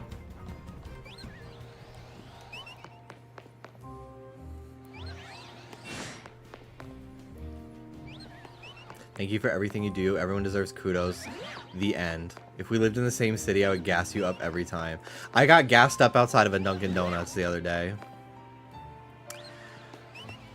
I saw two people looking at me in the reflection as I was going into the Dunkin', like the reflection in the door. And then when I was leaving, they were like, I love Just Trish. And I was just like, literally like, ah! But you're so scary now that you're big. Yeah, that's true. I am big and buff and scary now, but I also am very sweet.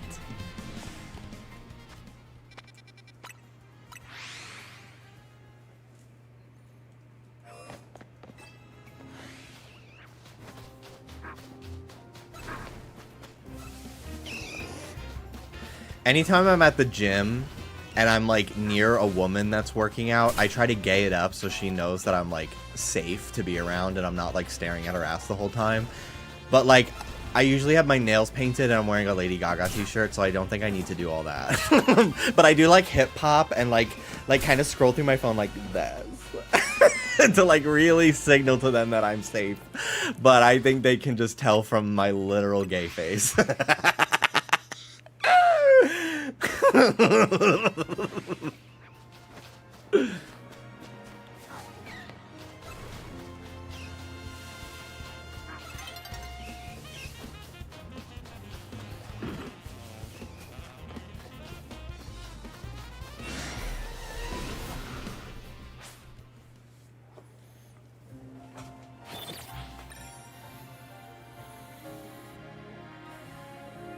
We need a team of experts on your brain.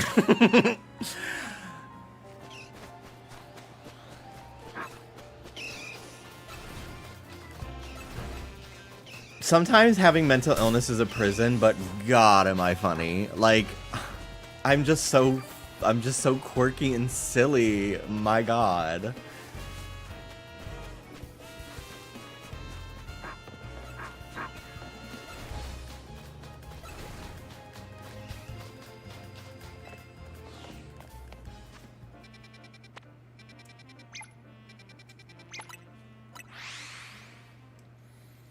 I'm gonna go clean off my desk a little bit. I'll be right back.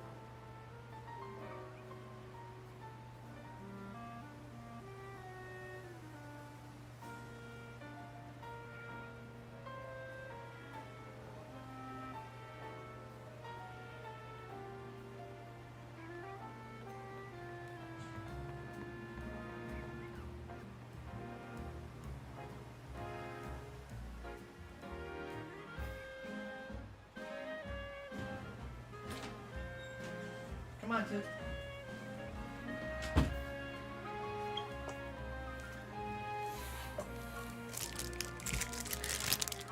Excuse me, Dallas is letting me have his Reese's. And I got a Yakult as well.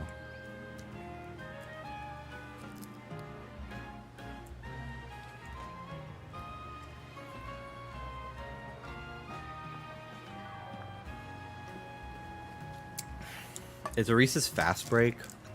And I don't remember if I like these, but I just wanted a little chocolate for a moment. Alright, let me get through this.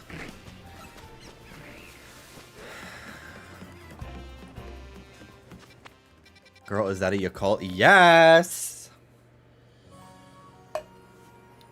I love Yakult.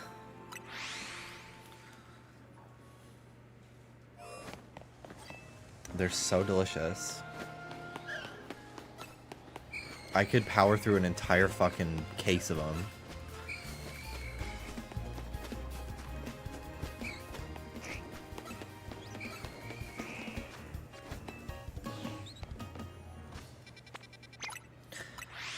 I do need to be cleaning my desk more. It's actually pretty clean right now.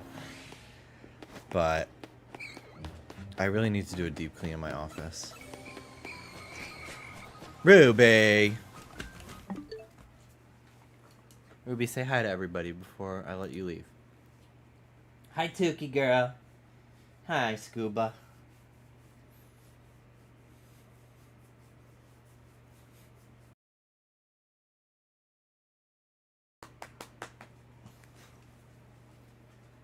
See you later.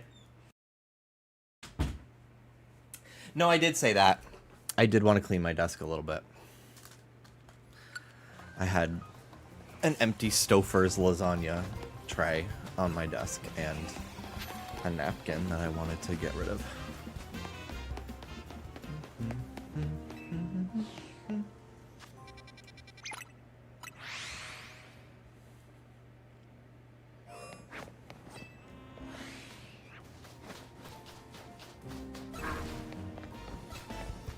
Thanks for being my entertainment while I finish the final rows of my knitting. What are you knitting? How fun. Thanks for hanging out. Even if you were lurking, I appreciate the view.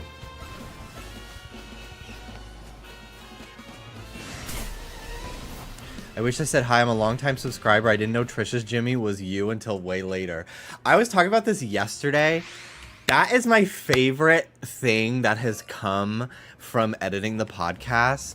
When I finally was on an episode, I think it was the Hunger Games one was the first one I did. The amount of comments that were like, what the fuck do you mean this entire year I've been hearing them talk about Jimmy and it was Jimmy Wetzel? That's crazy, and that was so fun for me to see comments like that.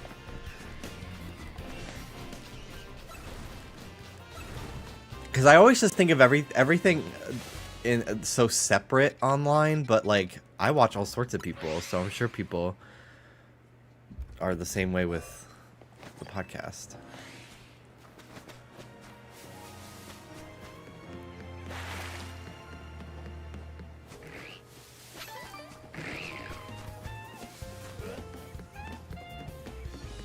BOGO at Publix this week. I do miss Publix here in California just for the pub subs. But I found a pretty good deli meat place nearby. They're just so expensive though. Knitting a headband because my hair's getting too long. How fun. I tried crocheting. But my first thing I ever tried to crochet was a wooble, and I think it was a little bit too advanced for a beginner. I should have probably started with a granny square. So I might try again. Congrats on Staryu! Me next! Me next! Jimmy, the whiplash I got when I saw you bulked up was crazy.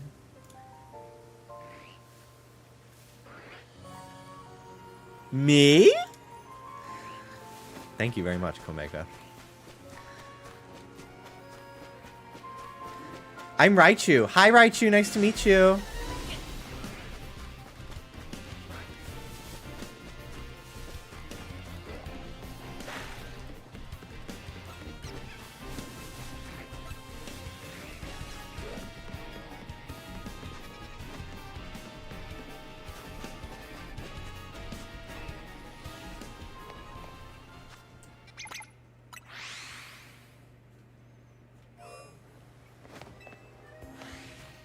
Also, it's 110% the glasses for me because as a fellow Four Eyes, I can't help but stand. The fact that I literally thought I had great vision for my whole life. The way I found out I probably needed glasses was I was talking about how much I don't like going to the movies because the projector is always out of focus. And everyone in my chat was like, what? What do you mean? And I was like, what? I'm nearsighted with astigmatism. So I just assumed, yeah, of course I can't see things very well that are far away. They're far away. No. No. So I have probably needed glasses my whole life. But I only got them. I haven't even had them for a full year yet. I think in like another week and a half, it'll be a full year. But I went right to Costco for an eye exam. But yeah, I'm 28 and I only just got glasses last year. How many shinies you got so far? How many with the stare method? None with the stare method. I have 5 shinies. I have 2 Ghastly, and then these 3. Found out I was long-sighted because my grinder hookup was an optician and clogged it. That is so funny. Diagnosed on the D.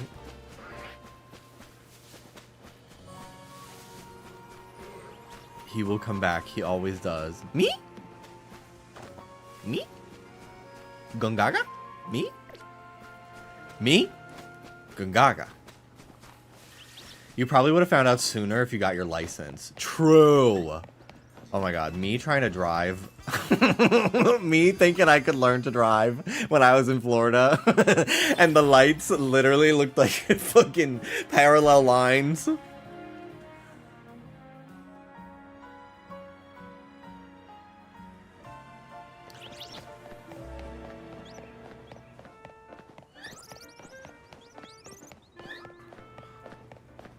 I still have like, I still see streaks when I see like car headlights and stuff, but it's significantly less with my glasses than before. No, I mean they do a quick test to see if you have vision. Oh, I thought you meant like I'd crash the car.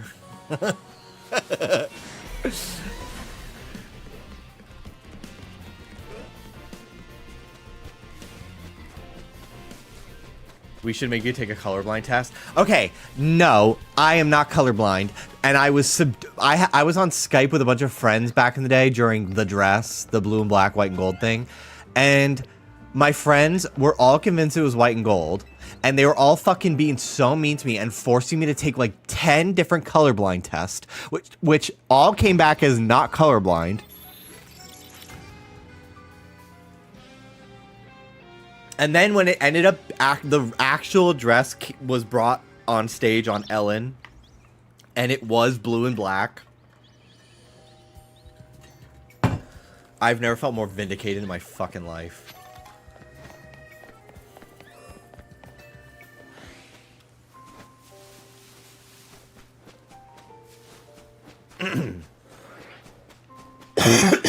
Excuse me. Sorry.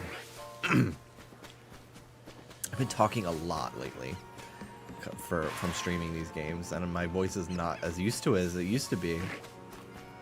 Because I usually only stream for a few hours. How'd you get the Pokemon icons to stay as megas? It's just still a mega. I just brought it back to my Pokeball.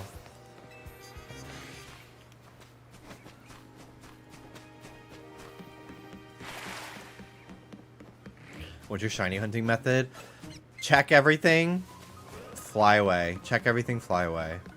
This Joy-Con dies so much faster than the other one. Look. What the fuck? Why is that?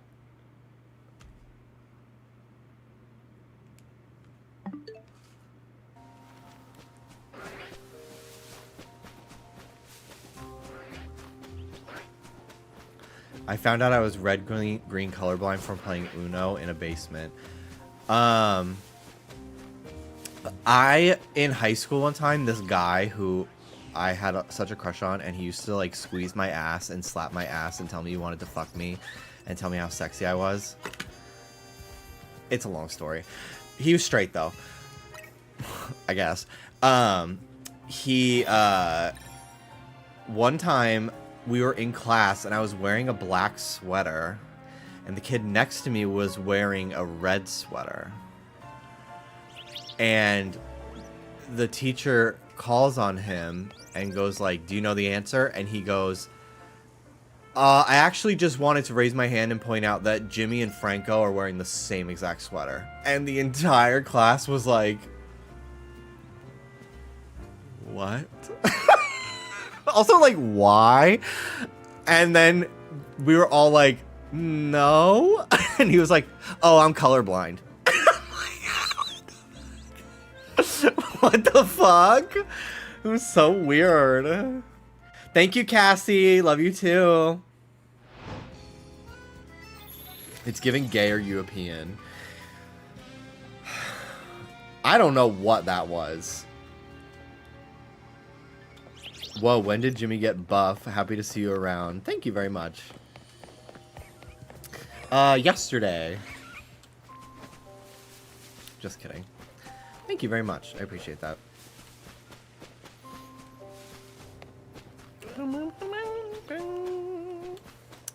The way you were living a Wattpad story. I kind of was.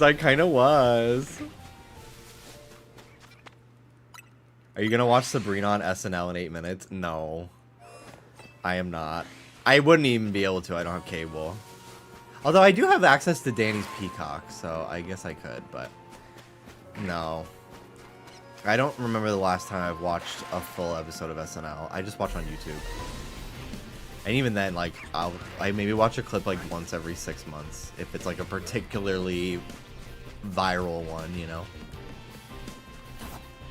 I used to be SNL pilled down. Like, I was convinced I was going to be on it.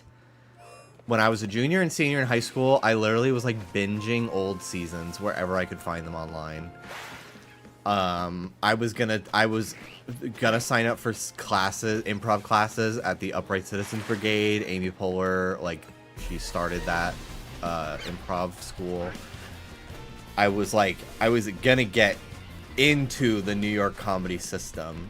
I was determined. And then I started listening to podcasts about like the process of like making an episode of SNL every week,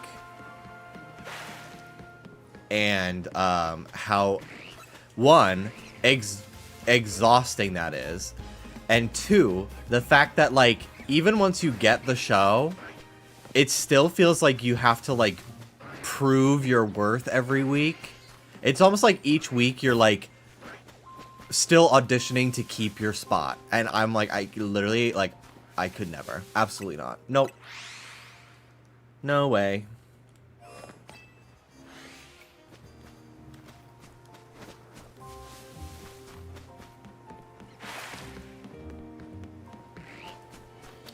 Yeah, you could be the best of the year and still buy it. Ugh, crazy. But I was so into SNL. I remember when Seth Meyers got his show. I was talking about this earlier today. I like got tickets to be in the audience. I was in his 3rd episode ever, and then I did another one a year later. And it was so cool to like be in that hallway because it's the same floor as SNL. Like literally, you walk towards SNL, and then when you get to the SNL doors, you turn right and walk like another 5 feet, and it's the Seth Meyers stage, which used to be where Rosie O'Donnell filmed her show.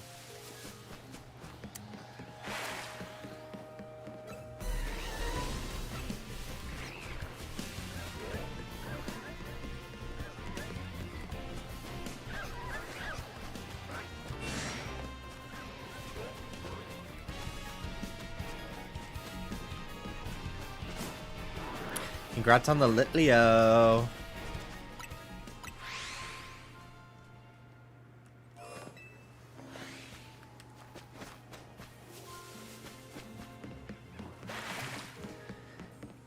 Heidi and Ego both leaving SNL this season soured me. Yeah, they were both some of the funniest people on the cast, for sure. Like, without a doubt. You're my favorite friend with 182k YouTube subs. Aww.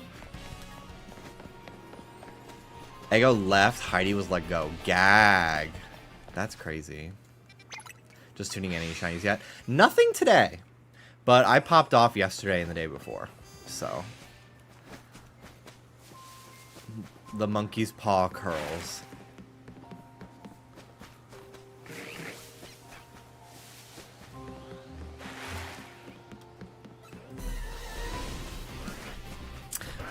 I am Gen Z. I was born in 97. So I am the oldest possible Gen Z you can be. And I always say that I feel like if you're born between 97 and 2001, it's like its own pocket generation. Like, I don't really relate to a lot of Gen Z stuff most of the time because a lot of like Gen Z people are like college and like for a while they're like late high school, college age. But I don't relate to a lot of millennials either. I'm like, yeah, I grew up with VHS, but I also grew up with Club Penguin, you know? So, and Webkins. So, but, a lot of my friends that are my age, I can tell if they're more like millennial leaning or Gen Z leaving by if they tweet about SNL cast announcements as one of the indicators.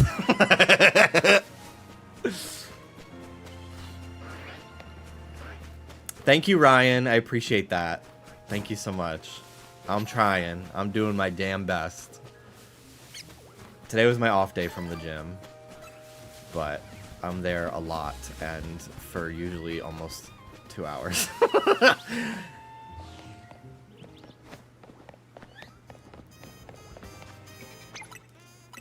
First time seeing your content, like it so far. Thank you, Kenny. I appreciate that. I'm active multiple times a week on Twitch. So if you'd like to watch my streams again, I don't know how many more times I'm going to stream on YouTube. I might do another one, maybe tomorrow, if I stream tomorrow of this game. But regularly, I stream on Twitch all the time. But if you can't watch live, I did pin my archive channel where all my Twitch VODs go, which is a YouTube channel. So there's multiple years of Let's Plays and other content on there. If you'd like to watch any of that. I've played a lot of variety of games. But yeah, thank you so much. I appreciate it. I'm so inactive on YouTube that it's kind of crazy to me when someone like finds me on YouTube for the first time, really. I think tomorrow, if I do a dual stream, I might do Twitch and TikTok, because I've never dual streamed on TikTok before, and I kind of want to try it before this game is no one cares about it anymore, which I don't think will happen that quickly, but it's good to do it on a weekend. And I don't know if I can handle keeping up with 3 chats at once. Although, I feel like it's pretty chill, especially as the night goes on. I do not have a shiny Charmander. I believe Charmander is shiny locked in this game. Otherwise, I would have absolutely reset for it. But I'm pretty sure it autosaves the minute you claim it anyway. So just ignore the TikTok chat. I do know that a lot of people kind of just do, but I really would like to try to read it, at least for my first time. Especially if I'm playing something like this where I can just look at chat so often. If I was playing like Fortnite or something, it would be probably a very different story. I don't even know how to like read the TikTok chat. Like, I don't know if there's like a user, like an interface similar to like Twitch and YouTube for streaming on TikTok from a computer. Or if I'd like need to have my own stream open on my phone, leaned up against something on my desk. You know, I got so nervous that this Staryu was a shiny Magikarp because it was like laying sideways, and it tricked me for a second. Nervous as in I have to try to catch this thing, not nervous as in I don't want it. Shiny Mega Gyarados would be sick, so I'll take whatever.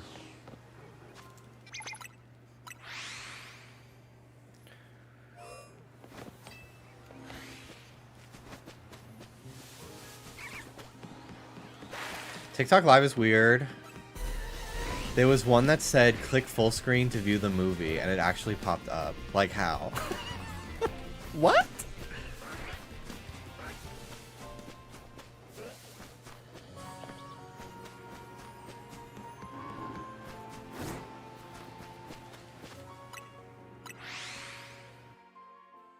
SNL is not starting till 12:42. That's so weird. Yeah, it was a black screen. When I clicked full screen, it just showed up. I watched an entire episode of The Proud Family in 17 parts on TikTok like a few months ago.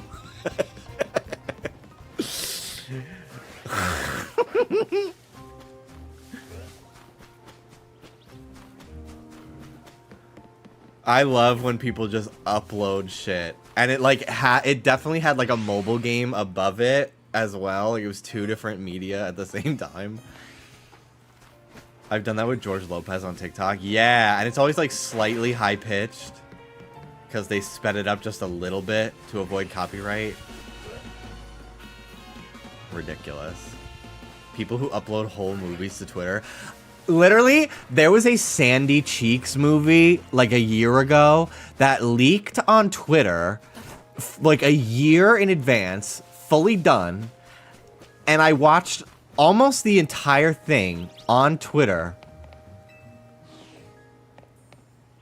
before it even got like revealed that it was gonna happen, it was really bad. Just as an aside. Hello, Xavier. How are you?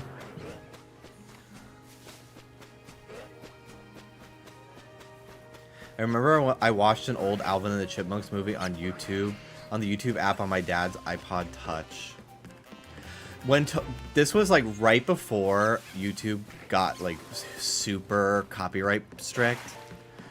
Total Drama Island was airing in America for the first time on Cartoon Network, and I found out from a friend that it had aired in Canada months prior, and all the episodes that we hadn't gotten yet in America were on YouTube.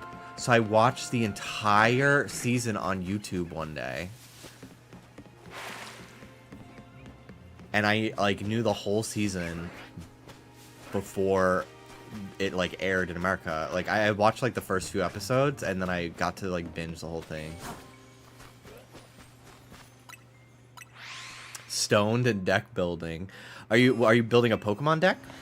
Yeah, I remember watching the episode where Lindsay swears and it's just like a really long bleep, and they change, and I was so excited to see it again on like TV. And then she was like, "Me nasty bad girl." I'm like, they dubbed it over and I was like, "What? What?" Yu-Gi-Oh! I never got into Yu-Gi-Oh, but I did have a dual disc as a kid. Well, like, I mean the game, like the trading cards. Like, I absolutely watched a ton of it, and I was, like, a fan. I had a Yu-Gi-Oh t-shirt. One of my birthdays, we went to the Yu-Gi-Oh movie, and I was really sad because we were supposed to get promo cards, and they didn't have any more. I was so sad. My friends were watching all of Yu-Gi-Oh on Discord for a while, so I would sometimes pop in, especially when they were watching Yu-Gi-Oh GX. Jaden's entire monster collection being all like buff homoerotic superheroes. The gay coding of that character is really crazy. I was not aware of it when I was younger. The best deck in the meta is an archetype named Yummy. Aisha Erotica as fuck. Alright, let me charge my Joy-Cons that are dying, I guess. Get back in there. And I guess I'll just use the Pro Controller again that I hate. That I also have lost now.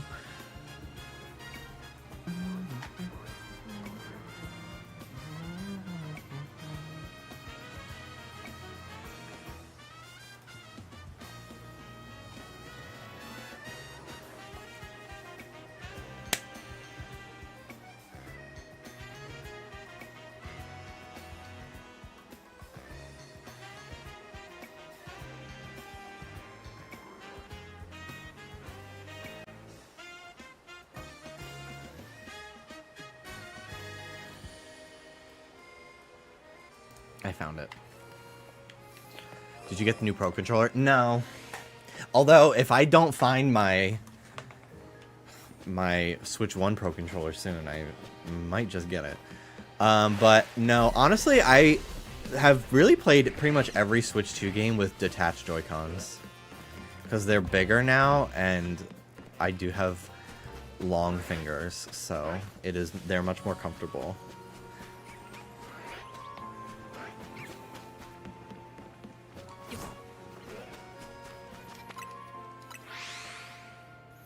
The main deck guys are Cupsy Yummy, Marshmallow Yummy, Lollipop Gummy, Yummy, Cookie Yummy. Very cute.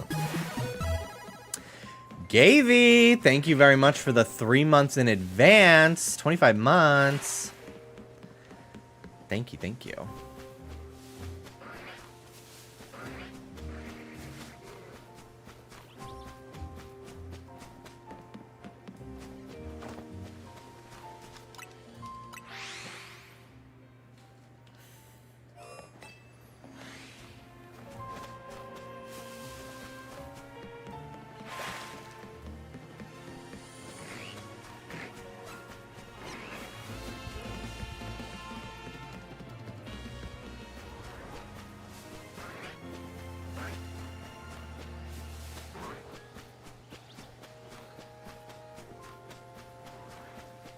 Okay, I need a break from this area again. How's the game? Loving it. Absolutely loving this game. One of the best Pokemon games they've released in years. Like, literally over 10 years. Oh, I didn't notice this, like, stained glass. Wow. It's nearly daybreak.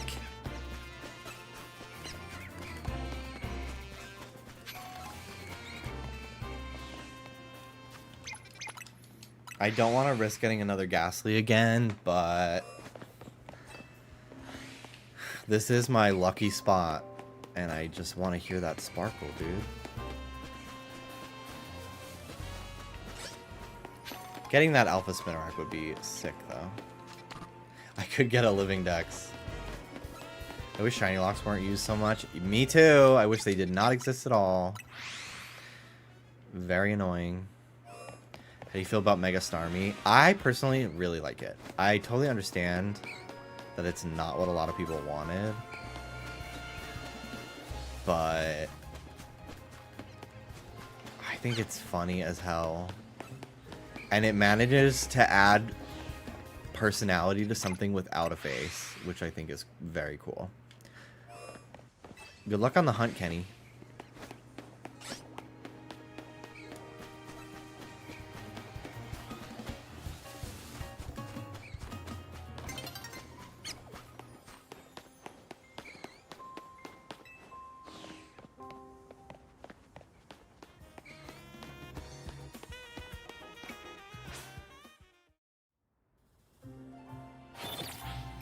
Can we just talk about it without hinting around it? Oh yeah, I'm not really...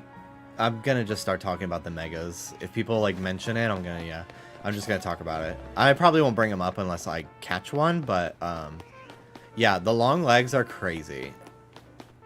They are crazy.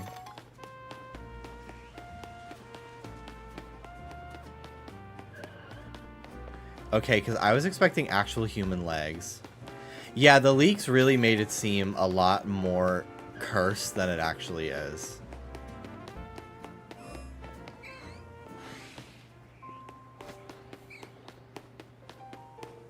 I personally quite enjoy it. But I do think that that is the minority opinion.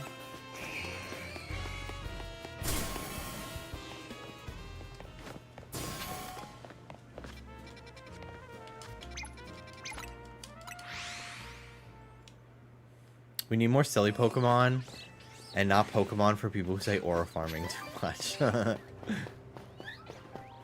I do love a silly Pokemon.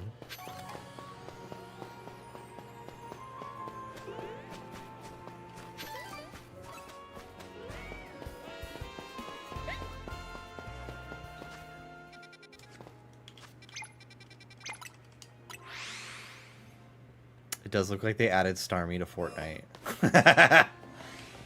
Yes. This game's structured like Pokemon Go farming, like the first Legends was. No, actually, it's heavily battle focused, real-time battle focused. The main goal of the game is to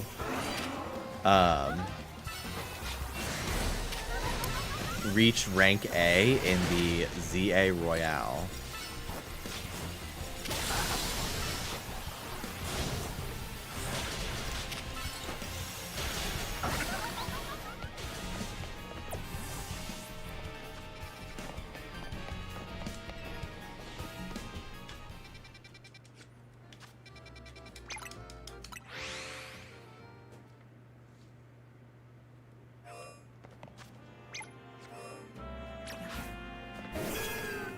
Yay, that's honestly what I disliked about the first Legends. Yeah, I don't feel like I'm just like mindlessly catching stuff in this game. I feel like there's a lot more like team building in mind too. I feel like I actually have reasons to use a lot of the Pokemon I catch.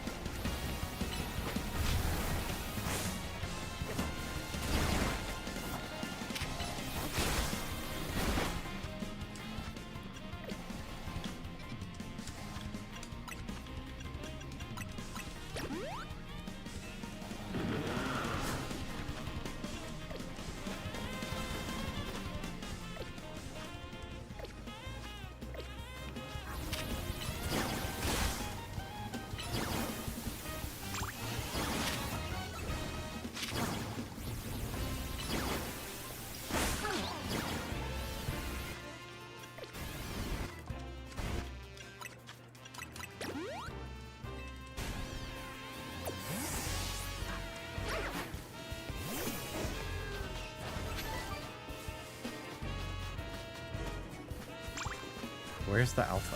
Where'd it go? Oh, it's over here.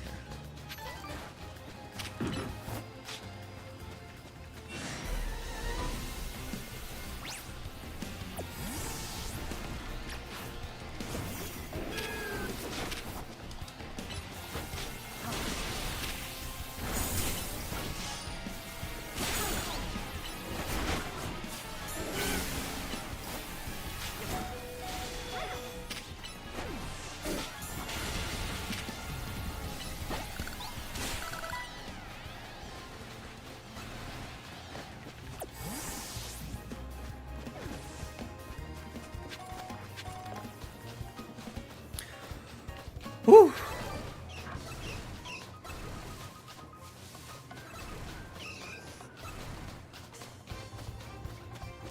The fact that Insane in the Rain helped on this game's soundtrack is both amazing and not a shock at all once you hear it. Yeah, it's really cool.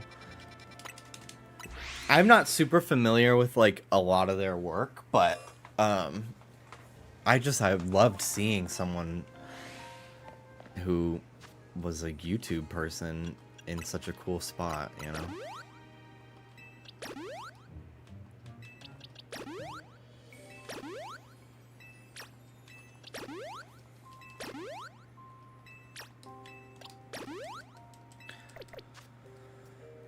Honestly, PP is kind of my least favorite thing about regular Pokemon team building. Yeah. I don't have to neurotically heal at the Pokemon Center constantly. Yeah. Yeah, the clothes being so spread out is also a little annoying too. I don't remember where a lot of things are. That's a big Venipede.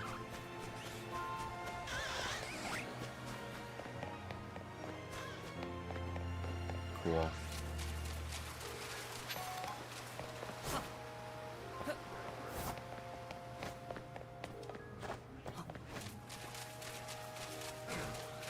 I do want to hunt Venipede at some point. Still bummed the entire game is just this city. I was a little bit at first, but so far I find it to be really fun to explore still. Like, I'm still pretty early in the game. But yeah, I do agree. I wish we could go inside more buildings. It's pretty limited which ones you can.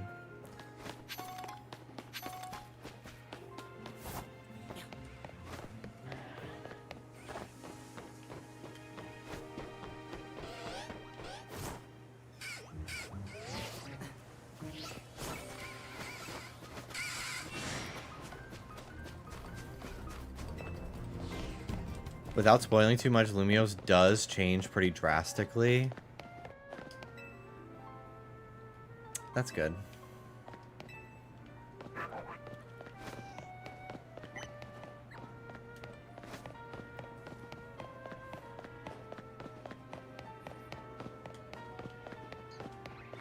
Not to be down on the game you enjoy. I don't care. It's okay. You can have your opinions. I have plenty of mine, I'm sure.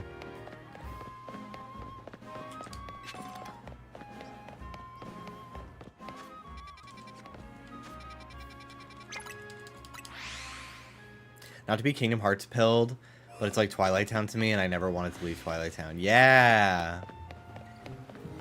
Ugh. Twilight Town music while hunting in this game would be so fun. I love the Twilight Town theme. I didn't even grow up with Kingdom Hearts, and when I first got to Twilight Town, when I was playing through Kingdom Hearts 1 a few years ago, I was like, I'm home. It's a really cool place.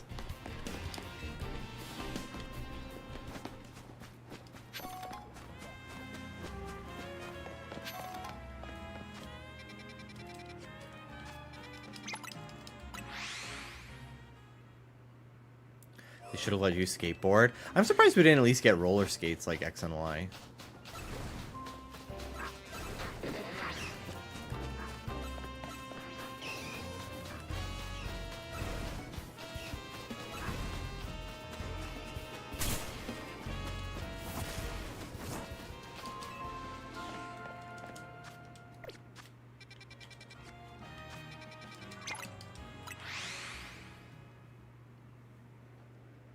I just realized I got the wrong YouTuber. I apologize. Before I go, I will subscribe.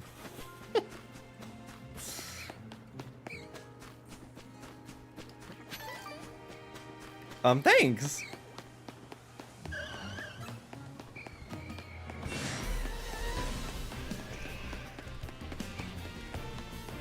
I can't believe I've been sub to for so long.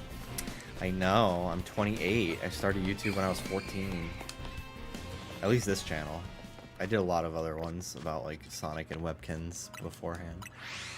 Jimmy, do you know how to ride a ripstick? I do not.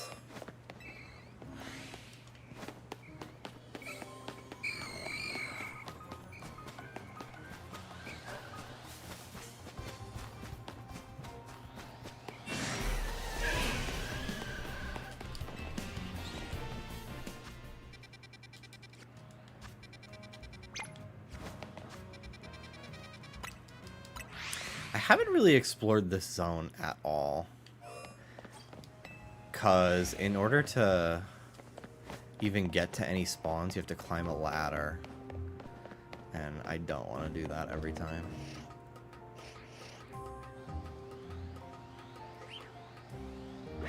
Oh, and also the scariest Meowstic ever is here. I remember subbing before you were gay. The gag is, always was.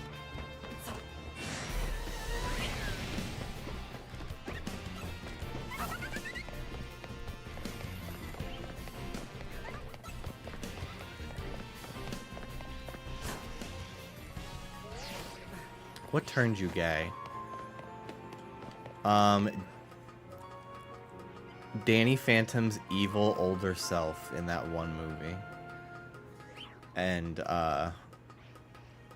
yeah. Senor Senior Jr.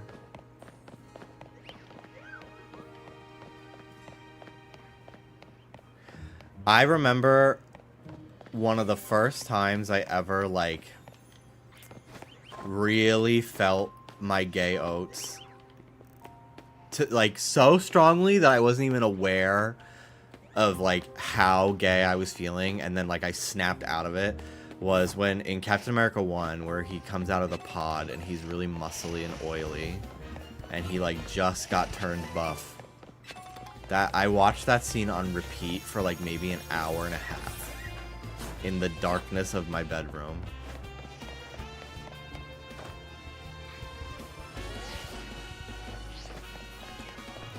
And if I say David Hasselhoff's Rocket Pecs in the SpongeBob movie, I get it, but not for me, for some reason.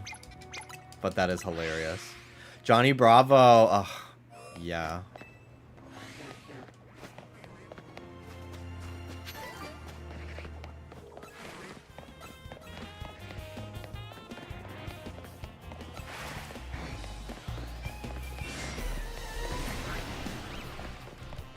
There was an episode of Kim Possible where they made these rings that would turn you muscular, which I thought was very intriguing to me.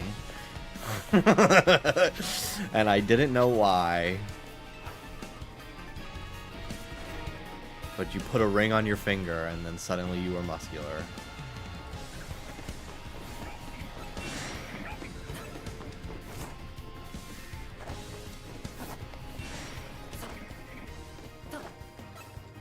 Kim Possible and Totally Spies were really just filled with vaguely fetish stuff. I don't, it's like, is it really fetish stuff? Or is it just like TV tropes that like inform people's kinks? Do you know what I mean? Like, part of me is like, yes, but also like, it kind of just, it doesn't feel intentional or villainous in any way. Like, at least to me, maybe people are too freaked out. It is giving a little puritanical.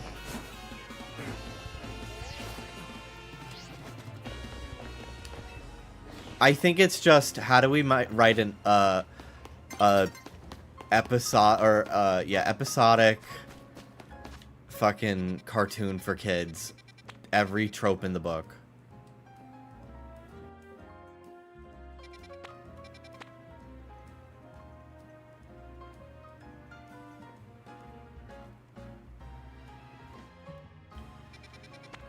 lesbian awakening was Alice from Twilight. That's so fierce. I only just recently watched Twilight for the first time, like all the movies, because I was too afraid to watch them when I was younger because I thought Jacob was so handsome and I didn't like the butterflies I got when he would show up in commercials. So I watched them for the first time with Dallas like a few months ago, and genuinely, New Moon to Breaking Dawn Part 1, those are actually fucking great movies with stakes and, no pun intended, vampires. Like, they're really good. Breaking Dawn Part 2 is a joke, but I was very surprised. Especially, like, I thought the whole movie, I like, yes, like, there is, like, the will they, won't they, Edward, Bella, Jacob love triangle, but, like, so much of the franchise, too, is, like, the Volturi or whatever, like, the vampire, like, council or whatever, and, like, fight sequences. I was really gagged. I can't believe how dirty she did Jacob, though. And then I can't believe how dirty the writing did Jacob, making him fucking imprint on the baby. I knew that was gonna come, but I didn't think it was gonna be as horrible as it was.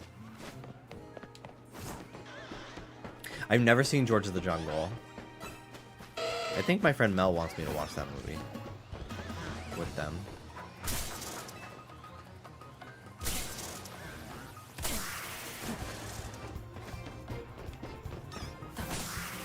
Yeah, I guess that's true. If I were to make a cartoon, I would absolutely write episodes about muscly characters looking hot, and just so I could draw hot guys. Because, like, I'm into that shit. I think they're hot. I want to draw them. Depends on the age range. In my mind, I'm writing a cartoon for, like, people my age. I wouldn't put sex. That's a little much. But, like, yeah, of course I'm going to put a hot guy in a tank top and big fucking pecs in my show. I want to see that. But, like, if I'm writing a fucking Blue's Clues show, I will not be doing that.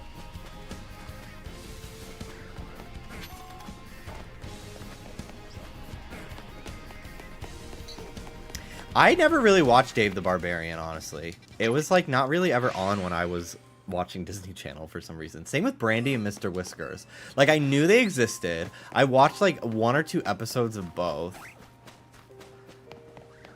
But never really managed to catch them on TV. I feel like I would see them more often when ABC would air Disney Channel stuff on Saturday mornings.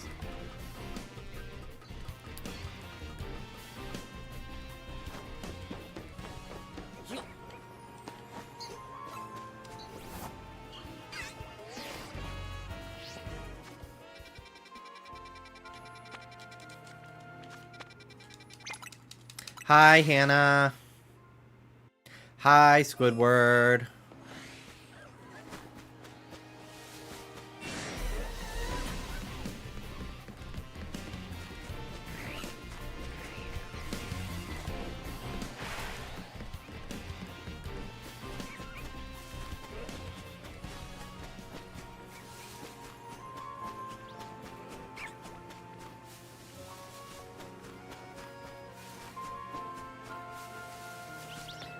I have to go pee. I'm gonna change it to nighttime and then go use the bathroom.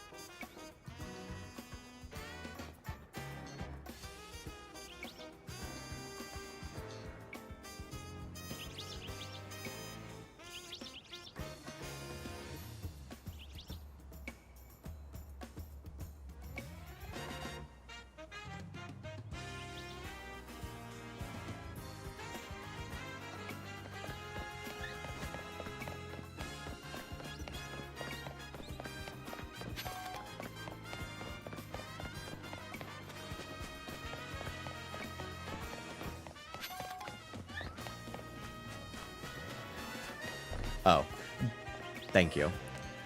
I feeling like girl who is going to be okay as fuck with this game. Yes, I feel that too for sure. And I especially have noticed it with Dallas because he's like strictly a Pokemon content creator. Like he only really streams shiny hunting, streams Pokemon. And he's been like so disillusioned with Pokemon, same as me. Maybe even more so. For the last like 3 years because of Scarlet Violet, and like it's really like almost like put him in a depression because he has no like creativity. He's not feeling like inspired to shiny hunt and do cool dress ups because Scarlet Violet like just sucks so much, you know. And like I've literally seen like the fucking cloud over his head like dissipate since this game has been released. It's really wonderful. You were like a Pokemon game for a moment, to speak without voice acting. Got a shiny Skiddo and Alpha Fletchling using Stare Method. Good job.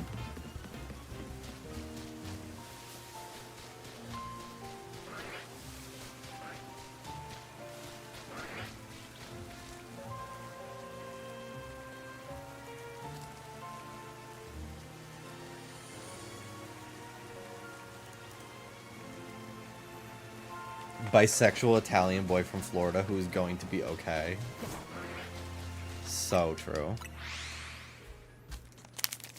Hello, Kay. How you doing?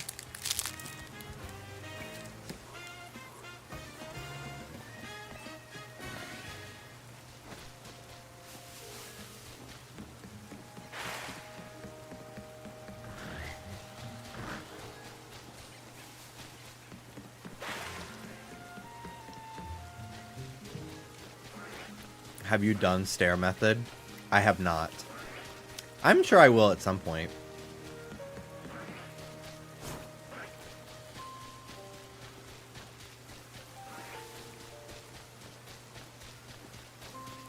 But not interested in doing it right now. Hi Taylor, I'm glad your headache's gone. I loved the compilation of screenshots of you tormenting Anne that she posted on Blue Sky. I like never checked Blue Sky. I had no idea that Anne tweets on there like like most people do, but it's just all on Blue Sky.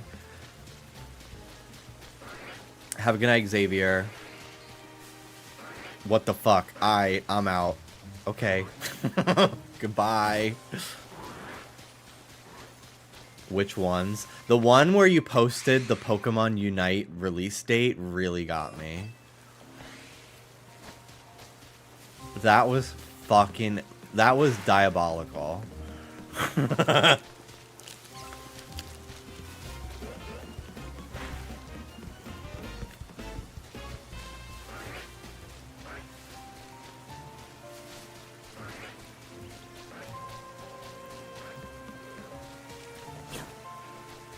I mean, I can't imagine it lasting that long with how few Pokemon are actually in that area. Like, you AFK for 2 hours, then you have all the shiny Pokemon in the area, and then what? Yeah, that's why I'm kind of like, eh. I mean, I'll do it for literally hunting the Litleo and the Fletchling. Because, like, that is the optimal method to hunt those Pokemon. But I'm not going to, like, I'm going to actually sit there and hold the button. I'm not going to do, like, an auto catcher thing. For me, personally. I don't care what anybody does with their games. Like, at all. But... I dropped chocolate. I didn't want to sit on it and melt it.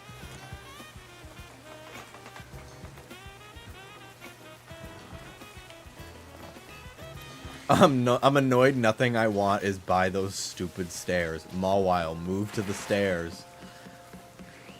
Thank you, whoever's tapping the like button right now. I didn't know that that was a thing you could do on YouTube. That's very sweet.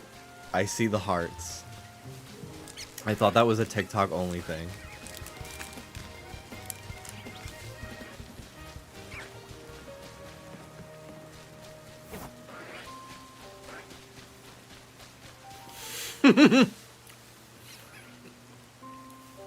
The old people at the casino, yes. stat shit is hilarious.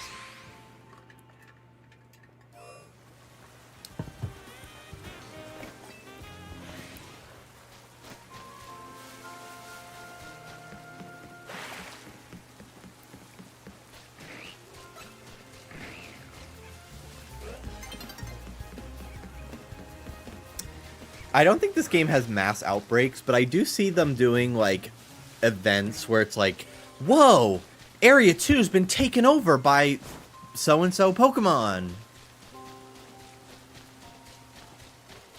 For, like, 5 days. Kind of like how they do in Scarlet Violet.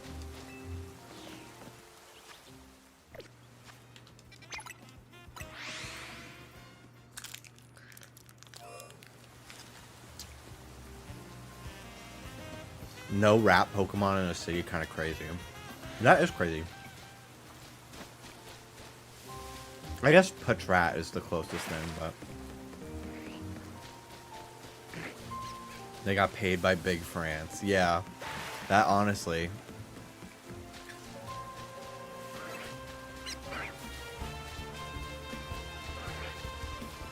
Thank you, Kenny.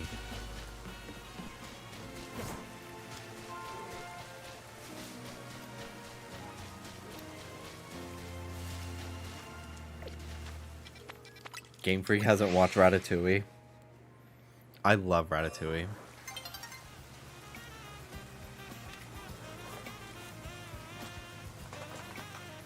You know that a modern game set in Castilia would be running with Alolan Raticate. Oh my god, yes! I would love that. I honestly could see them doing another regional inspired by Pizza Rat for Rattata. I don't really know how they could do that. Or maybe there would be like a side quest about like a Rattata stealing pizza from like a pizza shop or something. As a reference. But like, how could you not reference Pizza Rat? Congratulations, Light. What is your shiny?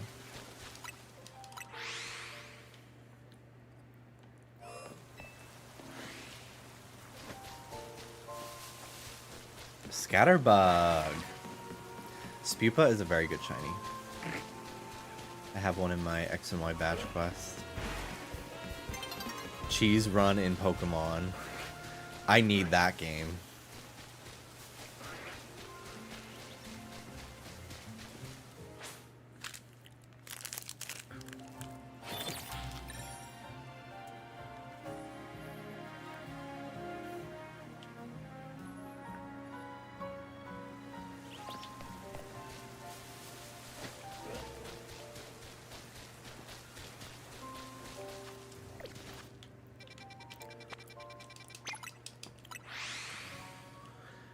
To appease the stare method, folks. We'll do a minute of stares.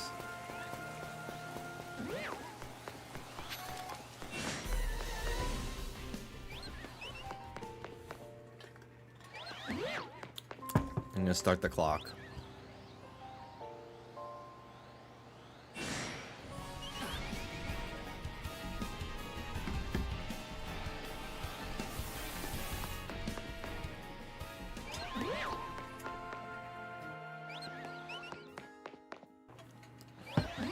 Dude, having water after candy or ice cream is actually the most refreshing water ever tastes to me.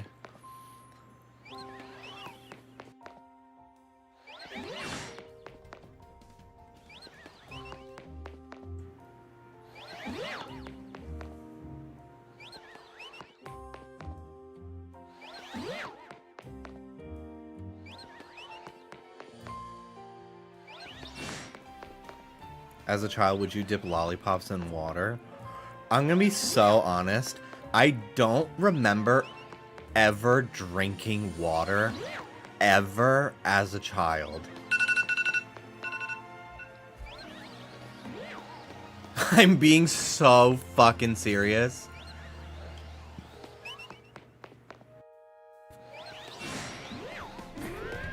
It was always Capri Sun, Sunny D, Juicy Juice. I like only really got into drinking water when I was like 19.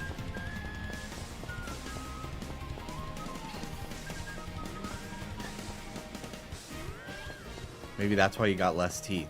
Yeah. And how many teeth do you have? Yeah. But like my parents never like were encouraged it. It just wasn't even like a thought. Drink water. Ever. I feel like the whole like drink water movement is like a very like, which sounds so, I sound insane saying that. But like, I don't know, like people carrying water bottles around feels like such like a new new thing to me. And I'm here for it. Like I'm always drinking water and my life has improved. Like my general energy levels during the day and like skin health, like it, yeah, like no shit, right? But like, it just was never even like remotely a thing to me. Like if I'm thirsty, it's juice.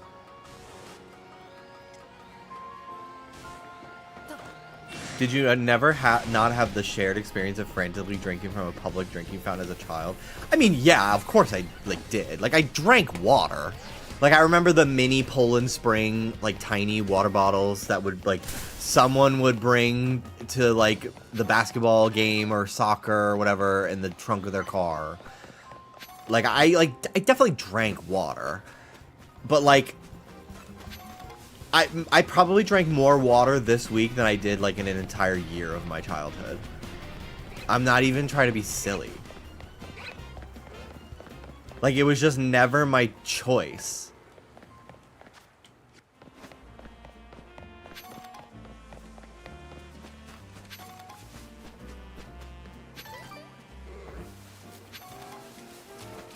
The only time I would really drink water as a kid was in this, like the warmer months at school, because we didn't have air conditioning at Catholic school.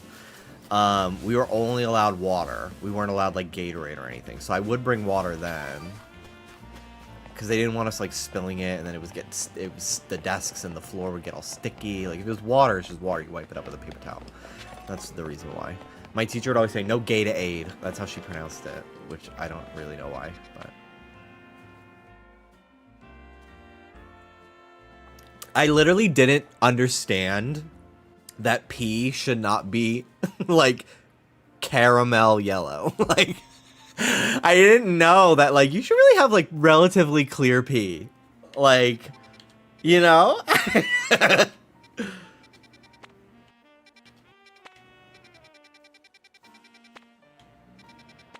And now my pee is very healthy. So are my poops, especially lately. I've been having so much fiber from beans and stuff. Your dandelion crayon pee. I know that girl would be living. That TikTok girl.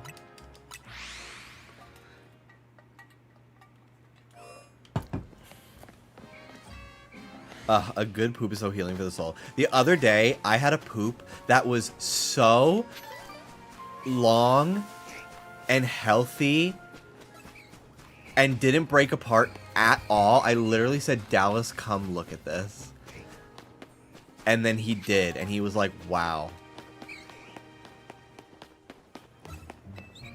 When I was a kid, my parents put so much, I would drink so much orange juice when I was like an infant / toddler from my sippy cup that it stained my baby bottle orange.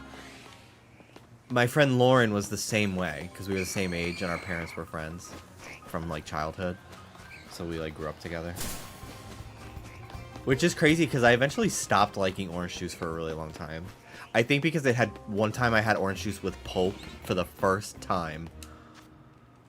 And it like completely ruined orange juice for me. It's like when you get a chicken nugget from McDonald's and you get that like really chewy like tendon or whatever the fuck, and it ruins the whole box.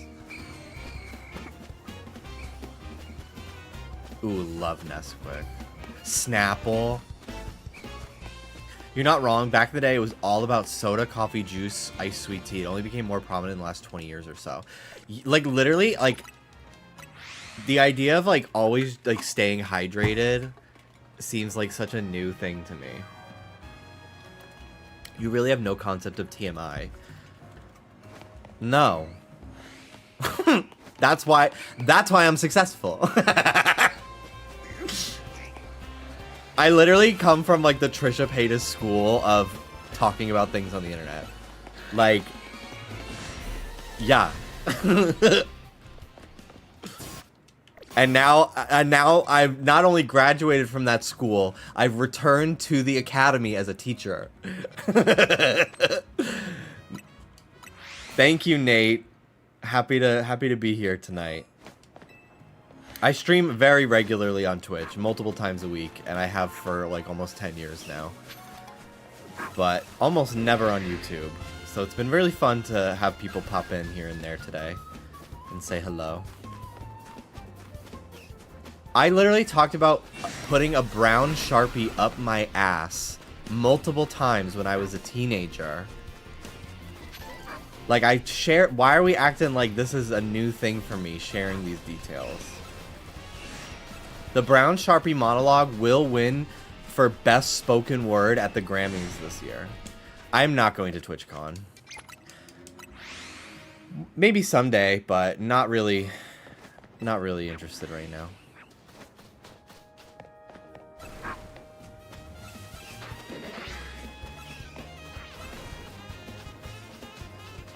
I never gave strangers my address, but I used to make flyers. Pokemon Club, meet here at 4 p.m. on this street at this house. And I would try to go outside and hang them to the like telephone poles on my street. And my parents were like, no. No. And I was like, why not? Because I just desperately wanted friends that liked Pokemon. I knew they were out there. I just needed to sound the alarm. That's why I haven't been missing you. That's why I've been missing you. I remember your shiny pink penguin find back in the day. Me and my friend died of laughter from your memes. Thank you. Thank you so much. Yeah, you can find me twitch.tv/JimmyWetzel. I'm there Thursdays through Sundays are typically when I am able to stream. Thank you, Jorge. I'm usually a silent chatter, but I have to let out a what the fuck of this. Oh. Coming out of lurk to drag the fuck out of me. Okay, but brown Sharpie monologue or a plastic shoved in the nose monologue, styrofoam, thank you very much. Let's not get it twisted here. It was styrofoam. I once made a Facebook group with my home address. Okay, I was never that stupid, but no offense. Once I started using the internet, I was not stupid anymore. He says. I'm an old viewer from years ago, like pre-2015. The brown Sharpie does not surprise me. Don't really watch streams or anything. Hope you're doing well. And I would use a brown... I always cleaned it, but I would use a brown Sharpie just in case I forgot to. Because then I could be like, oh, the ink just exploded.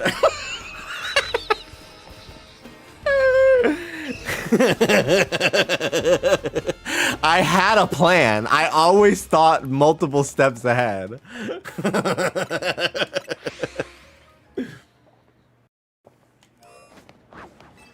And what do you know?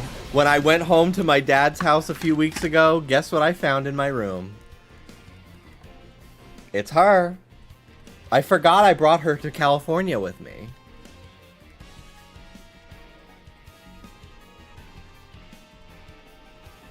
I did this reveal weeks ago. I scrubbed her down. She was already clean when I found her because I always cleaned it, but I Cloroxed the fuck out of her before I brought her home. The way you keep her on your desk? Yeah, I've like written with it. I'm pretty sure it still has ink in it. It's still pretty good.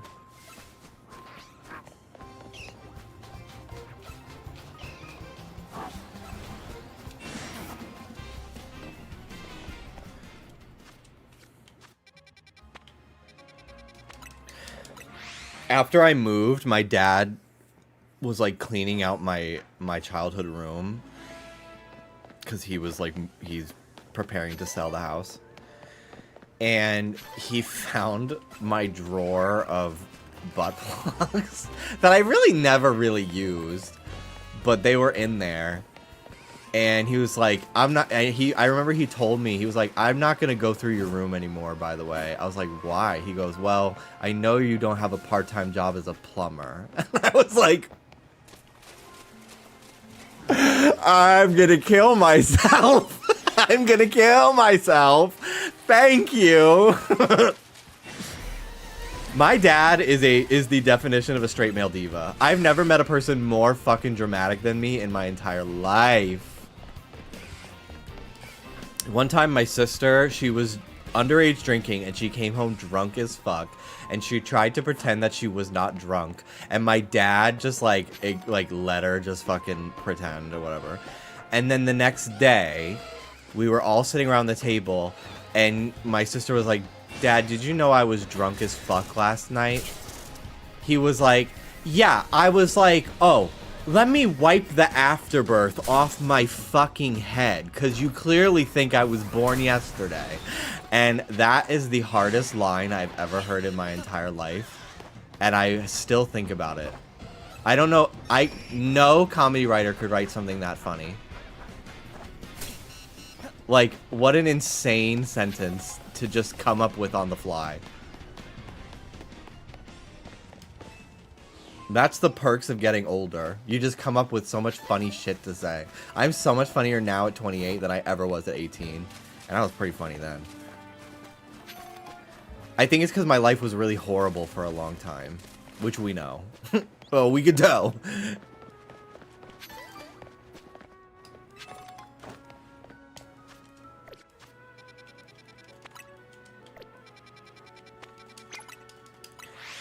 I guess the apple don't fall far from the tree.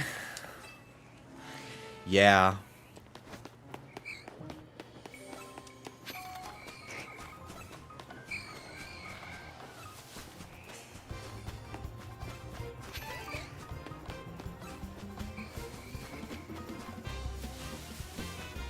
There's so much empty space in this back corner. I don't think anything even spawns over here. But they can sure chase you. Finally got Litleo, not Alpha. Good job.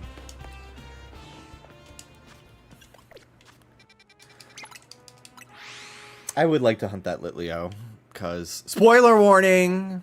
Spoiler warning! There is a shiny... Or there's a Mega Pyroar in this game. Which is really cool. I used to think Pyroar was lame, but the Mega is very cool, and now I think it's cool.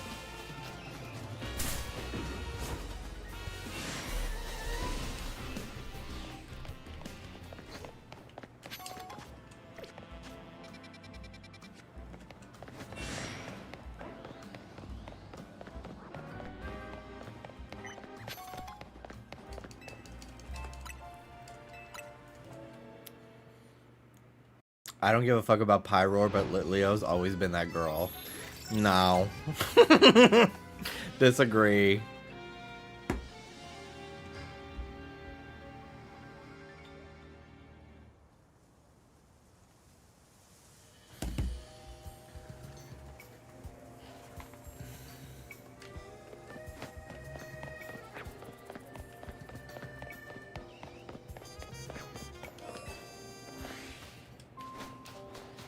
Define that girl. That girl that chews her braid in gym class. The Scarlet Violet girl protagonist. I know that braid was always wet.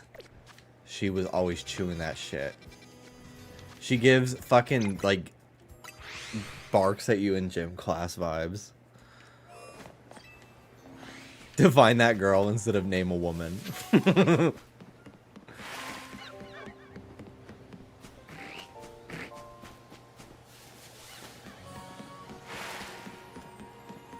Litleo honestly worse than Pyroar. Yeah. Going in the pool and sucking pool water out of your hair. Wow, I hate it, thanks. cool. Thank you for making me read that.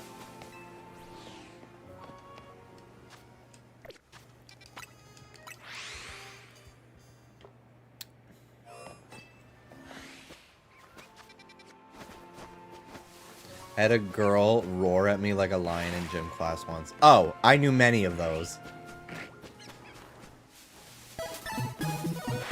Blue Wolf Turtle, thank you so much for subscribing. I hope you're doing great today. Thank you so much. Literally the most subscribers I've had on Twitch in years with this new game. Which is really cool. Really cool to see.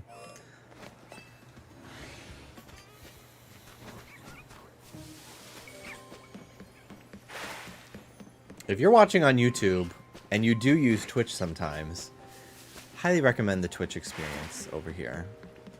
I have like fucking 30 emotes, chat badges. I stream on here all the time.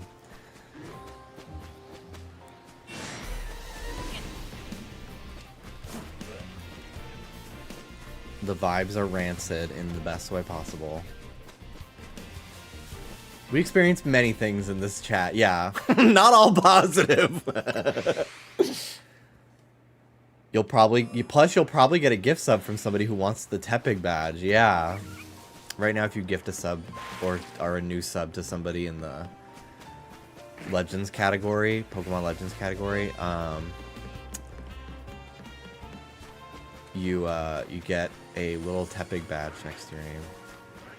Did you get the shiny Sableye? No. I have not found Sableye much yet. Although it says I caught one, which I don't remember doing.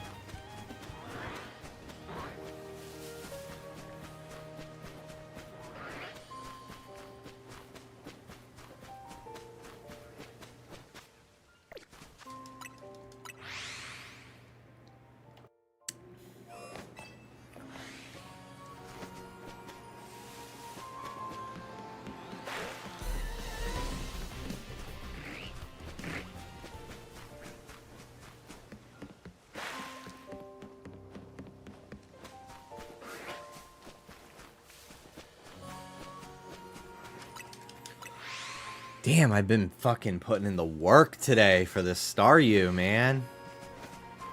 Nothing all day is crazy. I've seen so many Pokemon. I honestly have not even, like, there's no way to even count. I mean, I could count, because I could probably just count how many spawns are in each loadout. Like, it's possible, but this is just not one of those games that I feel like actually tracking. Not like, you know, Gen 6 or something. I did it all day. Finally got it a little bit ago. I was doing it yesterday. I was doing it last night. This has been like my go-to hunt, really.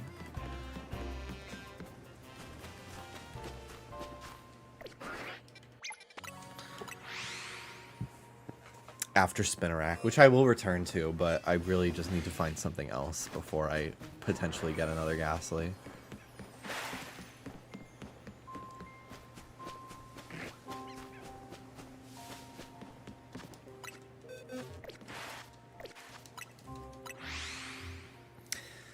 I wish Twitch had likes like TikTok. I'm broke as fuck. 4 bits, but I would like this shit up. Yeah, I think that would be very cool. I appreciate it anyway. Just being here, it means a lot. I do appreciate it very much.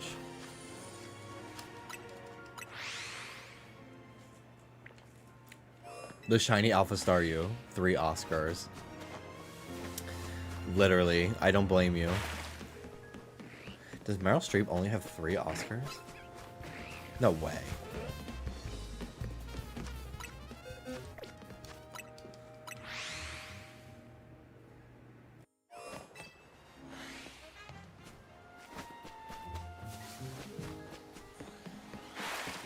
Thank you. Continue streaming, King. I love your humor that comes through in the Justers podcast and more. Thank you. Thank you so much. It really means so much to me that people really like my editing and stuff and laugh at the things I do. Because so often, some of the things I do are only on screen for like 3 to 4 seconds of like a 3-hour video. So it's really cool that people notice it.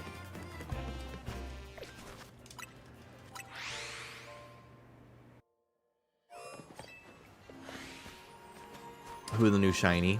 I found a Pidgey on a lamppost last night. And now I have a Pidgeot.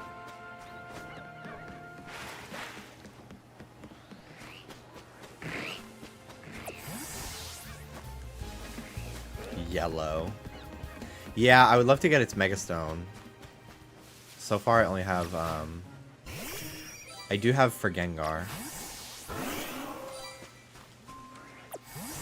It's awesome.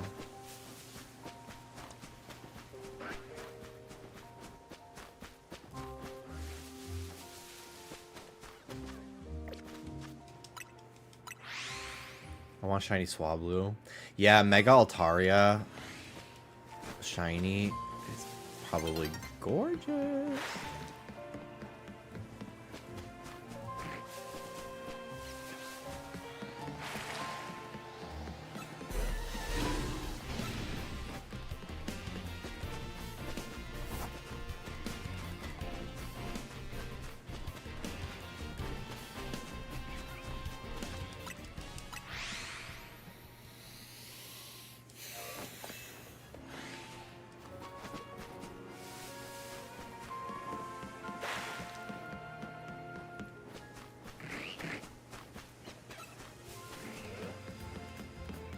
I was gonna hunt Metatype, but I can't get that Alpha Houndoom off my ass. It's a lot. It doesn't help that the Alpha Pokemon, for some reason, take like 50,000 hits to kill.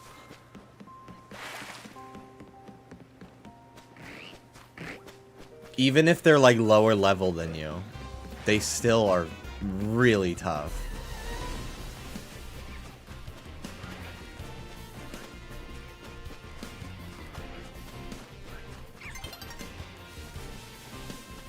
I got one more lap in me, I think, before I have to change it to nighttime again.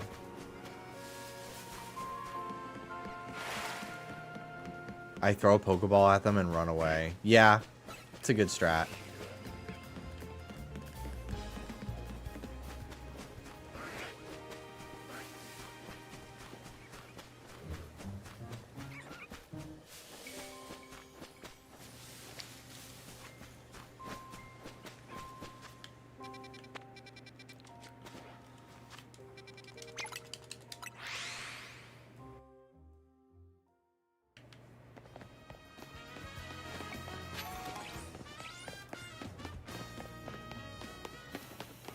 I wish you could sit in the Pokemon centers to pass time.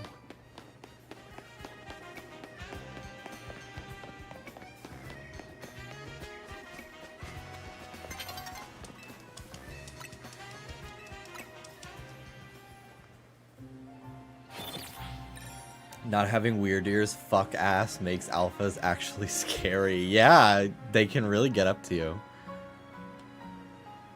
Especially ones that have like really good ranged attacks.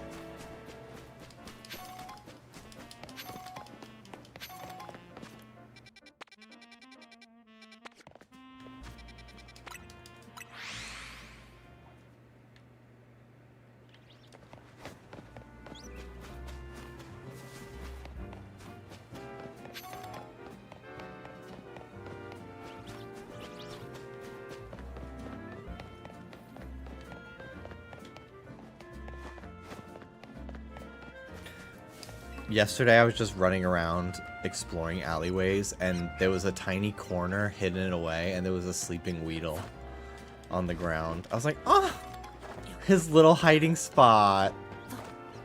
I love it.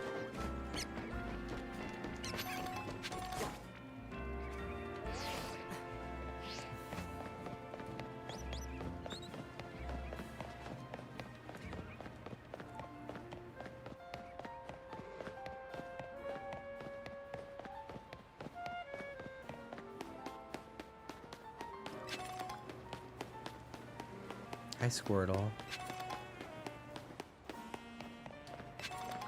Key transfer between Legends games? Not currently, but eventually, probably, via Pokemon Home.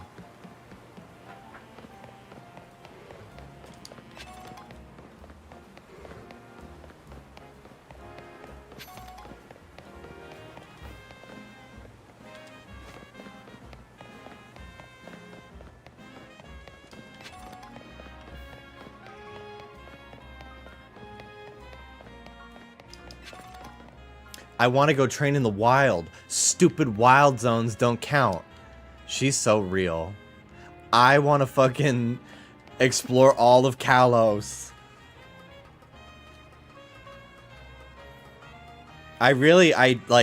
This game is so wonderful. I do wish that there was more than just Lumiose to explore. But it's okay.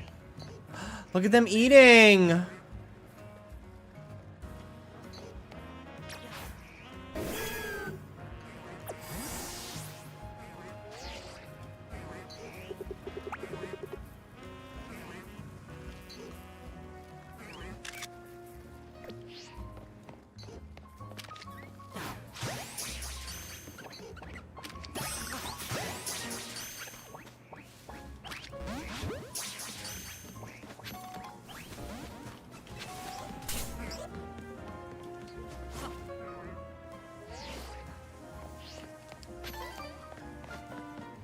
Maybe the DLC will have a new location. My theory is that the DLC, it's called Mega Dimension. And a Hoopa ring shows up somewhere in Lumiose. And I think it's going to take you to a alternate version of Lumiose. Like, I think it'll still be Lumiose, but I think it'll look a little different, maybe. And have different spawns and, like, different Mega Pokemon. I think that's my theory of what it's gonna be like.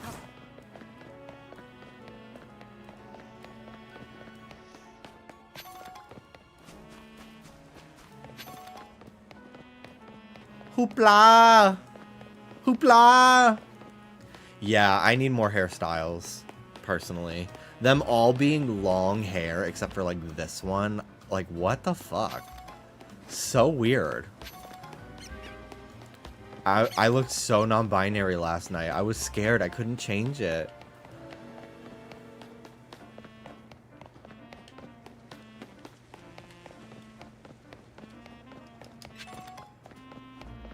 One step forward, two steps back, as always. Yeah. Well, ain't that life?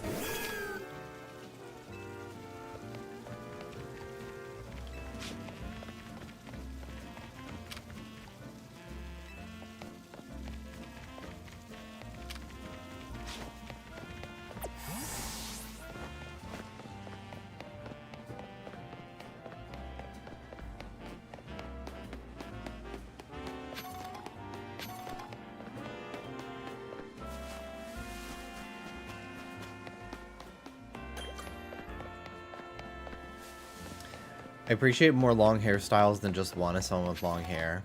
Yeah. I was saying they feel like their character looks too feminine. Yeah, I do feel like sometimes I'm like, I don't know, they always just kind of look a little more feminine than my liking for my own self-insert OC. But at the end of the day, I don't fucking care that much. It's not that serious. I like this outfit a lot. Clearly, I've been wearing the same fucking one for days now.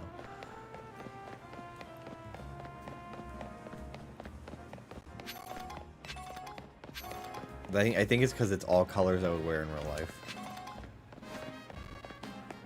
I'd wear the hell out of this outfit. I almost want to like go thrifting and try to find like equivalents to it. I used to wear red jeans all the time.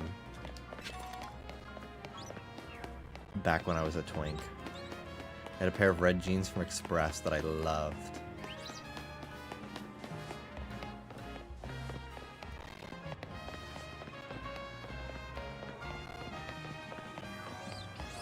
I'm he, they, and I'm still thinking, like, butch it up a little bit, diva. Not me being homophobic to myself.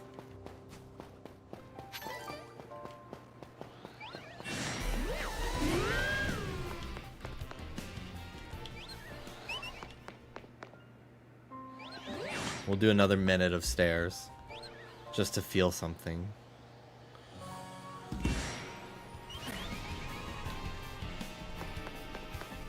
I wish there were more interesting silhouettes for the clothes too. Yeah, I do feel like it's a lot of like sweaters. And I love them. But I want like a puffy jacket. That's like not, still looks like very form-fitting.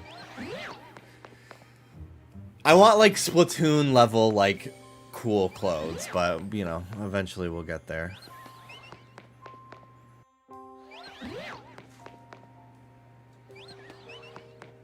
Hi Jimmy, you're the reason I bought my first ever Pokemon game back in like 2014. Aww. Thanks for stopping by, Sir Jordan. I hope you're having a great time. If you're playing ZA, I hope you like it.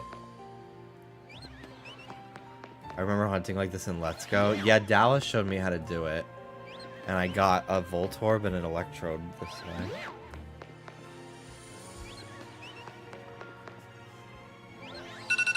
Sorry. Loud.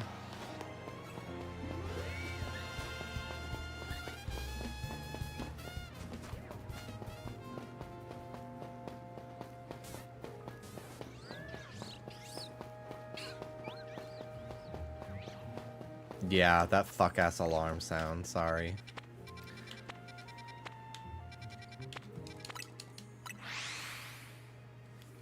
I need to stretch. Everybody, stretch.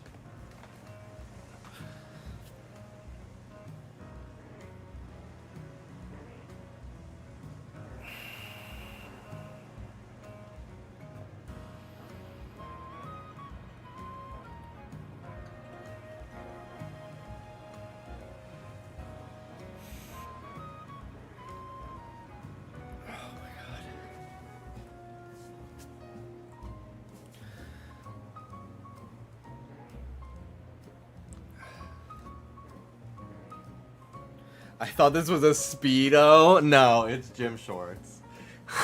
It did kind of look like a Speedo. That is funny. I'm not that bold.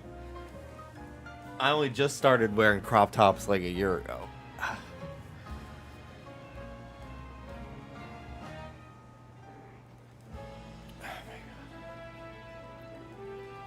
Can you hear the chime if you're outside the wild zone? Yes.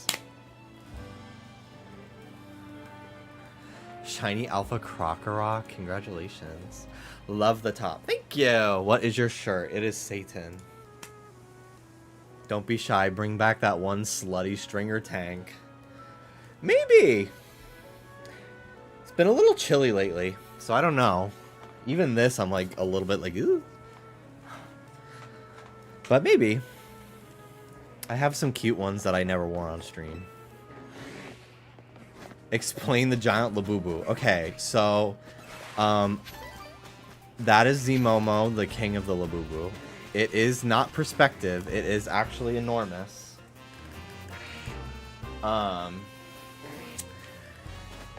And I ordered it off of TikTok Shop, and then it got stolen from my front door within 10 minutes of being delivered. I managed to get a full refund, and then I was able to find one. Like, I got an in-store pickup for it at the mall. This one is not the $400 one.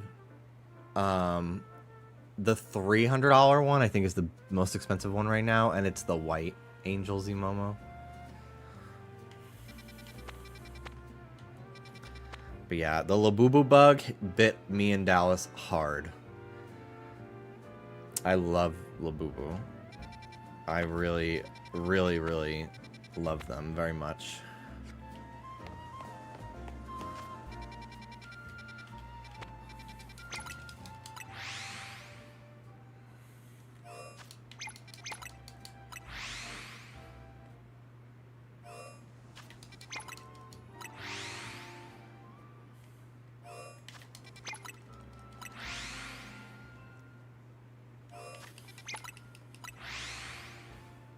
I think Ruby wants to use the bathroom. Hold on.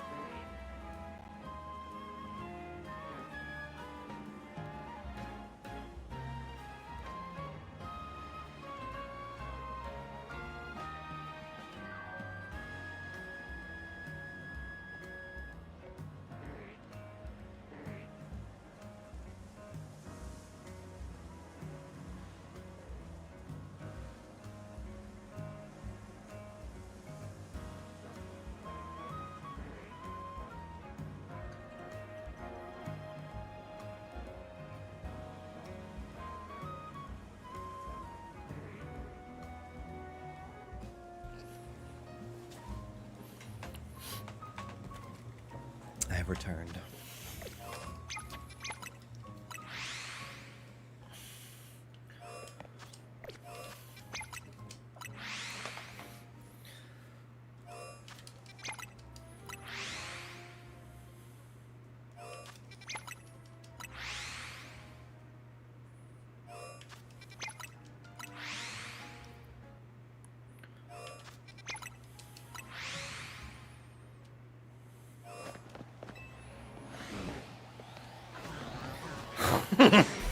Hello, Michael.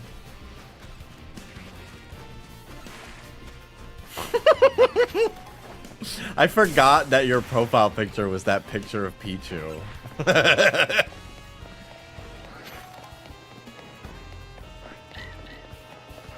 That's so funny.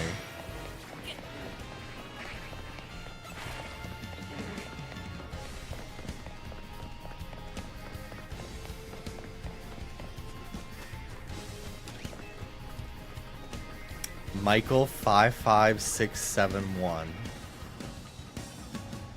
Truly quite the artistic name.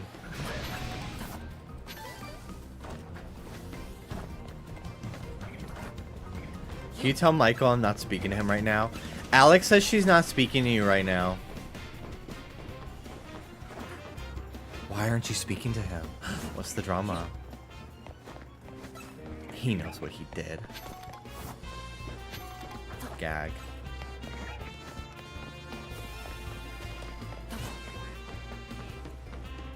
I guess 5567 was taken. Oh, okay.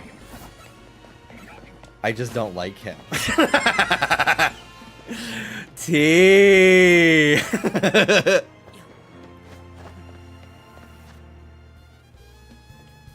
Tell Alex I expected this from her and I couldn't care less. She's so predictable.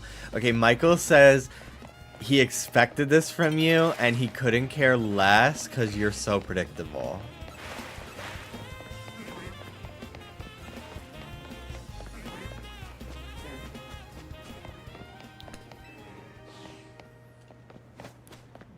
This is the lamp I found my Pidgey on.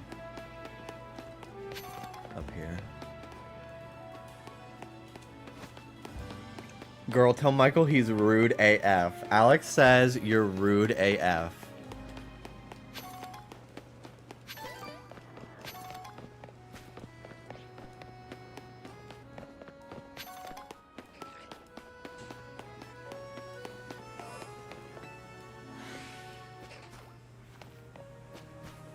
Oh, hi, Mawile.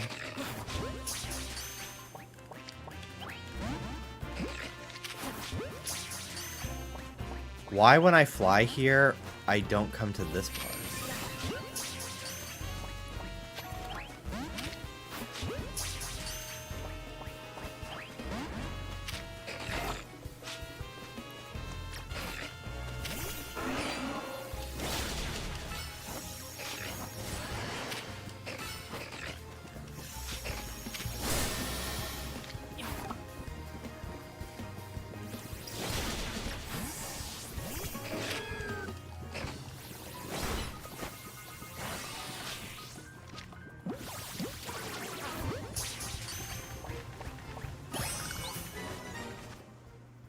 Kadabra and something else. Okay. Hi.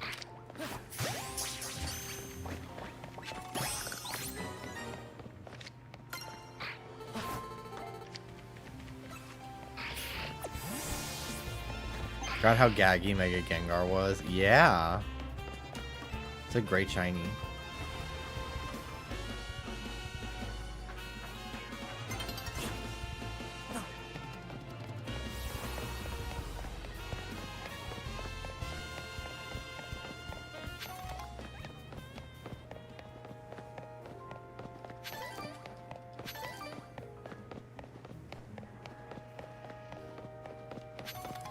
Kadabra.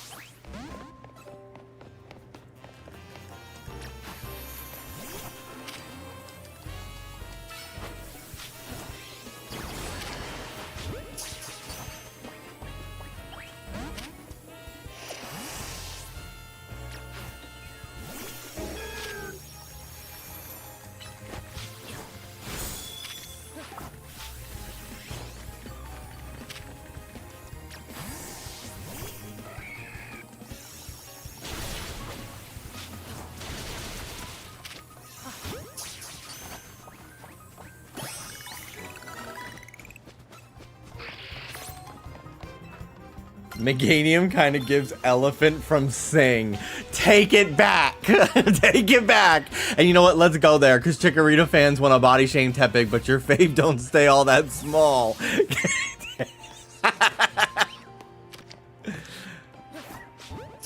Jesus Christ.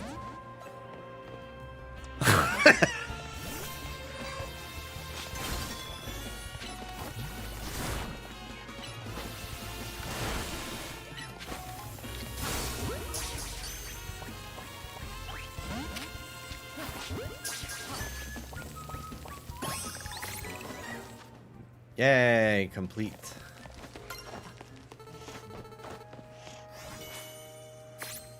All right. New day. Or whatever, nighttime.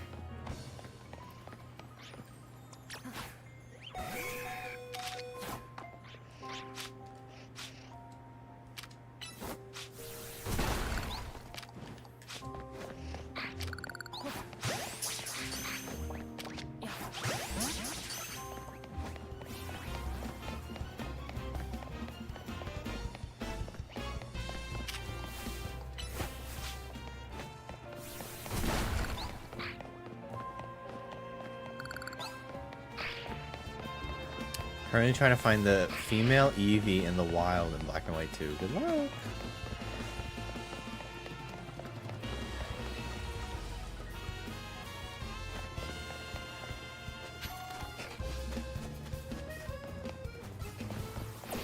Ooh, Alpha Kadabra. Cool. Gosh, this game really feels so Sonic Unleashed sometimes.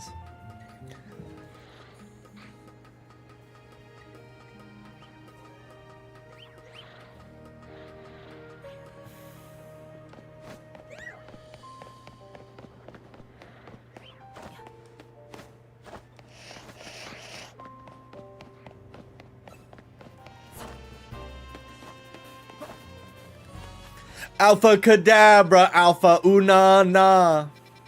Damn, you are on such a delay compared to Twitch chat. That's crazy.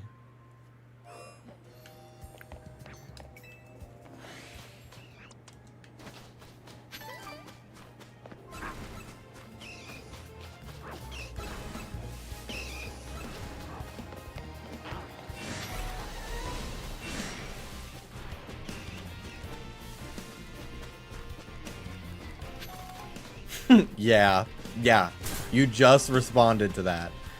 The only source for Pokemon that I trust. Thank you, Dave Puke. I appreciate that. I've really appreciated people stopping by today after all these years. It's YouTube that's delayed, right? Yeah. The YouTube one is clearly has some latency, which is so weird because when I opened it on my phone I didn't have it.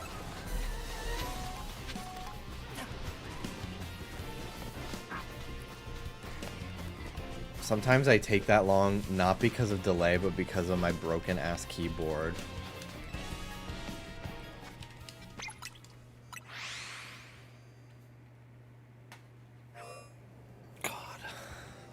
I will say I've had really amazing posture pretty much this entire time I've been playing this game. And I'm very impressed with myself. I've been making such an effort these past few weeks to fix my back problems.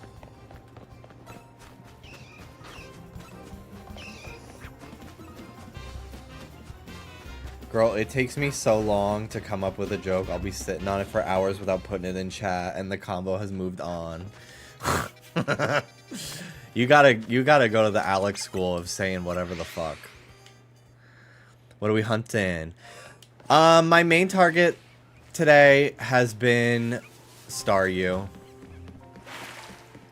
Has not shown up. I've not found anything today.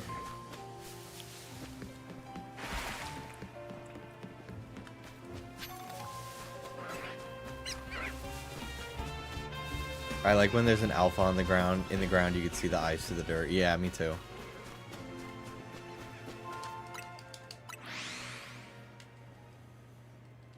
My spine looks like an unknown while I play this game. One time, I don't remember if it was... I think it was Taylor and Anne. Mostly Taylor. Friends of mine in chat, for those who don't know, told me that I stand like the number 7. Because I've showed a picture of my posture from taken from afar by a family member at a barbecue. And I literally was like, maybe I do end it all live for everyone to watch.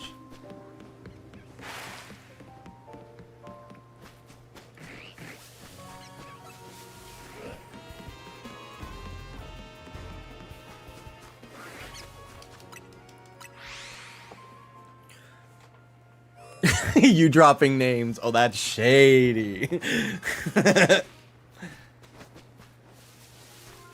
But you did kind of eat the fuck out of 9. T. T. See? You can come up with jokes fast. That was good. It's okay. I look like Roger from American Dad when I'm NPC standing.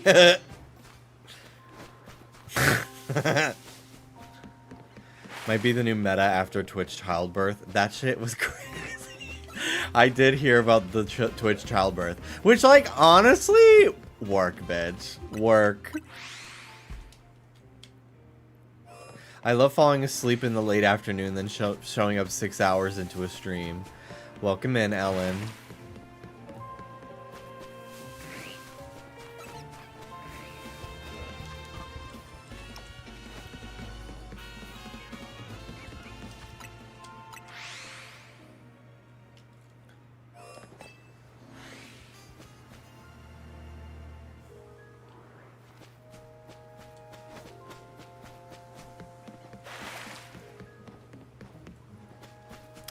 It really has been 6 hours. It has been a long day, and it's only 10 p.m. for me. I'm gonna be live for at least 2 more hours. Well, it's good to see you on YouTube. I don't usually go on Twitch streams. I used to be a regular for Dallas' streams. Welcome in, Flamingos. Happy to see ya.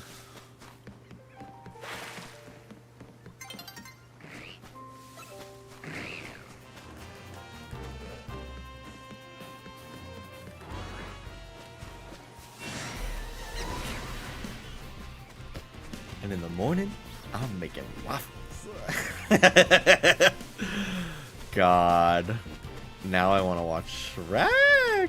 Shrek 1 is so good. Shrek 2 is often the one that people say is the best one, and because it is, but like, Shrek 1 is a really funny movie. It's really, really good.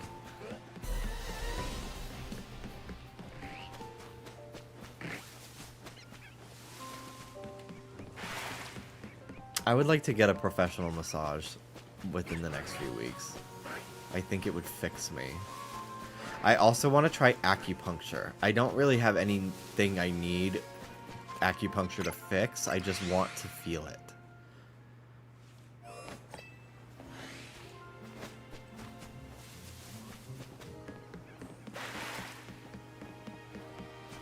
Would you try hot cupping? Yes. I've always wanted my back to look like a pepperoni pizza.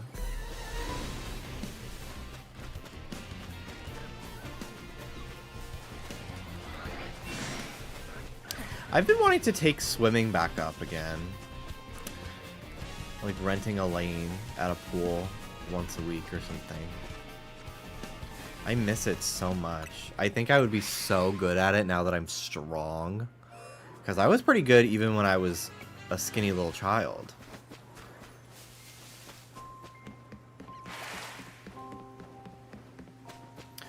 It's good cardio.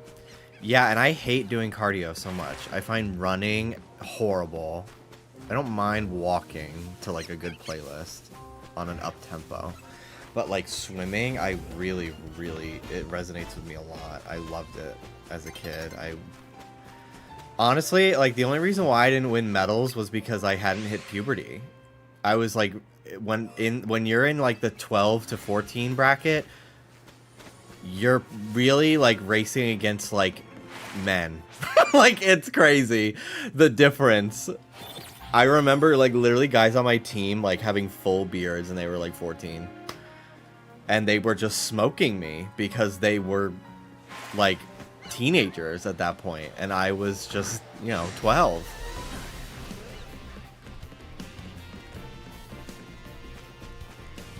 I mostly quit because depression, and I didn't understand that, oh, there's a reason there's a reason why I suddenly hate everything and don't want to be outside ever or go anywhere. I just thought I just didn't like swimming anymore. No, it's grief and depression. But then, by the time I was in high school and there was a swim team, I was afraid I was going to get a boner. Because I was gay, and I didn't want people to see it. And be called gay.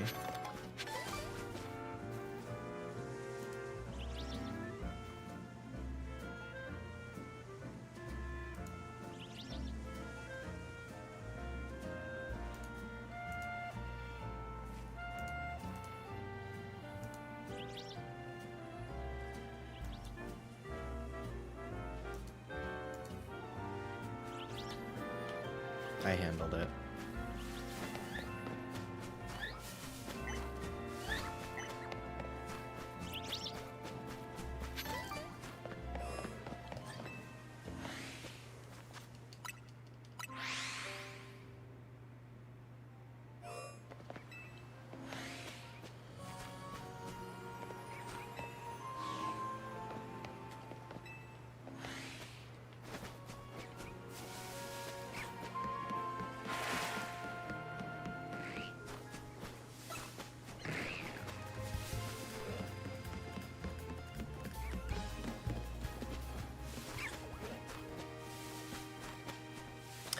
I should have some copy pasta saved. I kind of do on my phone. You can set like custom replacement text on your phone. So like for me, I have JWT immediately pastes twitch.tv/Jimmy Wetzel, so I don't have to type my link every time. I have one called Meet Me, because I do have delivery instructions on like Uber Eats and stuff, but so often they don't read it. So anytime it says heading your way, I type meet me, all one word, and then it auto pastes, hey, can you meet me blank blank blank here at blank blank blank? Blah blah blah blah blah, and it just pastes a paragraph, and it saved me so many times of like them not knowing where I am, and then having to walk to the opposite side of the entire block because it's a long ass walk to where they always ended up.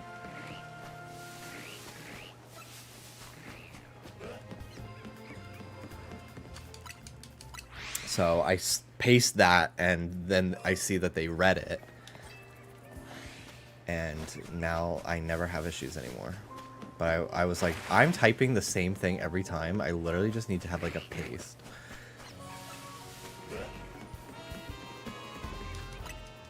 Does this game suck? No, it does not. I really like it. I was cautiously optimistic. Because I did not like Scarlet Violet at all. But I find this game to be really wonderful.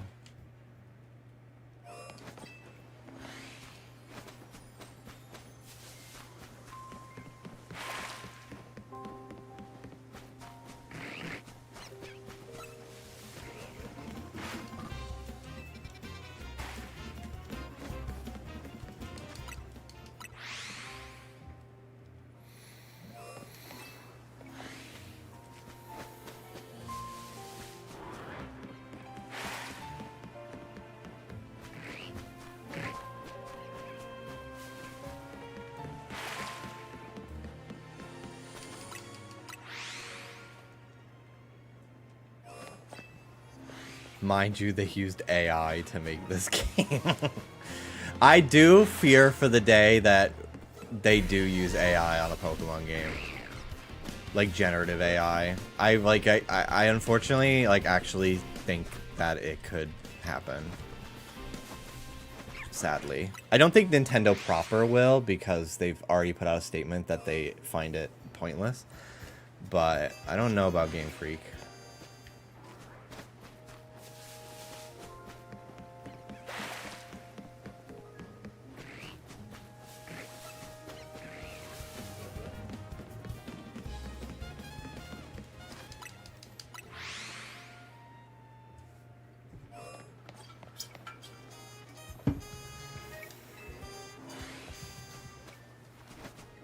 Me starting rumors. If they win the Pal World lawsuit, they just might.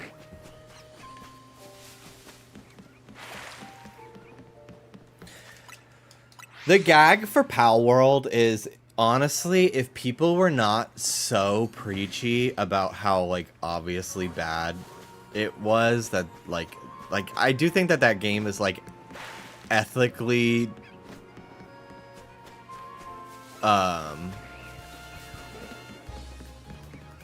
without ethics. I think it's a slop, moralless sort of cash grab kind of game. But if people didn't have to make their fucking Twitter threads with their thoughts on Pal World and add to the virality of that game, it would have just faded away into obscurity. Because no fucking shade, that game sucked. It was so boring. It literally was so boring. I played it for 7 hours day one, and it's just literally not good. It's just not a good game. It's not interesting. Literally the only reason why that game got any sort of intrigue was because people were so polarized over it. And if they just ignored it and didn't feel the need to get on their soapbox and like quote retweet and like give their opinions on like every single fucking issue like that, like it would have just faded away into obscurity within a week, in my opinion. You know, because it just is not good.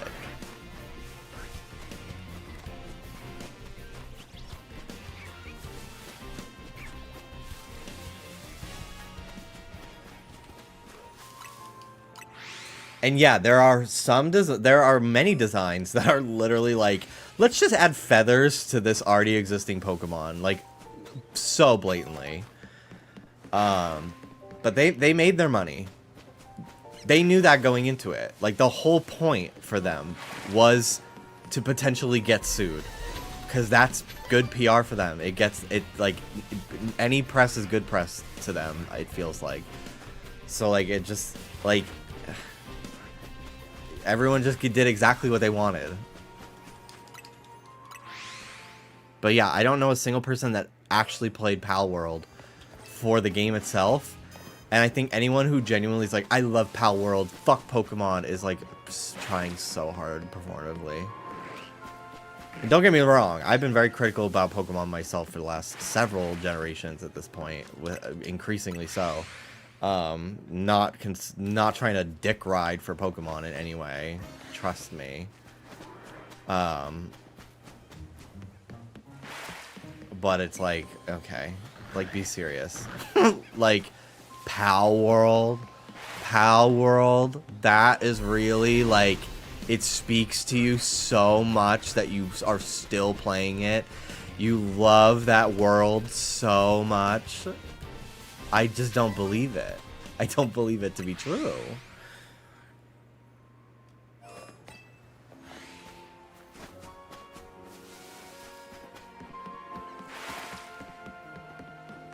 Did it even have guns like the trailer? I think so, but I never got to that point, I don't think. Ooh, Bugsnax is one of the best games ever. I hope if they ever make a Bugsnax 2, I get to voice a Grumpus or a Bugsnax or something. That's one of the reasons why I really need to make a reel, because I need the world to know that I'm looking to be a voice actor. I need to... A part of manifestation is putting in the work to let people know it's something you want.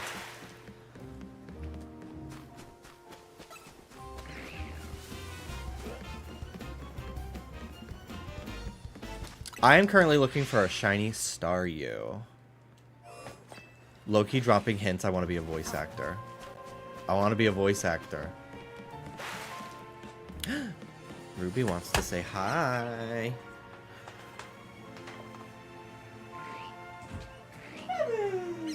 Hi, Scoob. Hi, Scooby.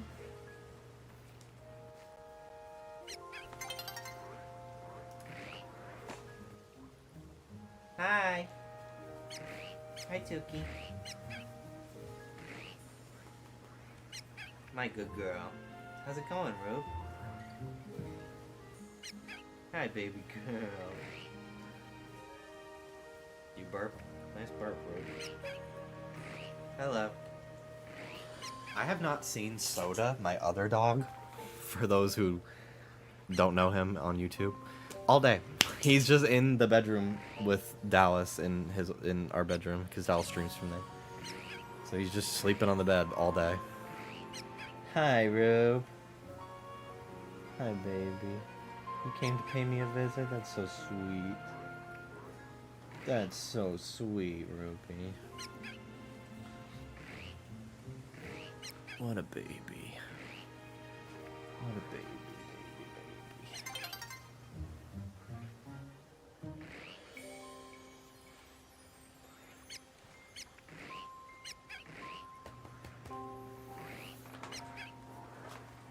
I mean, he did mark the bed. Yeah. Oh my god.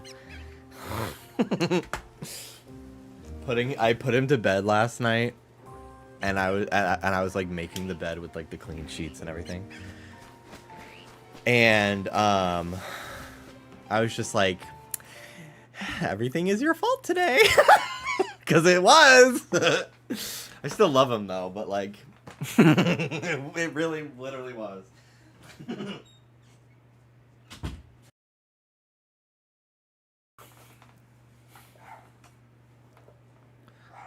There's Soda. I'm gonna go get him because he's being naughty.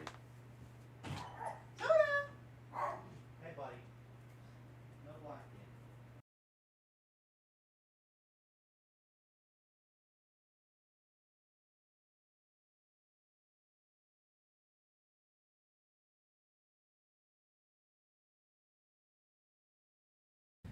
Here's my little man. Here's my little man. Hi, bud. Hi, Soda. I haven't seen you all day today. Hi. Hello. Hi, sweet guy.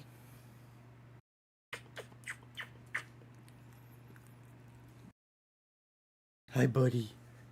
Hi, buddy. Hi.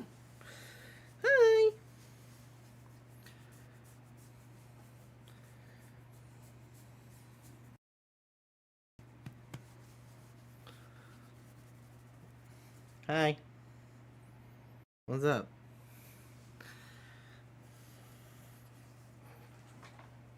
You can sit on my lap for a little while. No Reese's cup for you.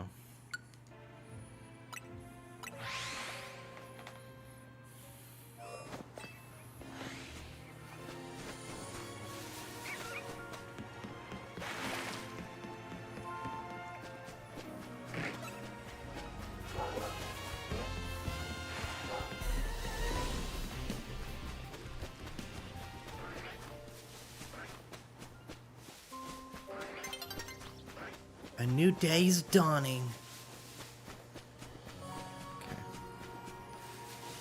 Isn't my username good? Sure.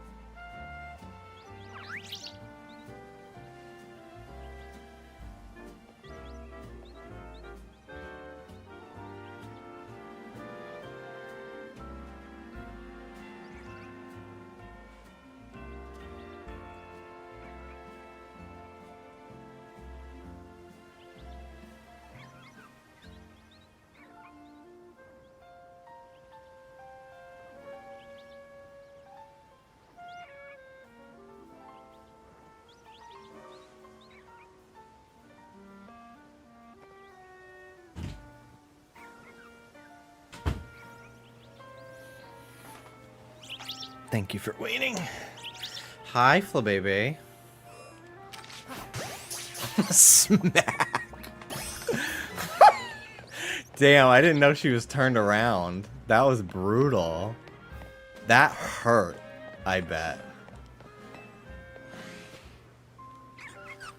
That feels like it left a welt or something on her head.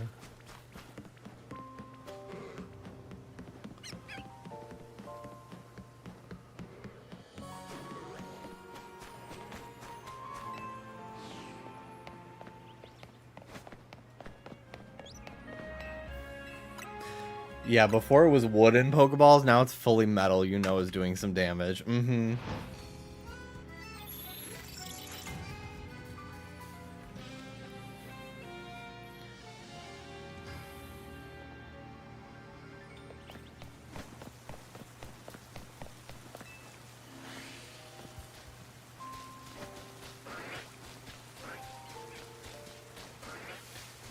Why doesn't YouTube offer more Jimmy content? It's because I'm slacking. I'm not putting it out there. Not slacking. I'm actually the busiest I've ever been in my entire life, and I'm very hardworking. But I just don't post on YouTube. I'm a Twitch boy. Hello, Julio. How are you doing?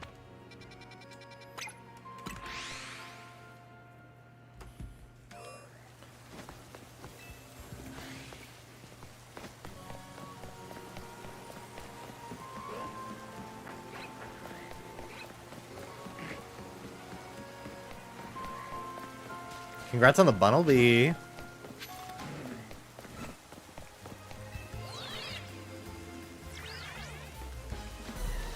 I miss you. Thank you. I miss making YouTube videos too sometimes. I get ideas for stuff. I just don't have the time to really sink into making something anymore. I did kind of want to start vlogging though. I think it could be pretty fun. Once every few months I post a good life vlog. Now that I live in a city that's cool and not Jacksonville, Florida. We still talk about you.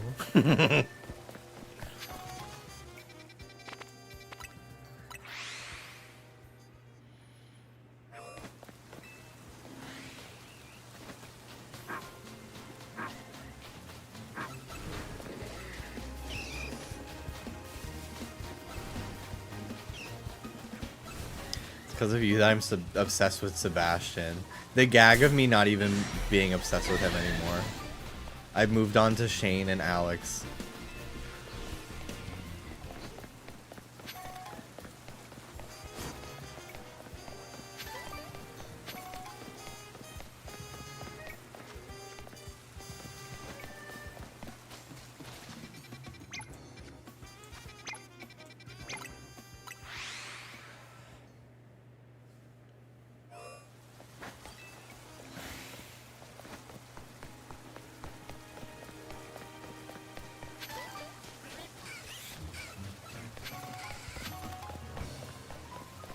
I am convinced I'm going to find a shiny within the next hour.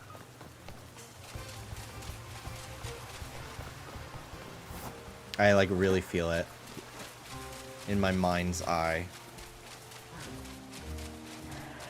Put a prediction up. I'm not that confident.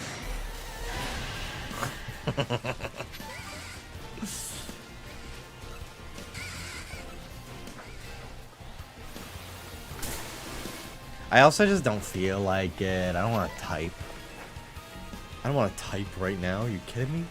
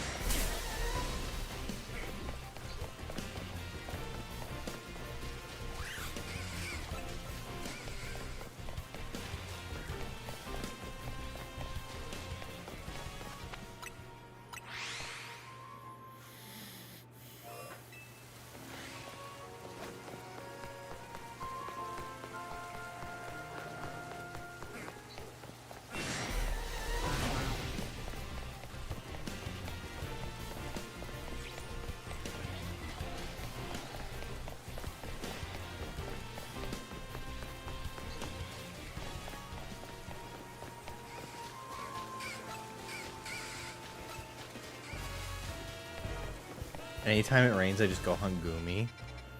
I don't think I have that area yet. I don't see it. Oh my god.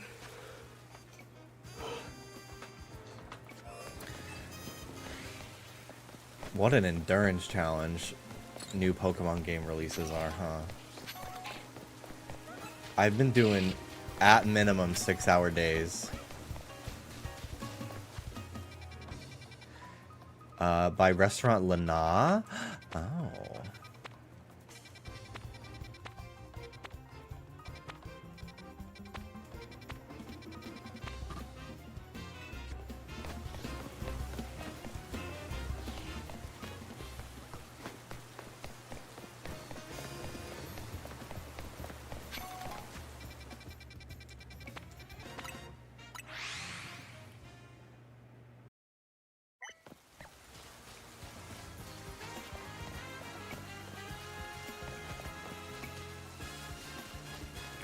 I see.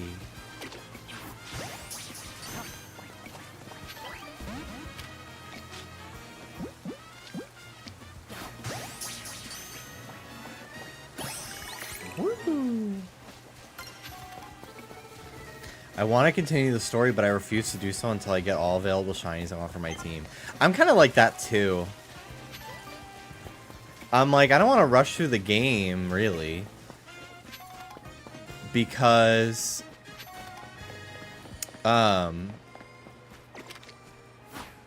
whole point of me getting shinies is like have story to play them with, right? It's kind of my goal. So I want to find shinies before I do anything else.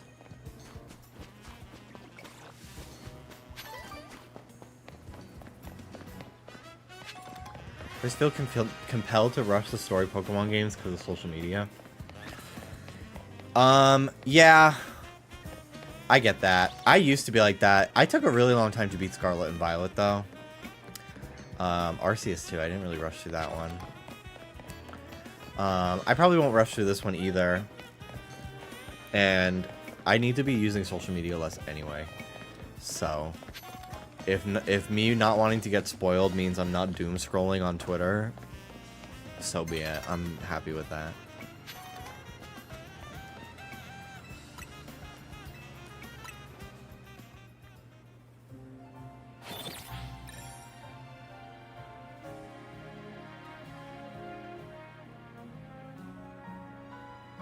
People were posting Area Zero and Scarlet and Violet the literal day the game came out.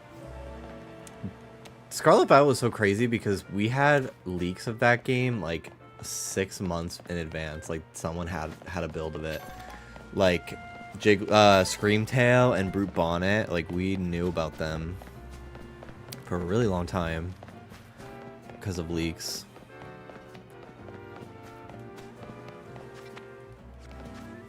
It's pretty nuts.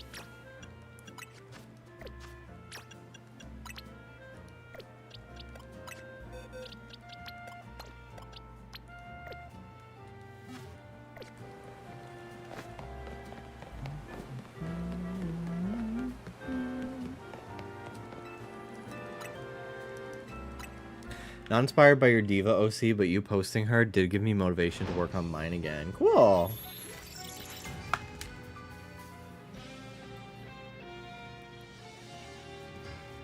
Slimy Hunt. I just read that. Hey guys, I'm slimy hunting today.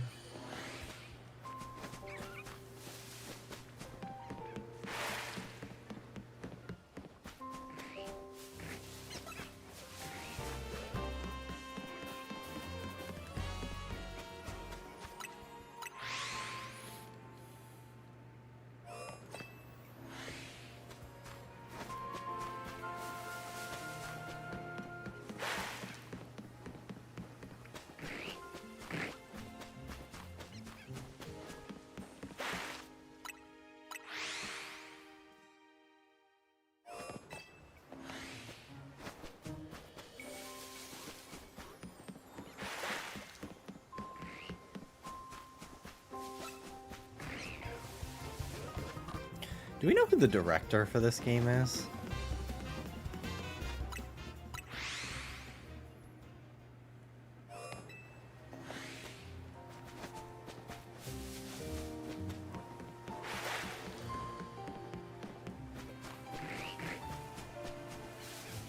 From Game Freak?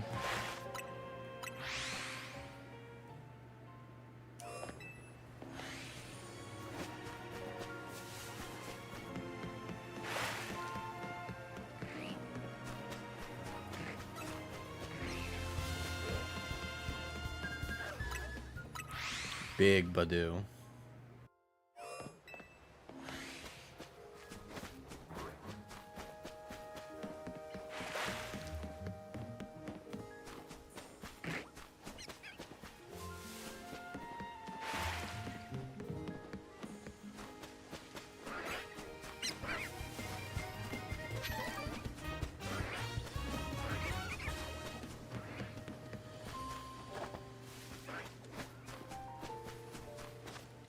Let's do another... We'll do 2 minutes of stairs this time.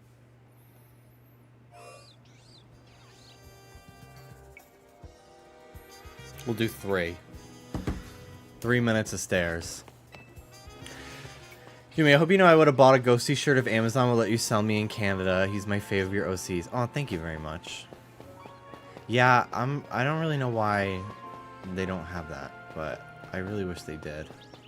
Maybe they have and I just haven't updated it yet. I haven't checked in like 2 years. Is it the only Gen 1 in the thumbnail for the algorithm, or are we chasing Staryu? I was genuinely chasing Staryu and Magikarp. I do have Ghastly already. It was my first shiny in the game, so I thought I'd put it in my thumbnail as well. Alright, here we go. Stair time. But yeah, once I get Staryu, then if I do put another thumbnail up, it'll be different Pokemon. Because I'll be in a different spot. Yeah, all my shinies are Gen 1 except for my Spinarak.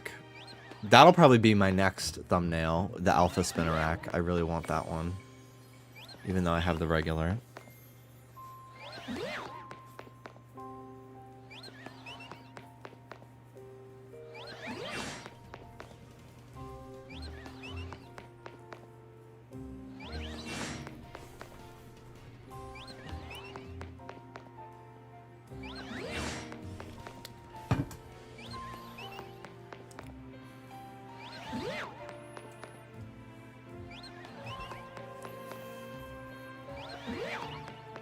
This just feels so cheap.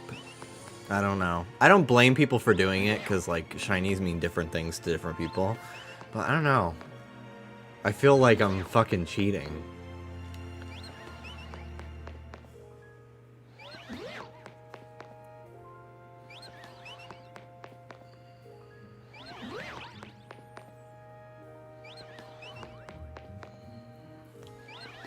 Minute and a half.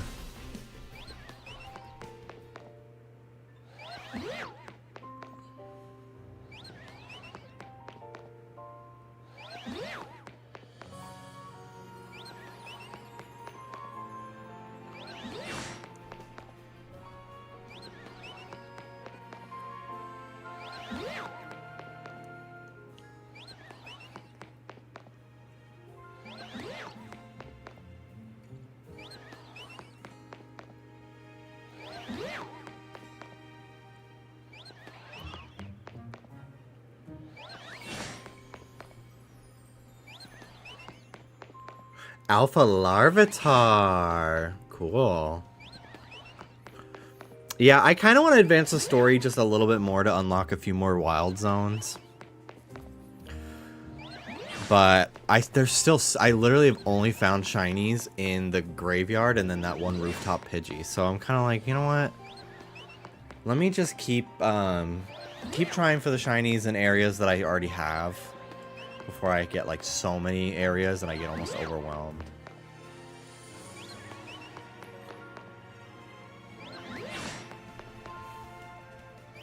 There was a time where you were vehemently against time traveling in Animal Crossing. True. When the new Animal Crossing comes out, I'm probably not going to time travel for a significant amount of sorry. A significant amount of time after release, especially because who knows how busy I am. If I'm even going to be able to play it every day, I might have to do like 3 days in one on stream, so I would probably time travel for that.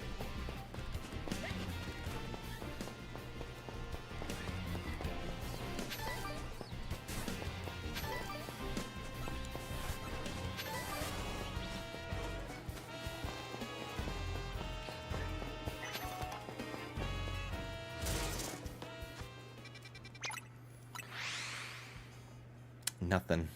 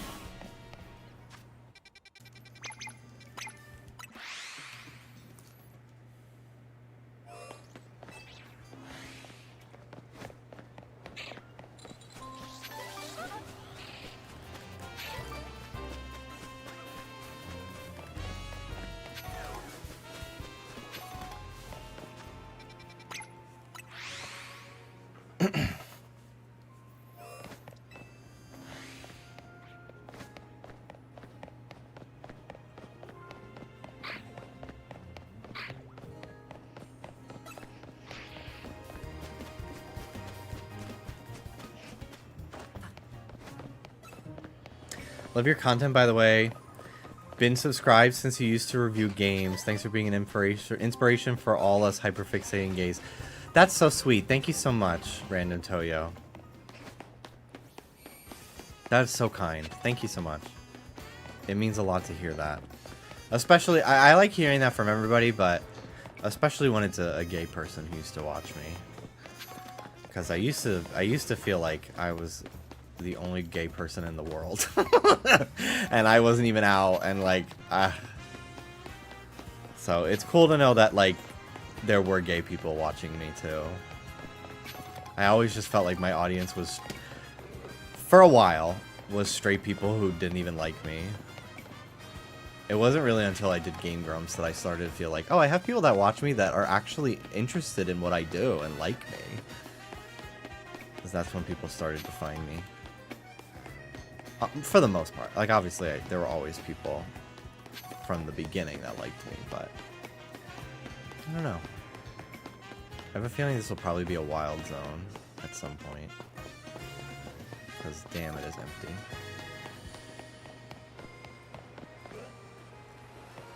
I had only come out a few years before that, so it got me. I remember being in the break room at my college placement and reading your tweet coming out, and I was trying not to cry in front of people. Aww. I had to figure out the gay part for me later, but honestly, it tracks looking back. Everyone figures out their shit at different pace. And that's okay. Only gay in the world, or whatever Rihanna said.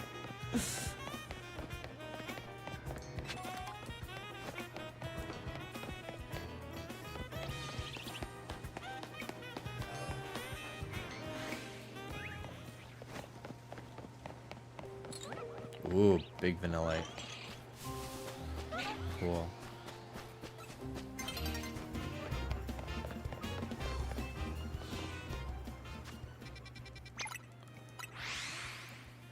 I knew I wasn't totally straight, but I didn't actually admit or feel comfy doing so until I was in my early 20s. Yeah, I did not publicly come out until I was like about to be 19. So I just didn't feel safe. I originally wasn't even going to come out until I like could move out of my parents' house. But I eventually, like, I literally just couldn't take it anymore. And thankfully my dad was accepting. But I was very nervous because my stepmother was constantly calling me,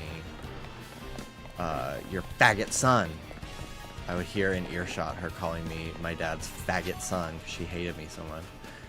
So I was like, well, if he doesn't divorce her after her saying all that shit, why would I think I could come out to him? But after I came out and I told him that really upset me, that was the beginning of their separation, actually. Was he asked her to move out back to her own apartment. It only took like 7 years, but eventually, only 7 years of child abuse to finally make it click, but eventually it happened. But yeah, I forgot I forgot that that's new lore to most of my YouTube viewers as well. Yeah, I was being child abused for the entirety of me making YouTube videos. And editing out screaming matches and physical and mental abuse from my recordings constantly.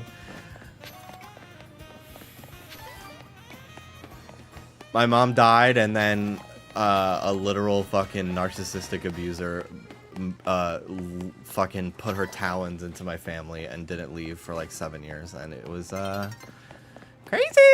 Woo! Crazy!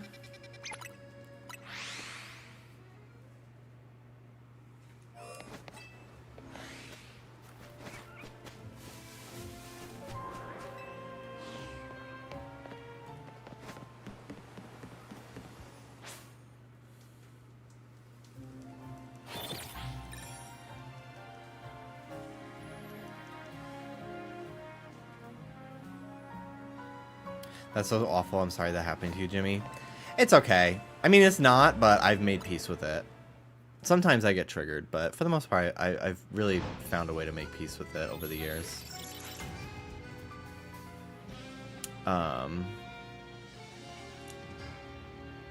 yeah. She still, like, apparently, like, tries to stir shit, even though, like, they are long divorced now. So she like, forced my dad to propose to her on the anniversary of my mom's death, which is sociopathic.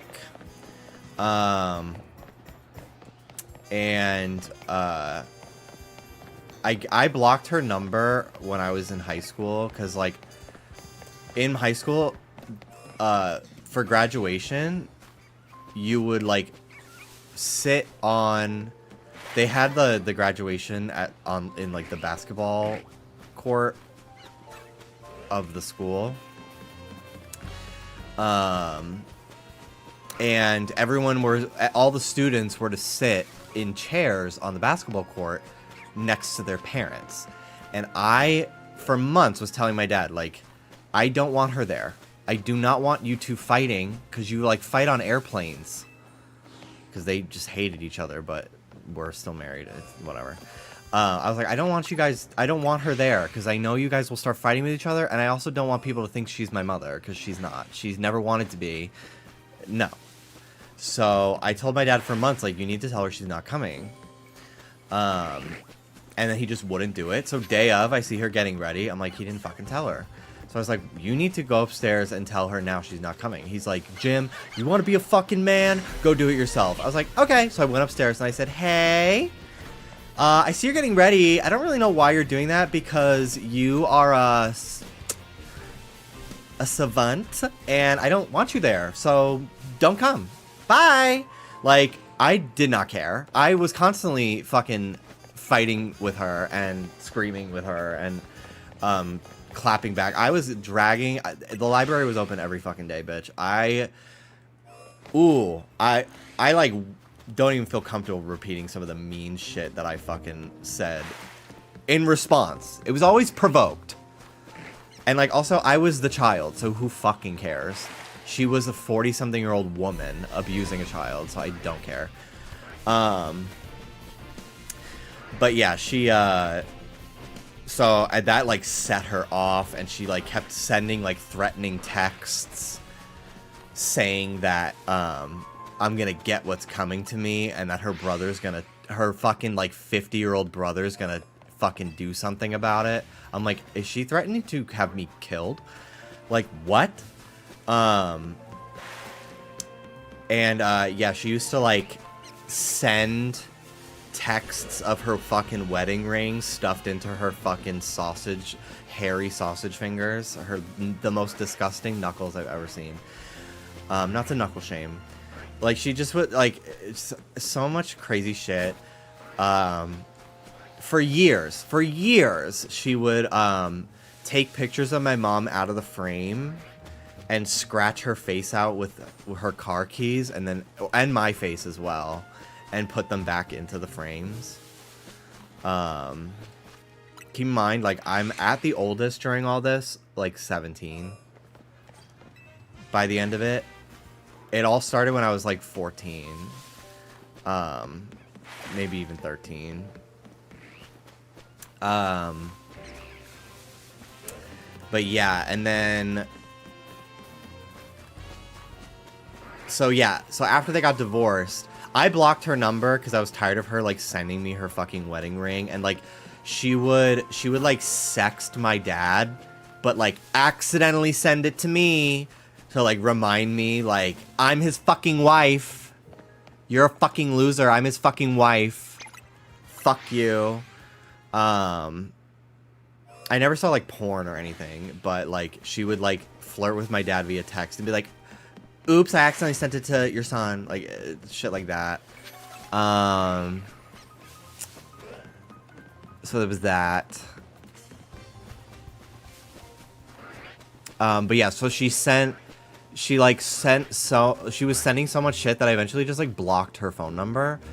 And then I found out on the 10th anniversary of my mom's passing in 2018. I guess, like, months later, I found out from my sister that she, like, texted me, my sister, and my dad in a group chat being like, rest in peace to the marriage that was started on this glorious day.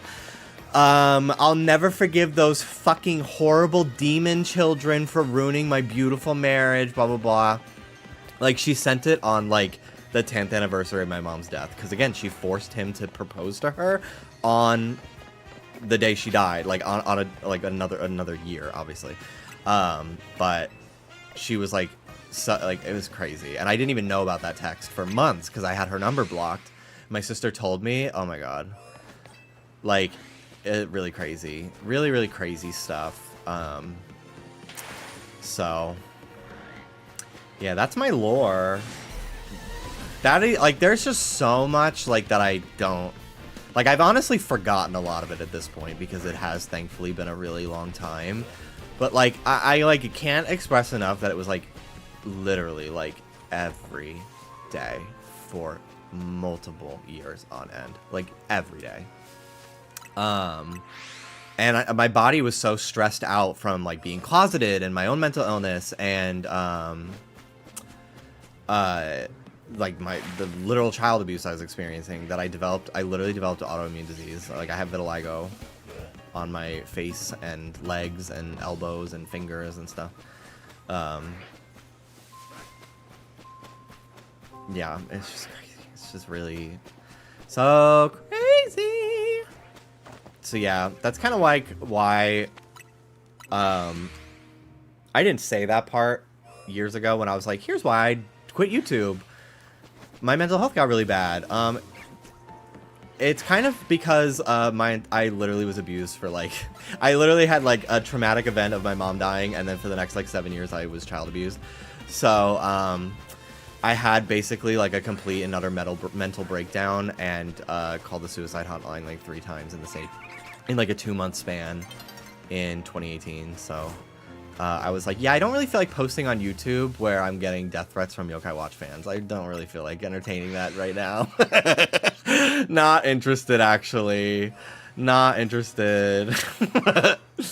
But yeah, I thankfully, when I was a senior in high school, we had a social worker that I could go to for free, and like truly like that, she was the reason why I like was able to get through any of what I went through towards the end, because I like finally had an adult that like, I had people in my life that would listen, but there was only so much they could do, you know, in the situation.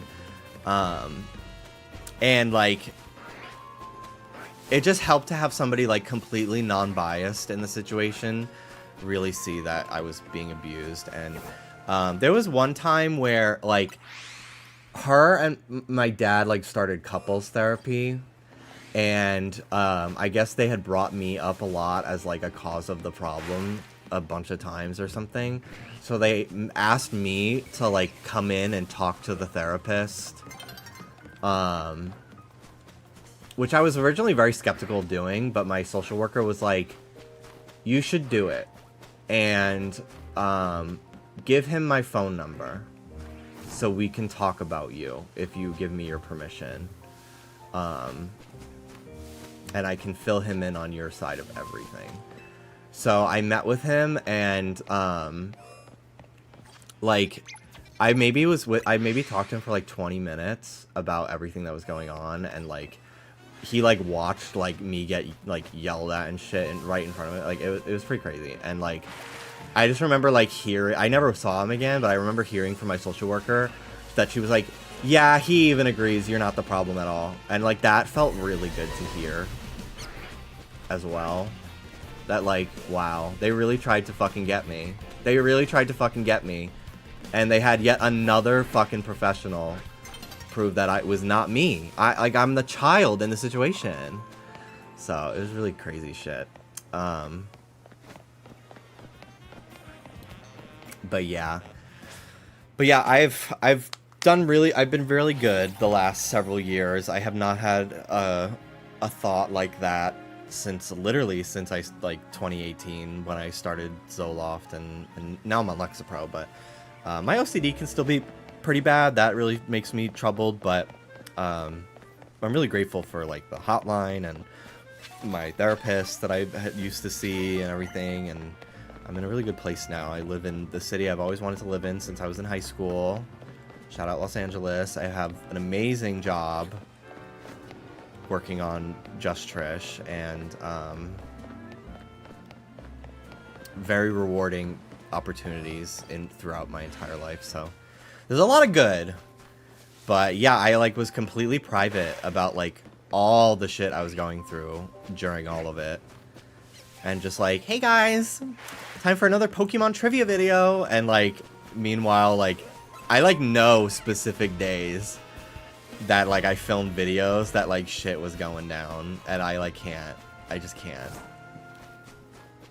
even begin to like look at some of them.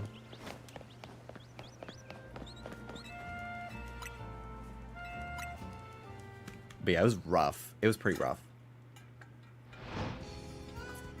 My dad and I are on better terms. For a couple of years, he kind of like... I love my dad. I really do. I have my criticisms, of course, but I really do love him.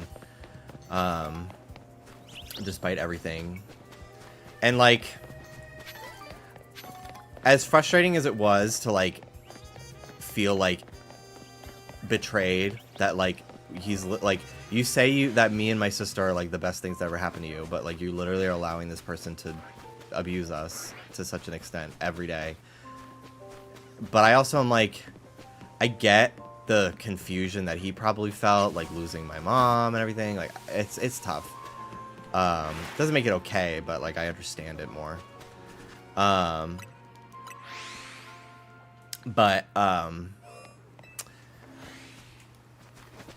Like for a couple years, he kind of like would downplay a lot of what happened, and it wasn't until I was actually moving out here and we spent some time.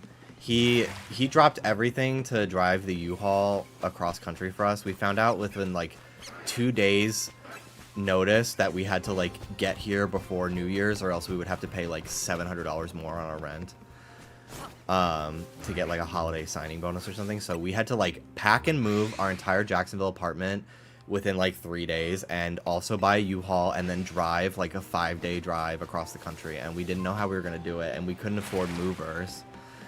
So I asked my dad, I'm like, hey, like, can you drive this U-Haul across the country for us while we drive the car with Ruby and the rest of our stuff? And he was like, yeah, I got vacation days. I'll take some sick days. I flew him down, and then he literally got off the plane and like got in the U-Haul, and we started driving. And I sat with him for a few hours on one of the legs of the trip, and he like fully apologized to me, which really, it was like I like had years prior made peace with the fact that I was never gonna get an apology, and I had like moved on, and it really meant a lot to me to finally get like a full-on apology. And I had long since forgiven him for it, but it really felt good. And then a year ago, he got remarried to the most wonderful, kind, sweet woman who like encourages pictures of my mom to be hung up. The wedding band that my dad used for the wedding is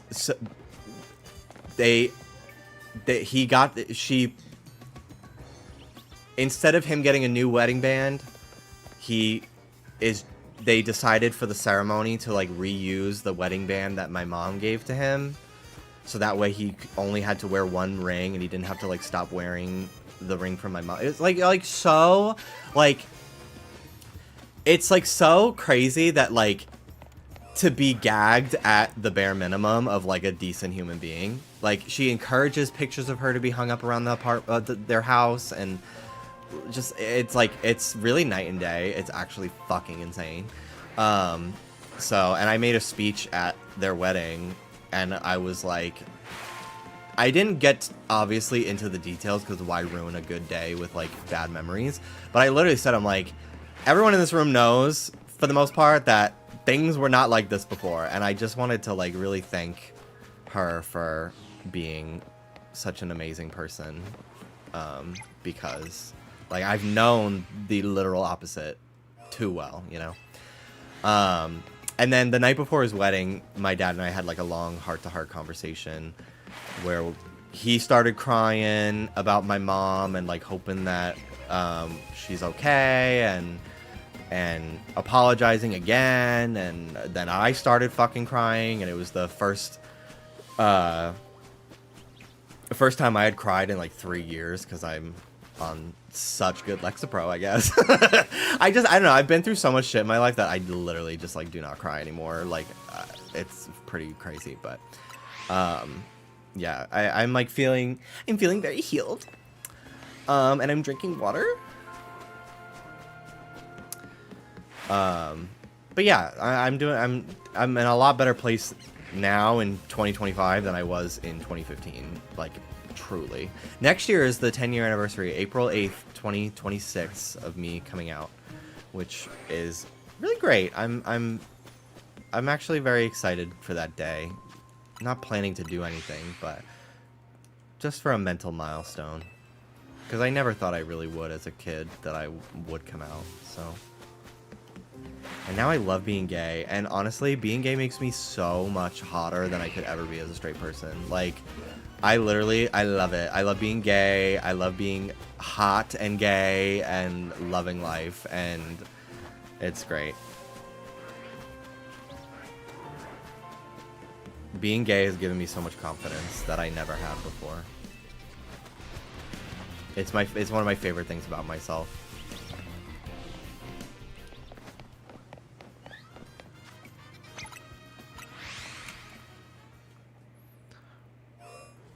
But thank you, Toyo. Oh, random to you. Damn. I stay not understanding your usernames. That's crazy.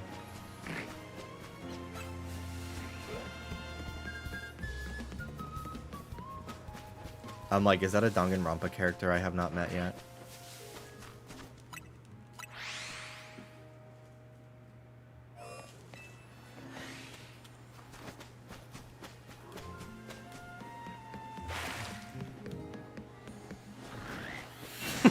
I really was hoping I'd get a shiny mid-trauma dump, not gonna lie. I feel like that would have been so funny!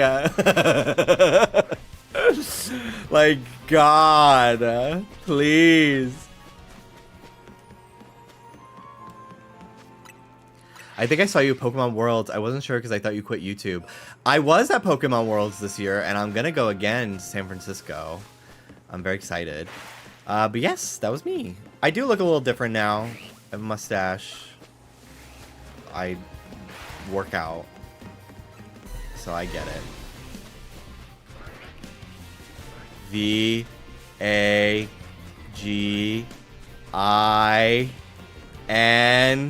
Come on. A! Wow! Okay. Goodbye. Insane.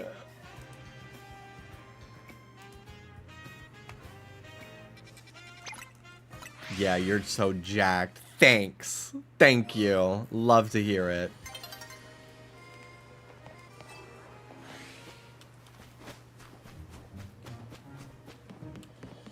They were casting a spell. Whoa. I'm straight now.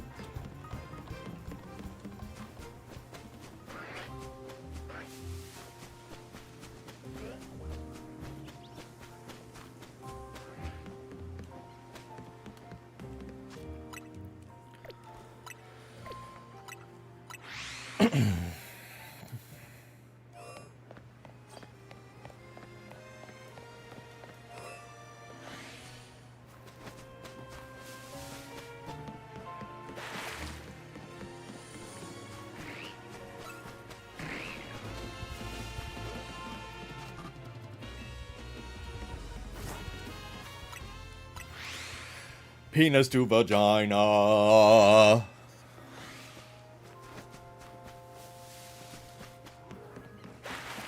Hello, very nice to meet you. I want to talk about sex change operation.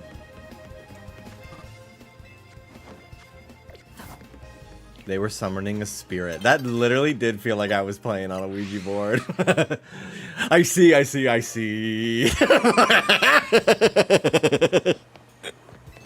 I was binge watching Bald and the Beautiful while I was playing City Skylines a few weeks ago, and like every day I'd get through like 3 episodes. And I like eventually got like a few months back to like earlier this year episodes, and it's literally like I think Katya talked about Amelia Perez once an episode for like 5 straight months. It was killing me.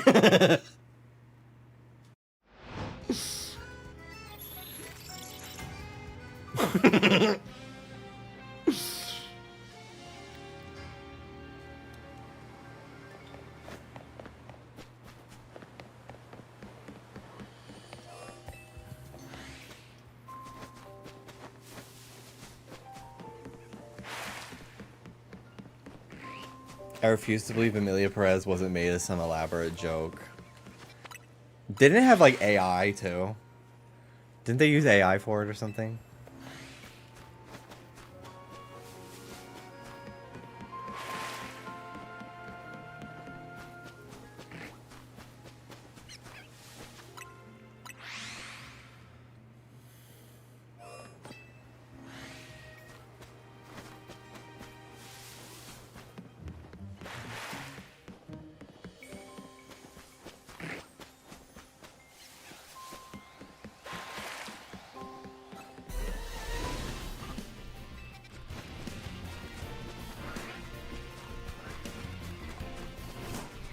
Surprised Netflix didn't have them react to it. Well, I feel like they can only react to Netflix things. It's not a Netflix movie, right? They modified the lead actress's voice with AI to hit notes they wrote for a song that they made to be sung by her. Is that different from auto-tune?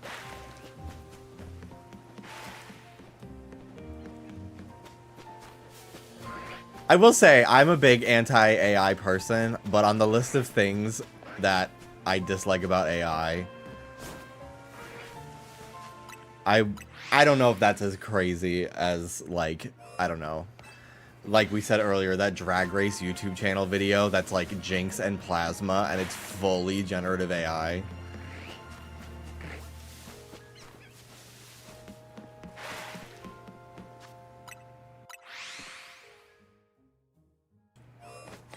What's been your favorite shiny hunting method?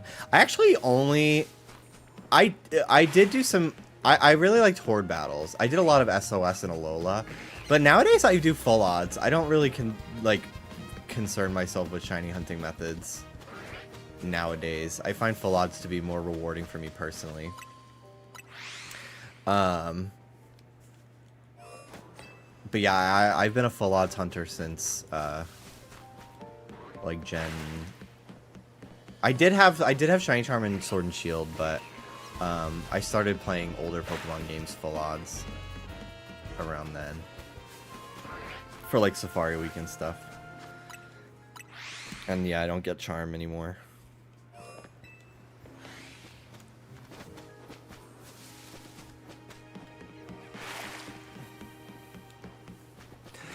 God. This hunt has been brutal.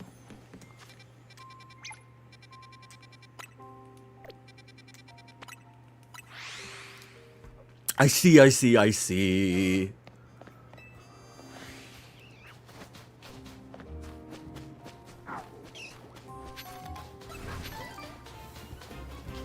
It is, unfortunately, like it or not, quite the earworm of the song.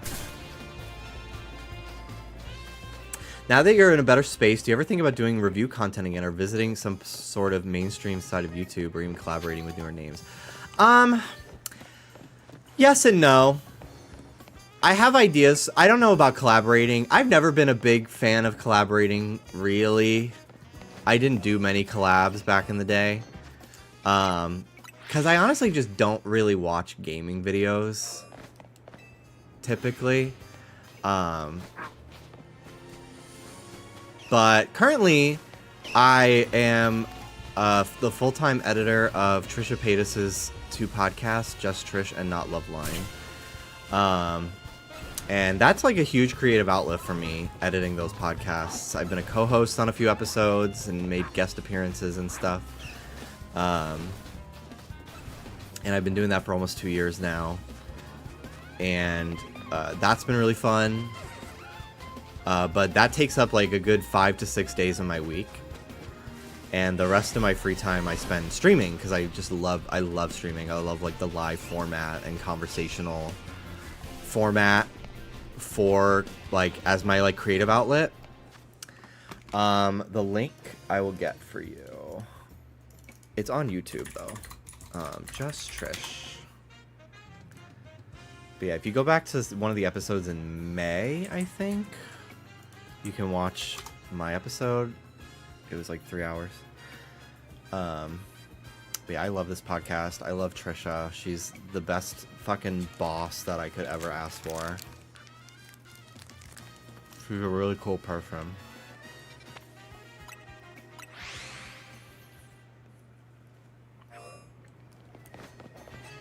And she's just a legend.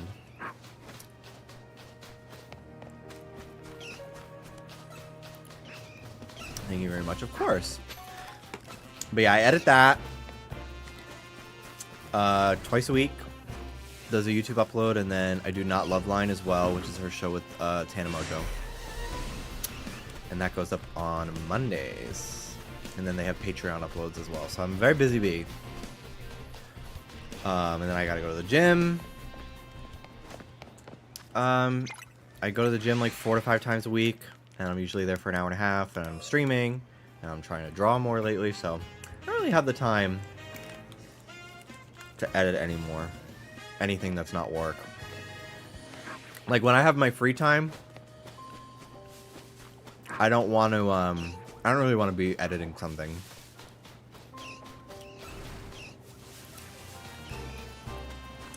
If Trisha fires me, no. I'm not that type of person. Like, no.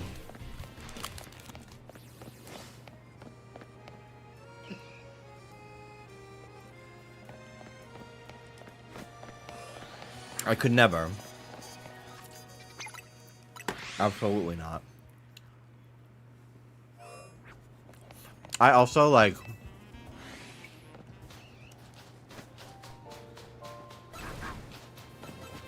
I mean, I have had people in my life actually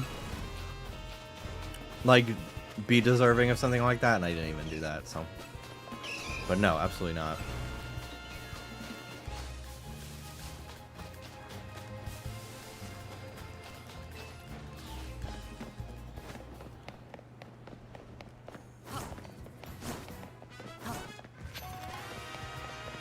But I also am good enough at my job that I don't see that happening ever. I've like, I'm pretty fucking good. I will say, I do a really good job. So, I think I'll be around for a while. I'm already on almost 2 years, so. Time has flown. It's actually crazy. Because I started right when I moved to LA. And I've 2 more months and I'll be in LA for 2 full years.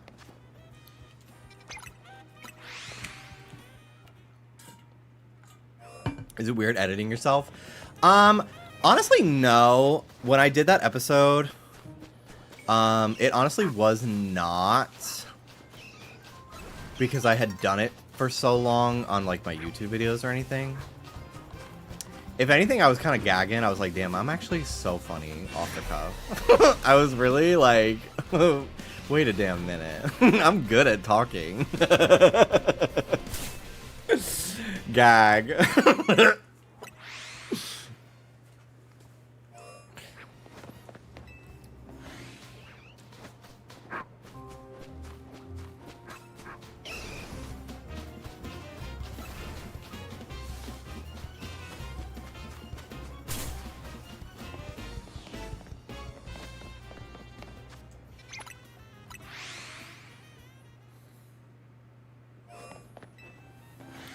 Trisha Paytas exposed.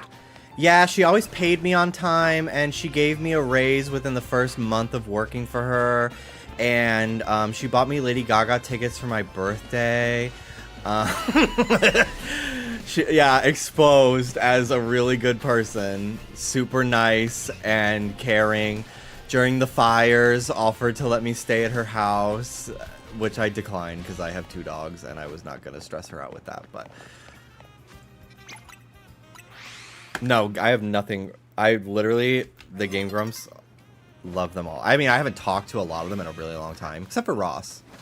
I went to Ross's house for a party a few months ago. And it was the first time I had seen him in a really long time because I didn't get to visit LA as much, like, right before COVID because I was fucking broke. And then COVID happened, and then I moved to Florida, and I was still not doing great financially to have enough money to travel. So it was really great getting to see Ross and reconnect, and it was like no time had passed. It was really cool. But yeah, I haven't really interacted with anyone from Game Grumps outside of Ross since like 2018, maybe? Not by choice. Not by choice at all. It's just life, you know? I had other shit going on.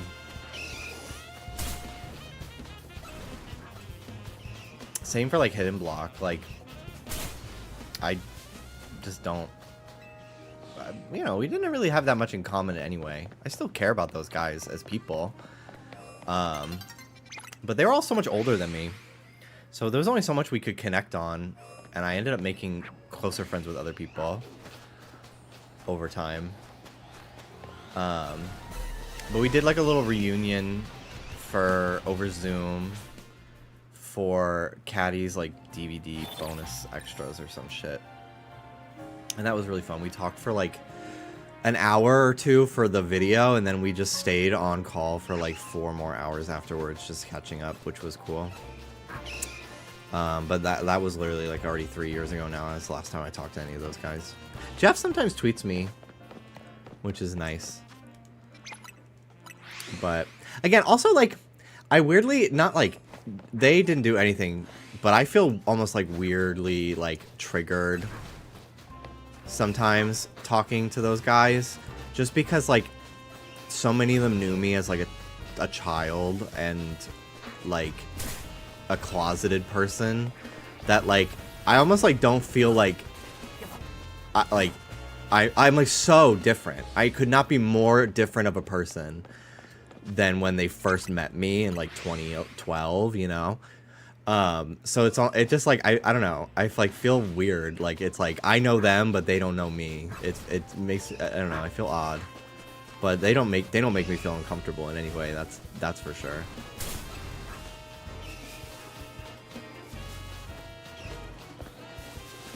I would commit crimes to see you on 10-minute power hour. I'd love to. Aaron's always been very nice to me. I don't know Dan too well. He's never not been nice to me the times I have seen him, but yeah, Aaron has always been very nice to me. He offered to pay for therapy for me at a point, which I declined because I was not comfortable accepting such generosity. But yeah, he's a very cool person, very nice guy.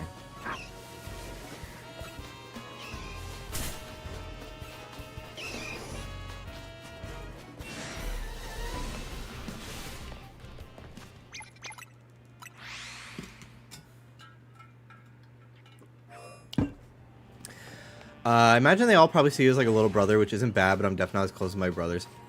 Yeah, like, I don't know. I do kind of get the feeling, again, they've never made me feel uncomfortable in any way. I just like, my brain is like, they probably see me as like their little kid brother, and I'm a grown man.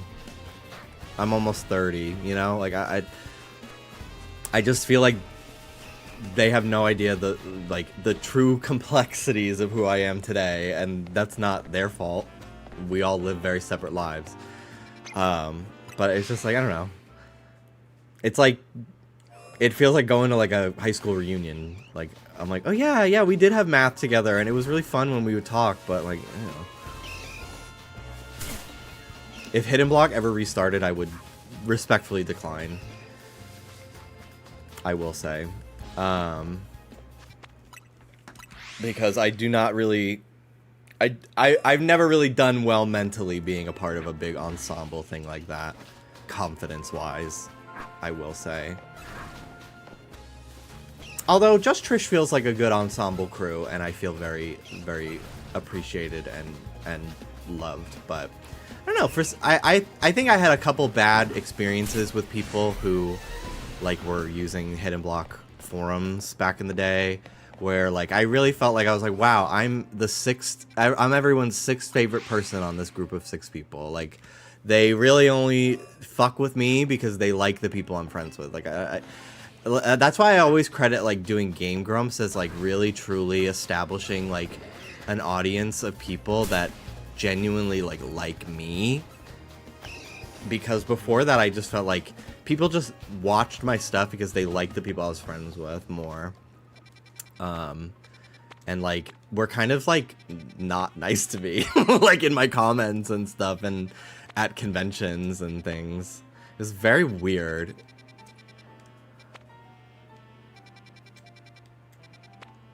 I watched for you. Thank you so much.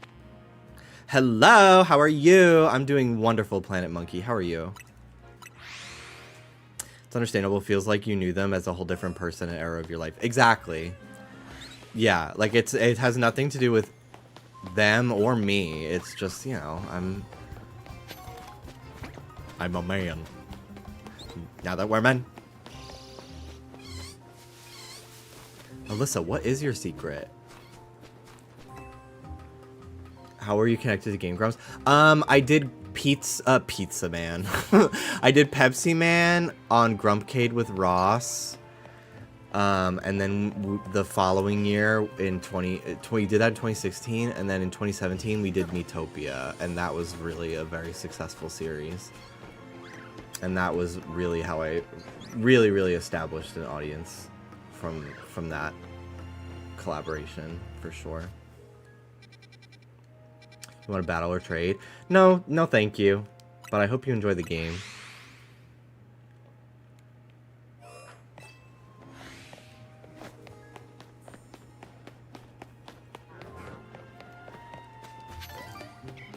Pepsi Man is such a goated pull.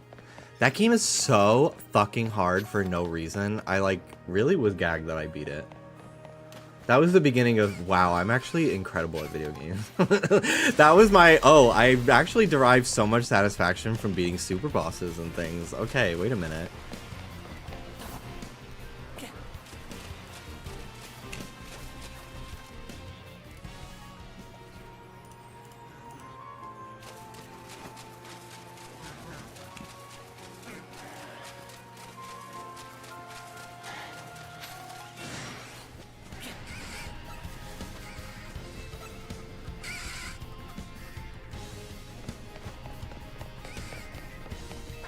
There was a period that kind of rubbed me the wrong way when I did come out, because Brutal Moose Ian is also gay, and we're very two different types of gay people, because shocking, gay people are not a monolith and are very different types of people.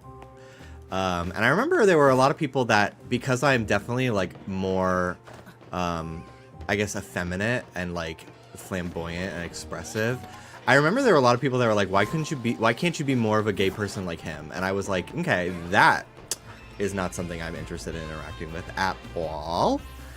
Thank you. And that really was very difficult to like have somebody insult me with using my friend as a way to insult me. Also is a very complicated experience to have as well.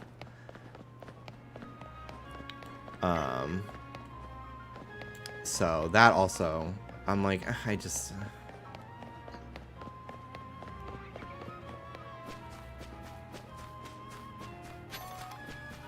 But it's not like Ian did anything. He's always been nice. It was just some asshole. But you know, it makes it complicated. It makes it weird to be on the receiving end of a statement like that. An insult like that. Hope you experience that a lot less nowadays. Oh, nowadays if I'm hearing that, I'm laughing. I'm gifting that person a sub. Because, like, who the fuck says something like that? But, you know, when you're a baby gay and you're literally, like, only 18, 19 years old, and you're, like, still figuring out who you are, being told who you are is, like, a negative sucks. Side note, Ian has my favorite editing of any creator ever. Okay. Drag me. I'm kidding. I don't fucking care.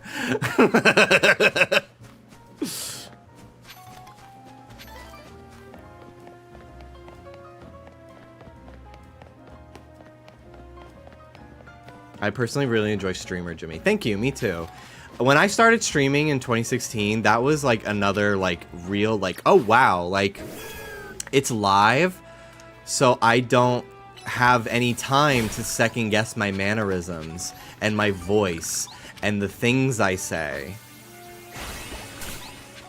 And that was when I really like realized like, oh, it's actually so fun just getting to be myself online.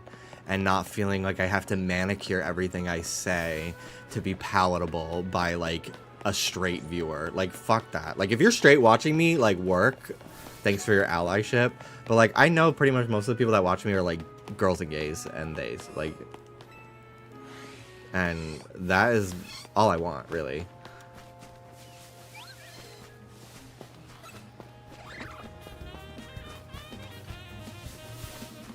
Thank you, Existential Ho. Thank you. You're totally giving DL mass for mass. What do you mean? I have butched up physically, I will say.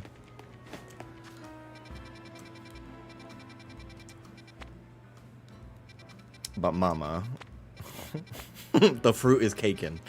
Whatever that means.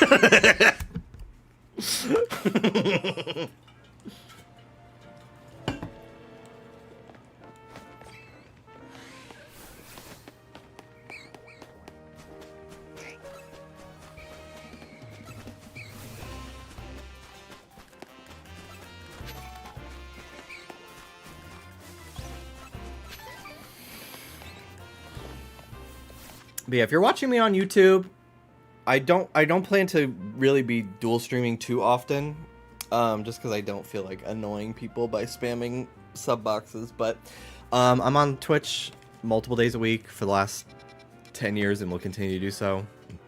Excuse me. I'm on Instagram, Jimmy Wetzel. Post there a lot, especially to my story. I have an art account that I post on. I'll post links to everything on Instagram as well. I'm on Twitter. You can find me at Jimmy Wetzel. I'm more active on my alt though, Jimby Vivo. I'll never forget playing Club Penguin Rewritten, and someone was like, "Wait, Vivo? Are you a singer?" I was like, "Yeah, art pop." Duh, check me out.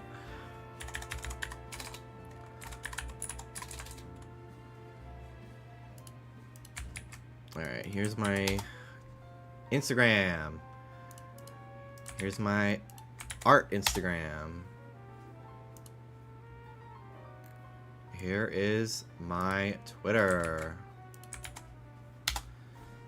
And here is my alt account where I post thirst traps. You're very welcome.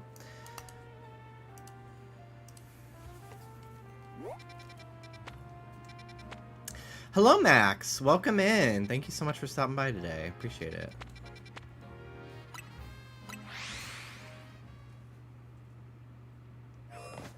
If someone isn't having luck on Twitch, would you recommend trying YouTube streaming? I honestly would recommend dual streaming on TikTok nowadays. That is the platform if you would like discoverability.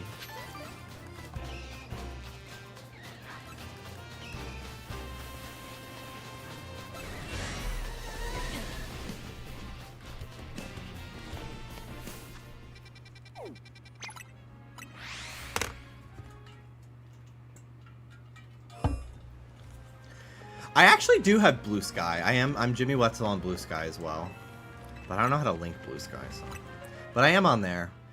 I don't post any opinions on Blue Sky. I literally just post gym pictures and art. So if you like to look at my arms and my drawings, I'm on there too. I do post those on there. I kind of post in ghost, but I will read replies. But I don't really check the feed.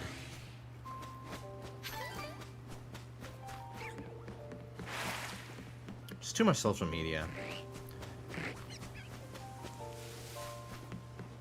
keep track of. But yeah, Twitter is horrible, but unfortunately, can't seem to leave.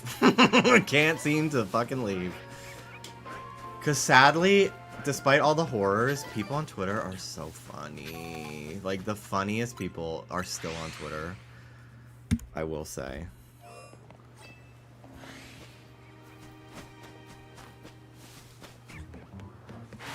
I did follow you on Twitter, but I deleted my Twitter because it's too depressing. Real.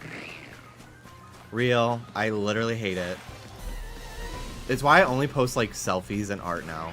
Because I'm like, I have no interest in, like, sharing an opinion on anything and getting responses. Like games and movies. I'm not tweeting fucking, like, hot takes about serious shit, you know? But like I don't really share like my thoughts on a game because I don't feel like people who disagree with me arguing with me. Like I care about what the people who follow me have to say in response, but like when it breaks through and reaches it breaks past your follower audience and it reaches the For You page and fucking strangers start arguing with you about nothing, then that's when I'm like, okay, I'm just not gonna read any of these replies. But yeah, it's really Twitter does like fuck up my anxiety a lot and like my OCD a lot for sure. Same with TikTok sometimes. I just can't. That's kind of like why I'm so glad I work so much, because it keeps me like I don't have time to fucking sit and scroll. I've got shit to do. It keeps me sane. I was already following the meme, but I just follow on the alt. Seeing Jay was following made me smile, and some furry artists. Yeah, I love furries. I would say I'm a furry. I don't have a fursona. I have no desire to have one, really. But I love to draw furries. I love to look at borrow furry art all the time. I play as so many furries in Fortnite. I have some furry like shirts. I love a furry. Some of the best people I've ever made friends with in my entire life have been furries. So, you'll never catch me dunking on a furry.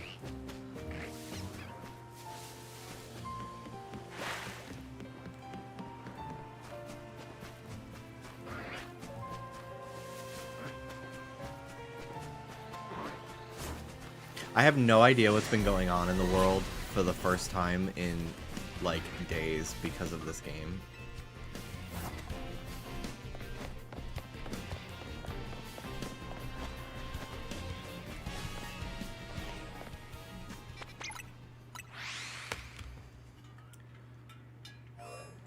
When I took art commissions, pretty much all my customers were furries, which was really awesome because they gave me so much reference material and made my job very easy. And I got to draw some really fucking cool characters. A lot of my OCs are anthropomorphic animal characters. So I guess technically they're furries, but like I'm not interested in being a part of the furry community. Personally, because I do follow a lot of furries and they do love to fight with each other, I will say. So I kind of love to observe from afar and just appreciate all of the art from all people, really. I've always wanted to go to a furry convention, but the idea of going to a convention and then getting sick sounds horrible, so I'm just probably never going to do that.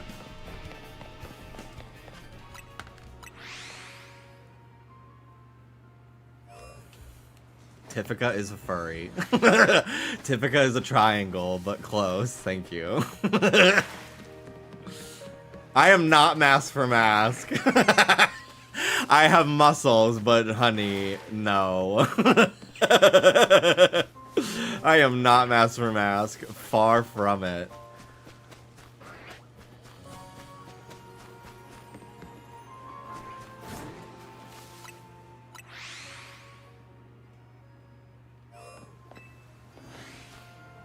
I'm not opposed to having a fursona. I just literally like don't have one.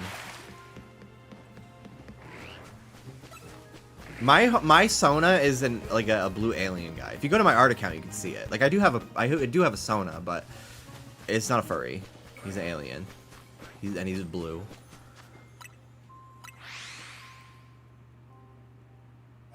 I haven't gone game collecting at a convention in years. I used to love Portland Retro. I got so many cool games from there. I keep forgetting that I'm not 27 and I'm 28.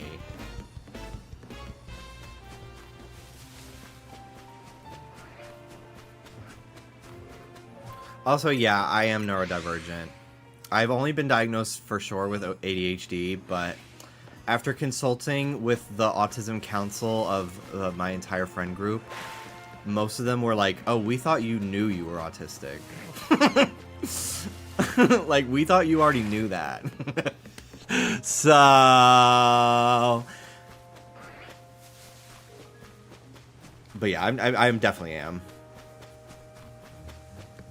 Without a doubt, in my mind. I've taken many tests on the internet over the years. Reputable ones that I've had recommended to me by actual, like, psychiatrists on TikTok. Doctors on TikTok. And wow, the highest scores I've ever gotten in my life. Higher than my SAT scores. It was crazy.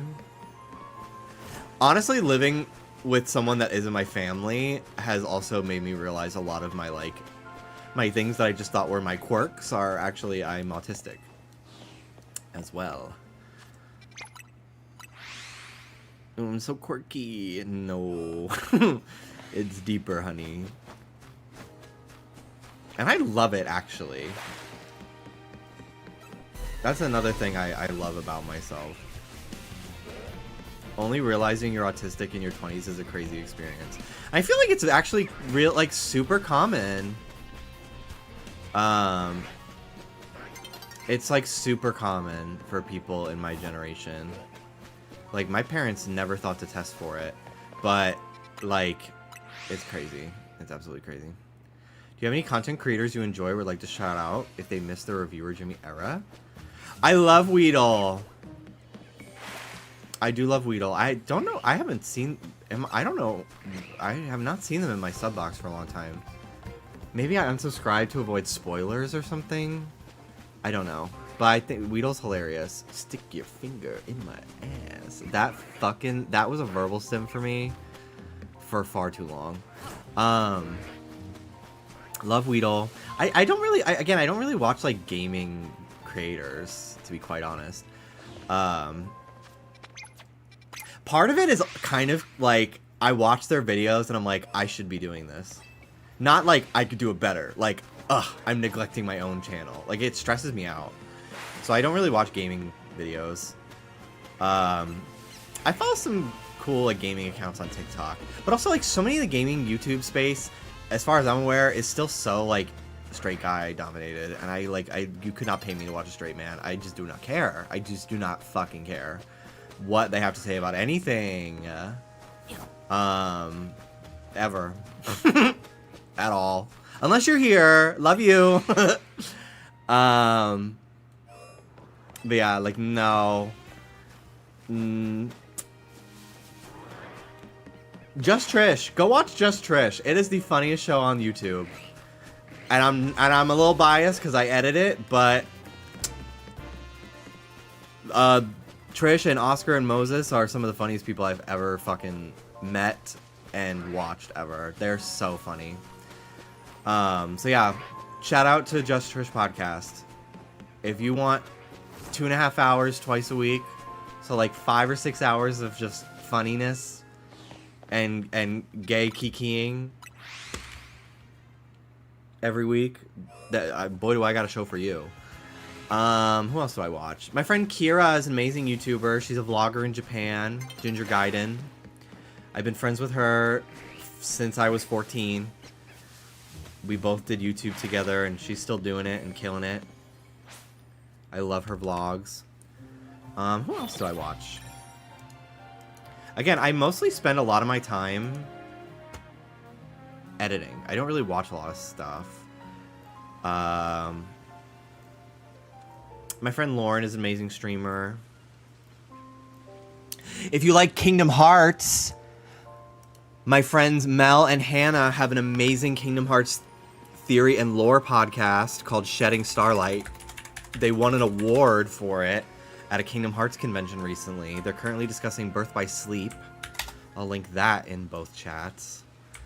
Two of my best friends ever. That is the tea. That is the answer. And it's very beginner friendly. If you have not played Kingdom Hearts before, you can start playing alongside, and you can like watch you can play Kingdom Hearts and then watch their Kingdom Hearts 1 series and not get spoiled on any of the future games. Because it's all, you learn along with the games on their podcast. They're great. I love them deeply. I do watch this on, although lately I've really needed to like just get the headlines.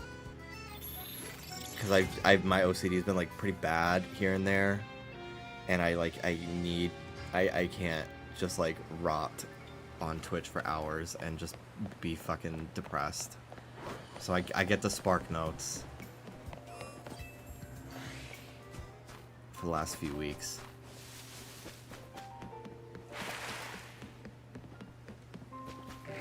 Tell us the reverse. Who do you hate? Not interested in that. I have answers. They are not active anymore. They've not been active in years. They're irrelevant flops because they're bad people, so it doesn't matter.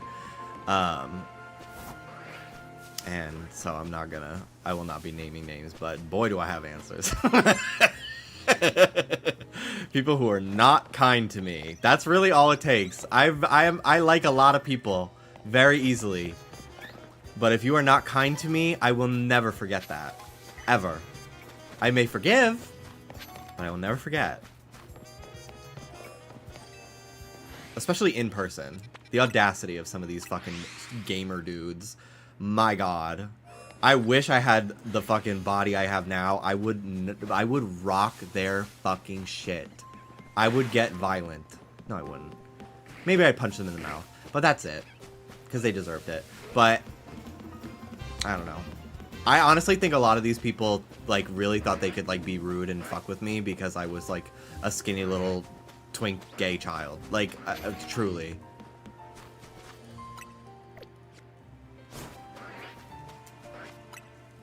But whatever. I don't think about these people ever. But I do have my inside out marble, my red marble of that memory in the catacombs of my mind. Yeah, I hate the elephant girl from Sing. That is on my ops list for sure. I don't fuck with Abuela from Encanto. I don't fuck with Jeremy from Code Lyoko. I do not fuck with Brian Griffin.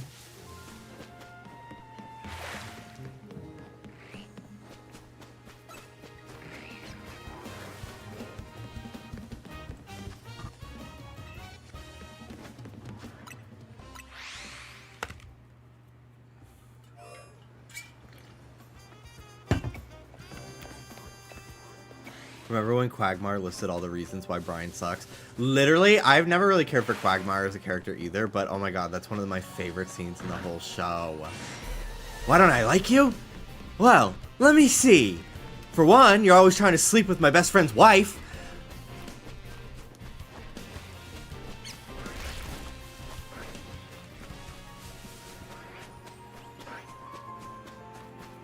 I have not found a Beldam in this game just yet, no. I'm still pretty early in the story. My map's still pretty barren in terms of wild zones.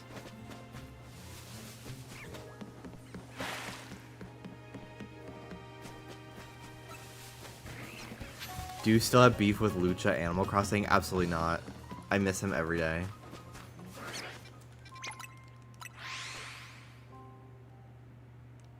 Get further in the story so we can have fun talking about the new NPCs. Not until I get Staryu. At this point, not until I get Staryu.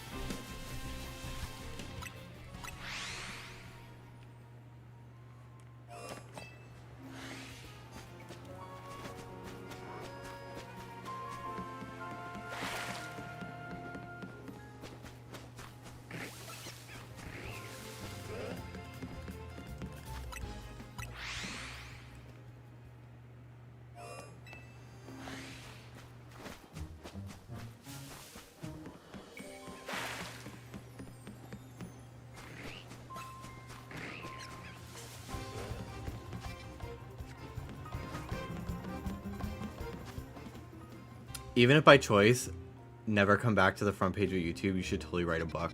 I've definitely thought about it before. I have aspirations that, like, creatively that have nothing to do with YouTube. Like, I'd love to make a game someday. I love doing my art. I would love to be a voice actor / on-camera actor in projects. Mostly voice acting, though, in, like, cartoons and video games. I have a lot of creative aspirations, and when I do attain EGOT status, I think I will put out a book. So, because I do have a lot to say about my life. You and Dallas just started a podcast. He wants to, and like I'm not opposed to it, but like I don't really know what I would talk about that I don't already talk about here. You know?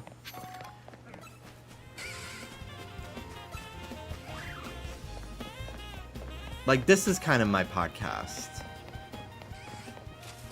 I feel like the podcast that I like outside of Just Trish, but even Just Trish, it's a Hot Topics podcast, and they get into personal anecdotes here and there, but like it's a Hot Topics podcast.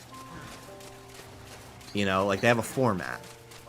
I don't really listen to podcasts that don't really have like a format. So if I were to make a podcast, I would want to have a format, I think. But then I also like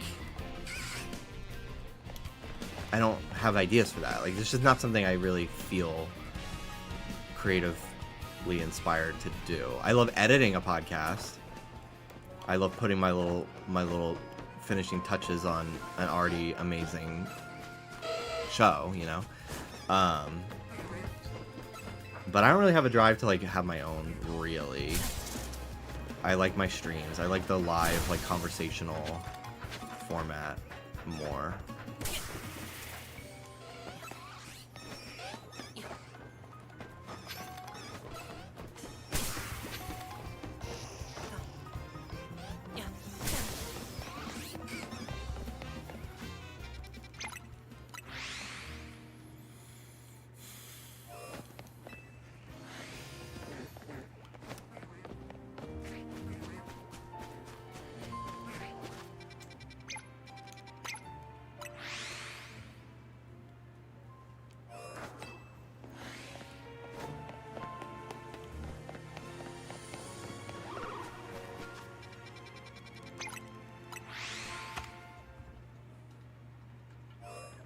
The way I would liquidate all my possessions to fund a gay dating sim, feed the voice of Jimmy Wetzel.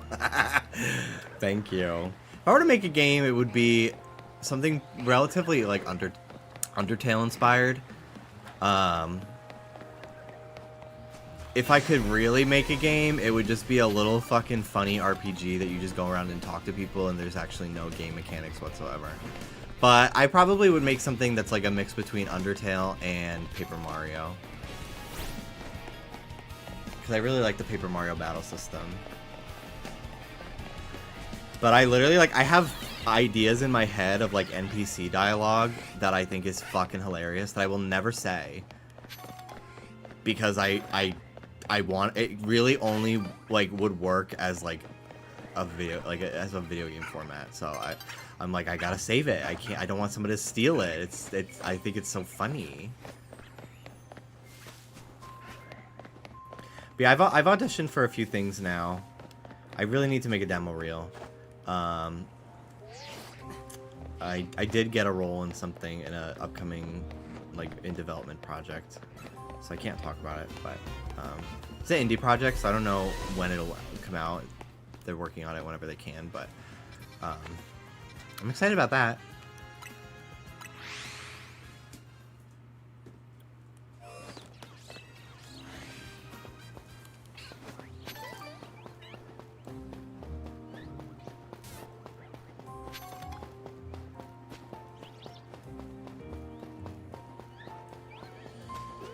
I would love to voice a Fire Emblem character. That would be amazing. Mama Mads! Thank you very much. Appreciate you subscribing. Hope you're having a wonderful night. Or day. I'm not a cop. I don't judge.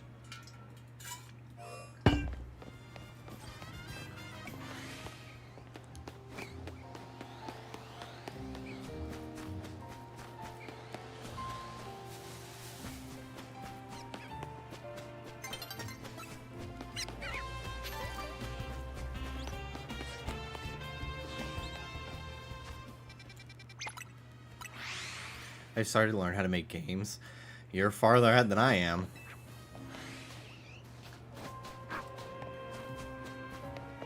I think I do own RPG Maker or Game Maker or some fucking thing. I own something. It's crazy for the alphas, you can hear their aura.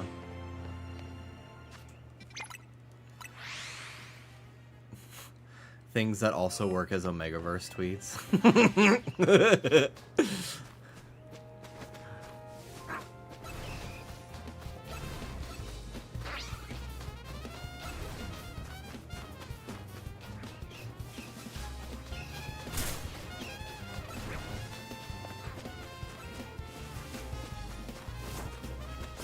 My friend released a game like that with Marvelous called Leximan. Like Undertale with the very silly mechanics. I was a playtester, so I got to read all the funny ahead of time. That's awesome. I ended. Okay. I'm too tired to keep going. I'm still going. Still nothing today. What? Yeah. I've been going to different zones because I can't fucking take this place Start anymore. doing two at a time. Fly twice and then check. Okay. There's nothing wrong with that. Jimmy, It's are you taking a you forever. alpha, beta, or omega? He's my alpha. The dogs even see me as alpha. See, I told y'all he thinks that. No raid? I thought you were ending. I didn't know. I thought No, you I probably were will. gonna work. Because I thought you were gonna raid me, and I was like, oh, I'm just gonna end before he ends. Because Oh, well, cool. Flew all that time for it to turn daytime. if there was a Immediately. shiny, it'll be there when it's night again. Oh, true. They don't go anywhere. Like it's all. I dead. thought people were telling me they... They're did- wrong. Oh, okay.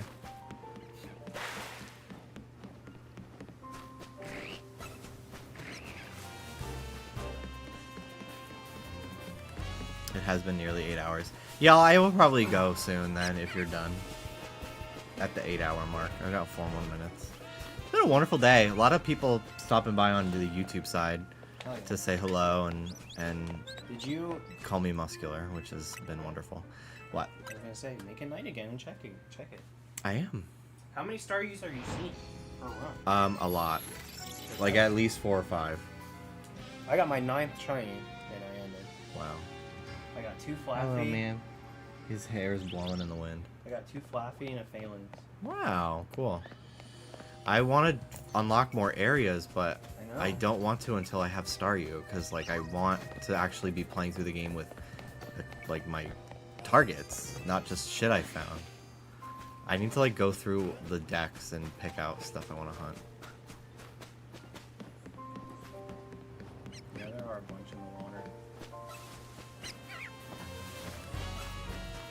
Another shop here. I'm done. It might be. It's okay. I've had a great stream regardless. Yeah.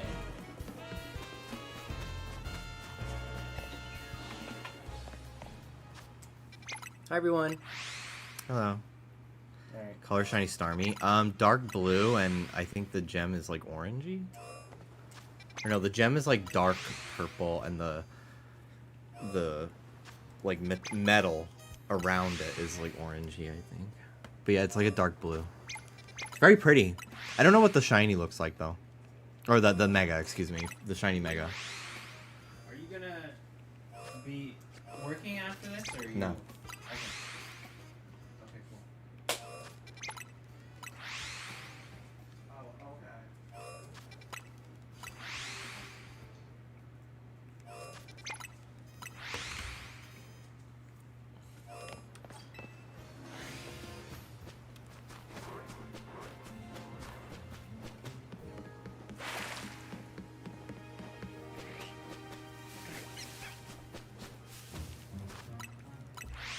I'm just gonna start flying here 10 times in a row. And then checking, because I've put in the work. I just want to fucking get it.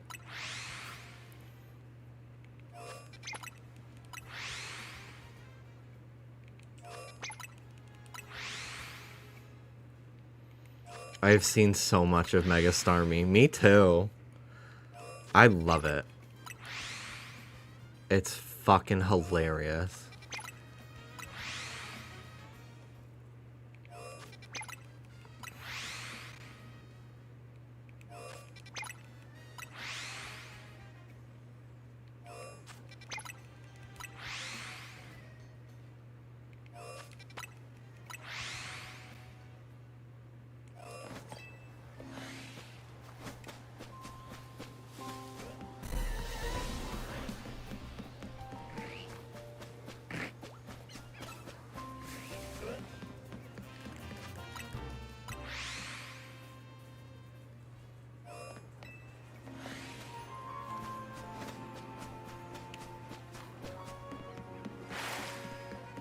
You got a harem of Labubus on your Insta.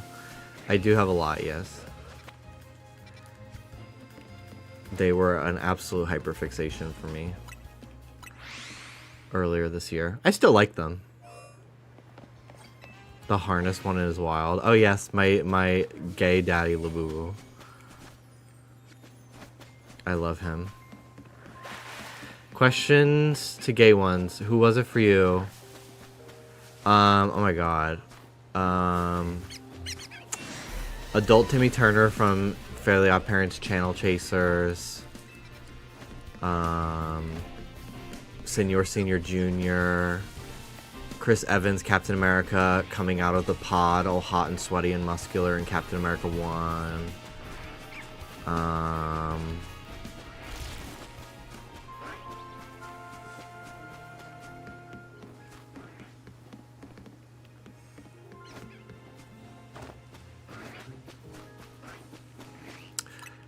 Danny Phantom's dad. Jack Fenton.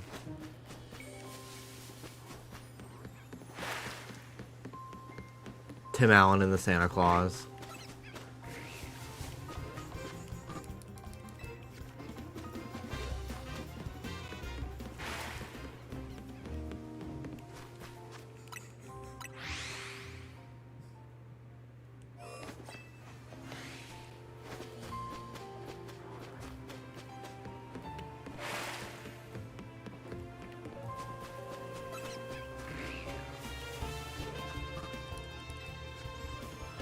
Joining this while doing some AFK in Zone 3. I might do that tonight.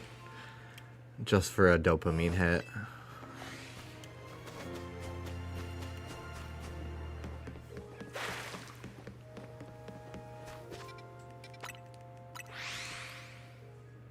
I'm trying to think of any others off the top of my head, really.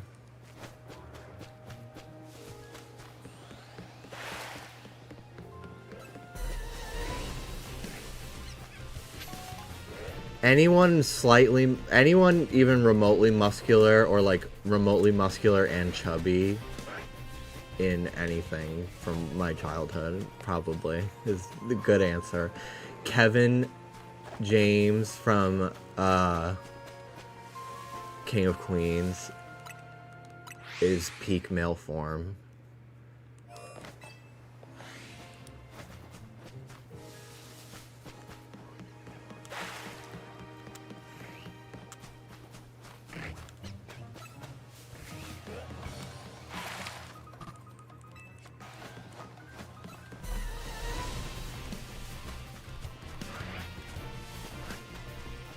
Doing AFK staircase. Yeah, I haven't done that just because I don't find it as rewarding personally for like a actual hunt for me. Plus, there's nothing that I really want for my team, so I'm just like, whatever, I'll do it. I'll do that while I'm watching TV and I don't feel like looking at my game, but I still want to hunt something, like fidget with my hands. I don't necessarily want to stream myself doing that. Tim Allen's co-star from Tool Time on Home Improvement was day one for me, I think. Ground Zero. Oh my god, T. Yeah. He's in Pen 15. I love that show. He's Maya's dad in Pen 15.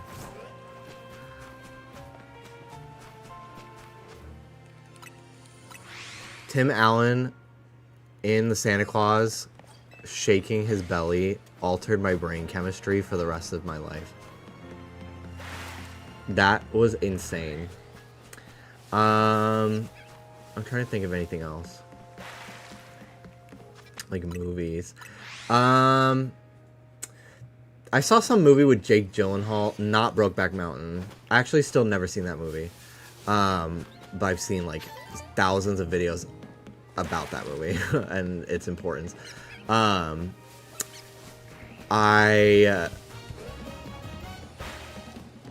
There was some movie I watched with Jake Gyllenhaal where like he goes into the memories of a dead person to solve a bomb threat or some shit, and I thought he was so gorgeous in that movie.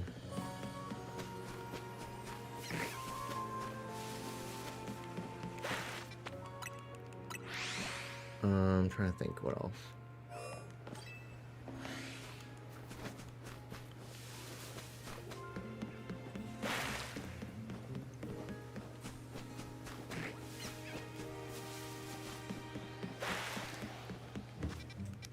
Danny Phantom as well, but I really thought his dad was hot. And Vlad Plasmius was hot. And Danny Phantom when he was evil and muscly from the future as an adult. That was crazy. Yeah, I feel like it's probably named like Source Code or some shit. That singer from the Hex Girls in Scooby-Doo. Ah! I want to watch Scooby-Doo and the Witch's Ghost right now. I fucking love that movie. Oh my god.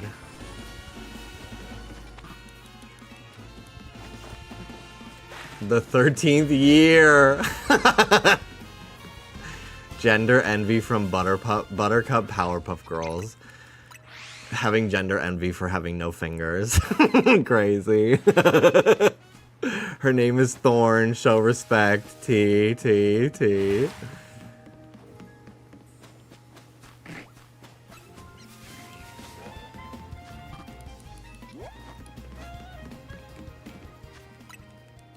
I had a little crush on Ulrich from Code Lyoko too when I was younger, but I also shipped him with Yumi. I was like, he belongs with her, not me.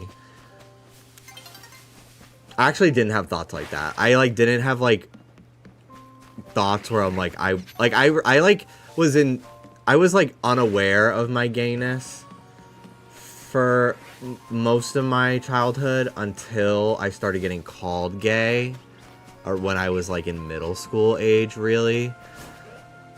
And that like, and I still wasn't like aware of my crushes on guys. I absolutely had them in retrospect, but I like didn't know that's what they were. So I was like, I'm not gay, but I guess I act gay, and like I was very aware of my mannerisms. And then once I like started puberty, and like that was when I was like, oh, like no, I don't just act gay. Definitely not. Me going on a date with a girl. I've said this a million times. Me going on a date with a girl. Ooh, Bowser. Sorry. Me going on a date with a girl and then walking her home. Deciding we should be Facebook official.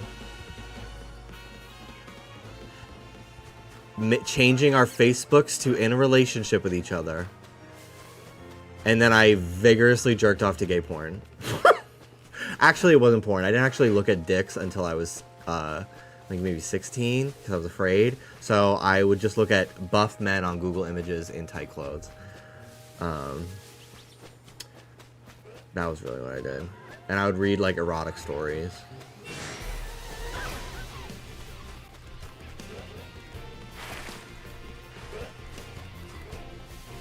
Was Asgore pre or post realizing you were gay?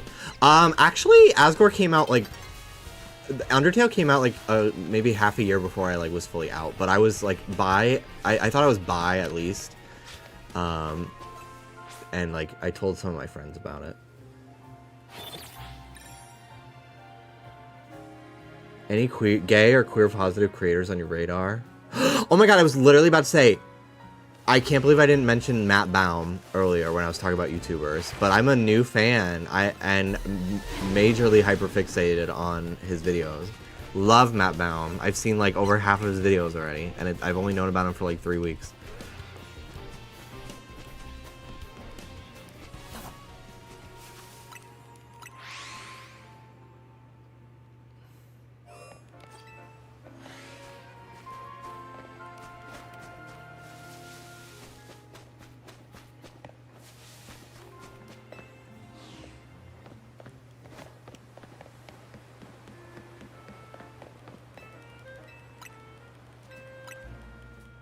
I've not heard of Lily Simpson.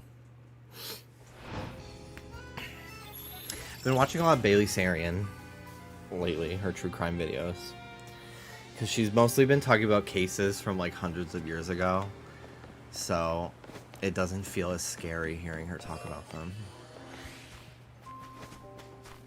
Matt's Golden Girls episode got me emotional. Deepen my appreciation for them and Elvira. Me too. And The Nanny. The Nanny is my favorite show of all time. I could watch it and have hundreds of times. It never stops being hilarious to me every time. And I just love how queer it is. So much.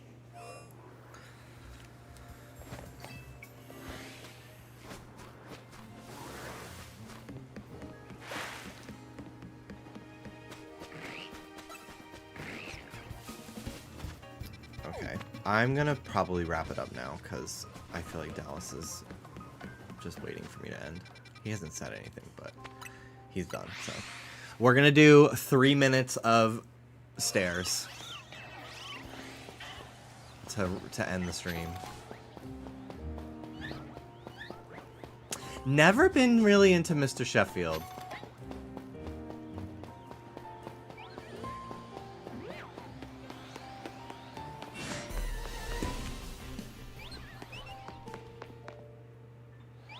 Manifesting a last second shiny like Ekans. That would be amazing. Well, yeah, I'm going to a street fair tomorrow. I have to be up early. So yeah, now's a good time to end. I can feasibly go to bed by 2 and wake up by 10:30 and not feel exhausted.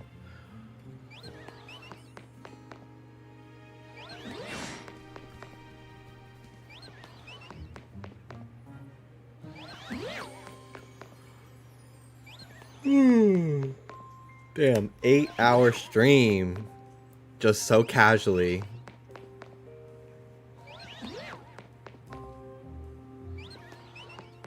I've had a really wonderful day. I'm really glad I managed to set up that YouTube dual stream. It's been very fun talking with many of you. Some of you know, I'm just kidding. It's really been wonderful talking to you guys and getting to hear from a lot of you that have not heard from me in a long time and check in. It's been really, really wonderful to reconnect. So thank you for stopping by. And yeah, maybe I'll dual stream again tomorrow. We'll see. I do have to work tomorrow. I do have to edit. But it's not Loveline, so it doesn't take as long. And I can do it early in the day if I don't let my ADHD rule my life. So maybe I'll stream in the evening again. It was cool to hear you talk about your neurodivergency and queerness for real. Thank you. Thank you. That's pretty much every fucking stream, I will say. It's a very frequent topic of conversation. Sometimes more serious than others, but... You too, Jimmy. We miss you. I'll try to catch the next stream. If not here, then on Twitch. Thank you. Appreciate it. Again, my archive channel is Jimby Archive on YouTube. JIMBY Archive. If you feel like watching some stuff, I've got years and years of streams, and many of which organized by playthrough of games that I'm very proud of. I have a lot of funny stuff under my belt that sometimes feels like a deeply kept secret on the internet. So definitely recommend watching some of those. I have a great time over there. I gotta upload the rest of my Kingdom Hearts for sure. Ugh.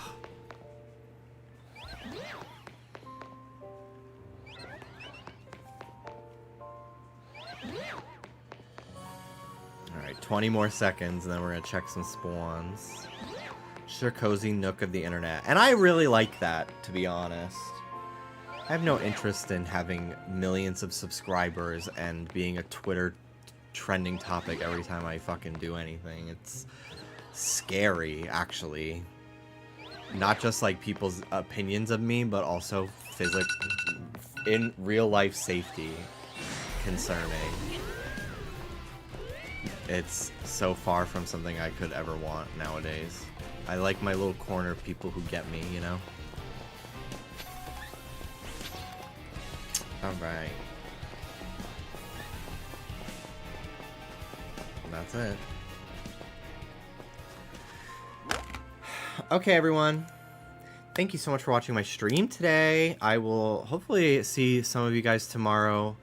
If I decide to dual stream again, I'll see YouTube and Twitch. If not, just Twitch. Take care of yourselves. Drink water. And thank you so much. Have a wonderful evening.